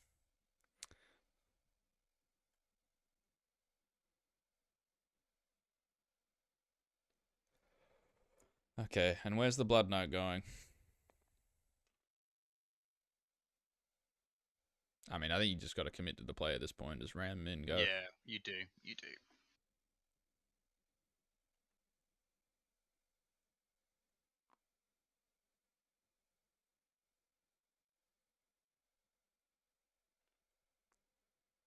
Roll the deadly.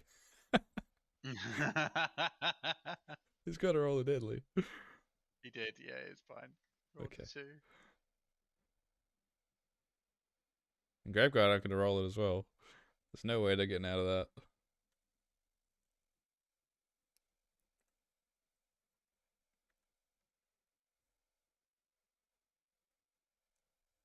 So he needs to kill the Slan and probably also the Star Priest. Okay, he's running the Graveguard, is he? Yeah. He ran him 3. Okay, that's not gonna work. Yeah, that's... You get 1 on, I think. So... So that's not working then. Because... He can't kill the Star Priest, so... Like realistically, that one Blood Knight won't kill the Star Priest. So No. Did he run the Blood Knight? he might have ran it, did he? Yeah, I think so. Oh, maybe not. But I think that's the only Graveguard he's getting on, right? Yeah. So, oh, that's a bit Well, sus. Yeah, I'm not sure you can go around him like that. Oh, that's your own model, though. That's okay. That's okay. You can walk over your own models. It's the same unit, so I mean, as long as he moved it first, it's. Yeah. I guess it's okay. So you get 2 on, okay. That's probably reasonable. And then 7, 8. So if he kills the Slan, he'll be in business there. Okay, so now we're seeing the charges. So in comes Manfred.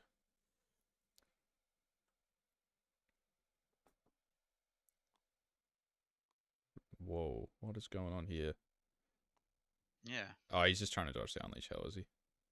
I mean, I just try and dodge it with the Blood Knight personally, but that's the one you want to dodge it with. How many command? Okay, Tavi's only got 1 command point anyway, so. Okay, and I believe the Blood Knight is also going to charge.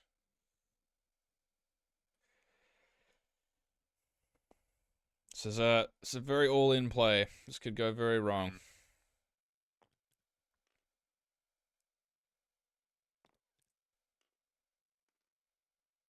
I hope that's not a Not stomp. sure what he's rolling here. Yeah. Is that a stomp? Looks like. You can't stomp him. You can't stomp a monster. You can't stomp him.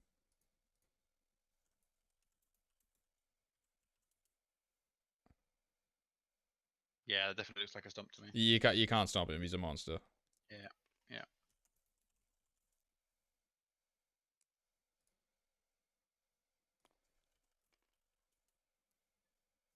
Yeah. Yeah.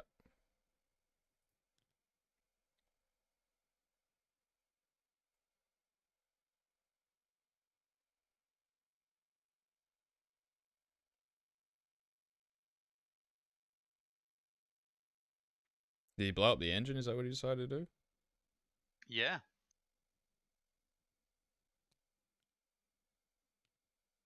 Okay, does that mean he's...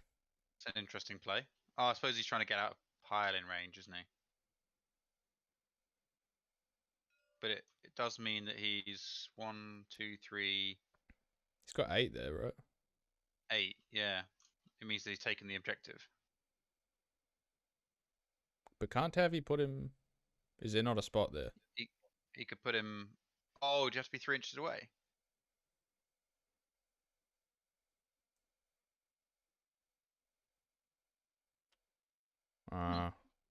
Interesting play. Yeah. Do you have to be 3 away? But even if you do, can't he... I don't know. Can't say I'm terribly familiar with garrison breaking rules. Then I suppose you could charge the Blood Knight in as well, if he puts the slam on that side. Yeah, I think... I mean, if he's got it now, The that's surviving it. models from the garrison must be then set up within 6 inches of the terrain feature, more than 3 inches from all enemy units.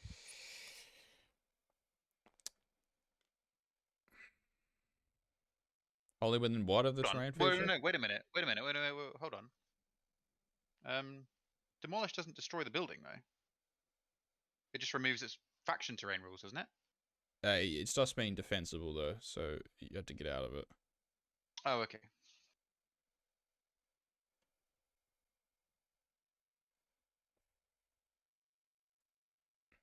Yes, sorry, yeah. So he has to be wholly within 3 of... Is it wholly within 3 of the terrain feature and then outside of 3 of enemies? Is that what it is? Wholly within 6 outside of 3. I'm pretty sure there's a spot here. I don't... Garrison. Okay, I think something weird happened there. Oh, the Blood Knight can't charge in because obviously he stomped. Yeah. Yeah. Must be set up. Oh, no, not even wholly within, just within 6. There's Set up within definitely a 6, spot there. More than 3. Yeah, definitely. At the back, still on that terrain feature? There's definitely a spot where he's... Yeah, I reckon I agree with you. Where he's out of combat and on the objective. Yeah. But we've hit the end of the turn now, and he must have rolled a 5 up to get the dogs on. Yeah, I'm not sure it matters too much anyway, but... So what's that? Wow, so that means he got the conquer? Yeah, so I mean, that's the game. Yeah, absolutely. Tavi can only score 7 here.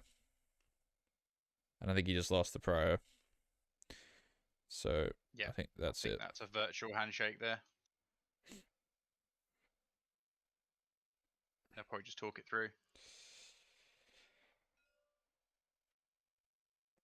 So I have to say, there are a few key things that went Nikita's way at the end there, but I do have to feel if he'd won more priors earlier, it might have been over a bit earlier. Yeah, I'd say the early game was very much Tavi. It felt like a deployment mistake from Nikita, but then actually his first turn did some banging moves, some really good ones. And like you say, I think you said Nikita did really well at negating the potential of those Croxagore, and then just swamping them. And one thing we did see as well is, just how hard those Graveguard can hit, even without 2 damage, just from the sheer number of attacks with Manfred buffing them up. They did a lot of damage. Wow, and this was a real thinker of a game. Like this wasn't a run in smash kind of game. This was a real really well thought out game. Yeah, absolutely. From both sides. Okay, I think they've called it. Yeah. Because Nikita can just get, even if he doesn't score a battle tactic, he'll get 3 points.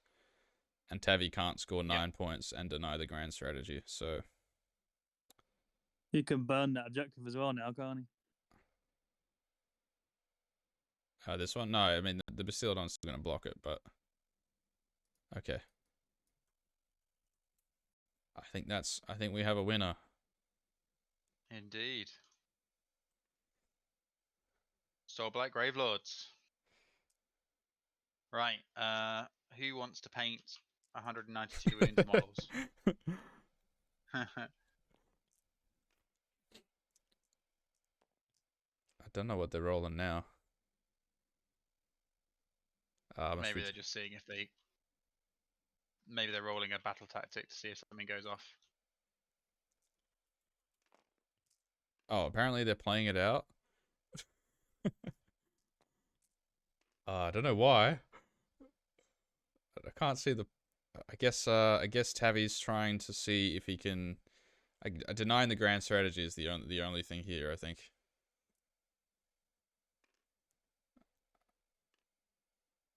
But I don't think he can So do. he's going to shoot Manfred twice, run the engine into the Necro. But he can't do that and get like aggressive No, he expansion. can't. Yeah. No, he cannot. So what are they? Oh, he might be doing Slay the Warlord. Like Slay the Warlord on the Necromancer or something. I don't know what they're. Yeah, that's true. I don't know what they're doing here. I'm pretty sure that's the end of the game.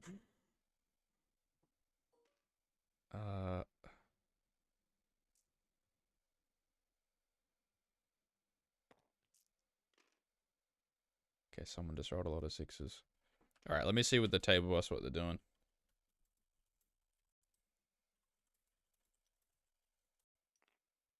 I also kind of need to go to bed. It is 1 a.m.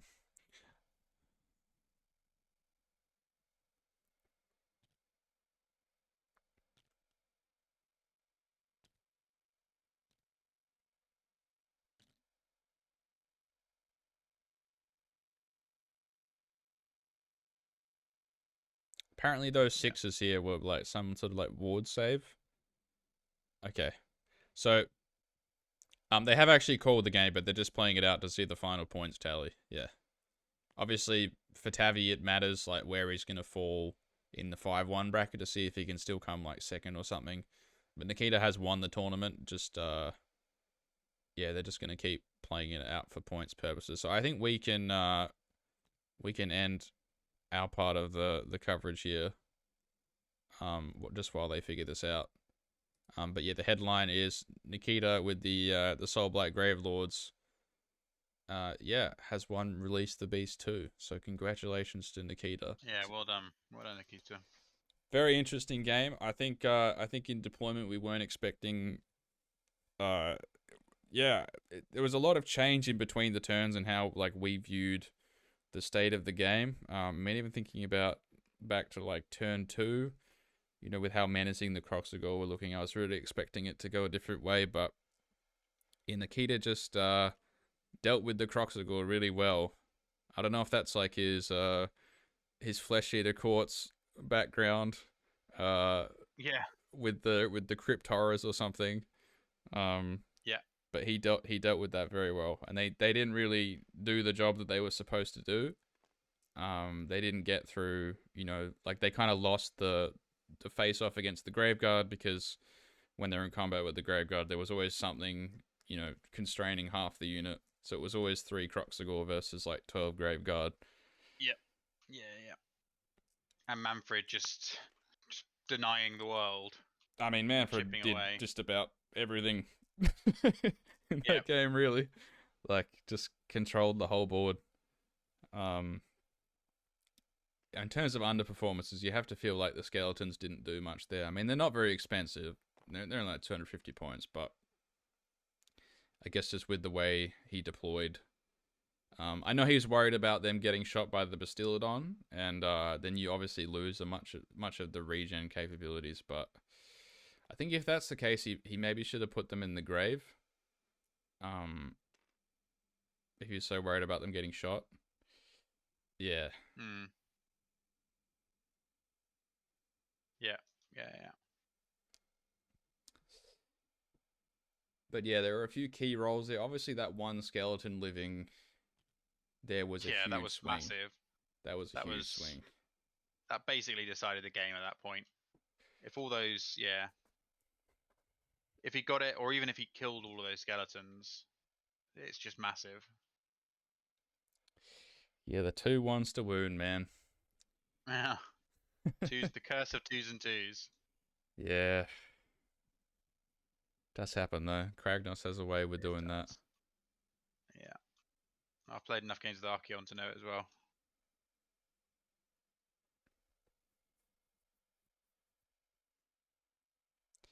Okay, so I think we can wrap up there. So thank you everyone for tuning in and staying with us through. I think we ended up at 4 hours. So it wasn't 5 hours. Yeah. But I mean, considering we went the full distance there with 190 wounds, I'm actually 4 hours is not too bad, to be honest. Yeah, but thank you very much for tuning in. This has been Stuart and Steve, and this is the end of this tournament. But yep, Hey, I've still got one more game to play. It's not my end. But we do have the dragons and long strikes coming at me next. Oh yeah, I had that as well. Yep. We do have the team tournament though. I just want to remind people, for those who haven't signed up, starting at the end of this month, and running through to the start of April. I'm sure a lot of you have a team already, but if you don't, you can always ask in the looking for team chat. There are people trying to get games together, get a team together. Yep. So I look forward to that. And that's it from us for now. Thank you very much, and I will see you all later. Bye bye. Take it easy, Rom.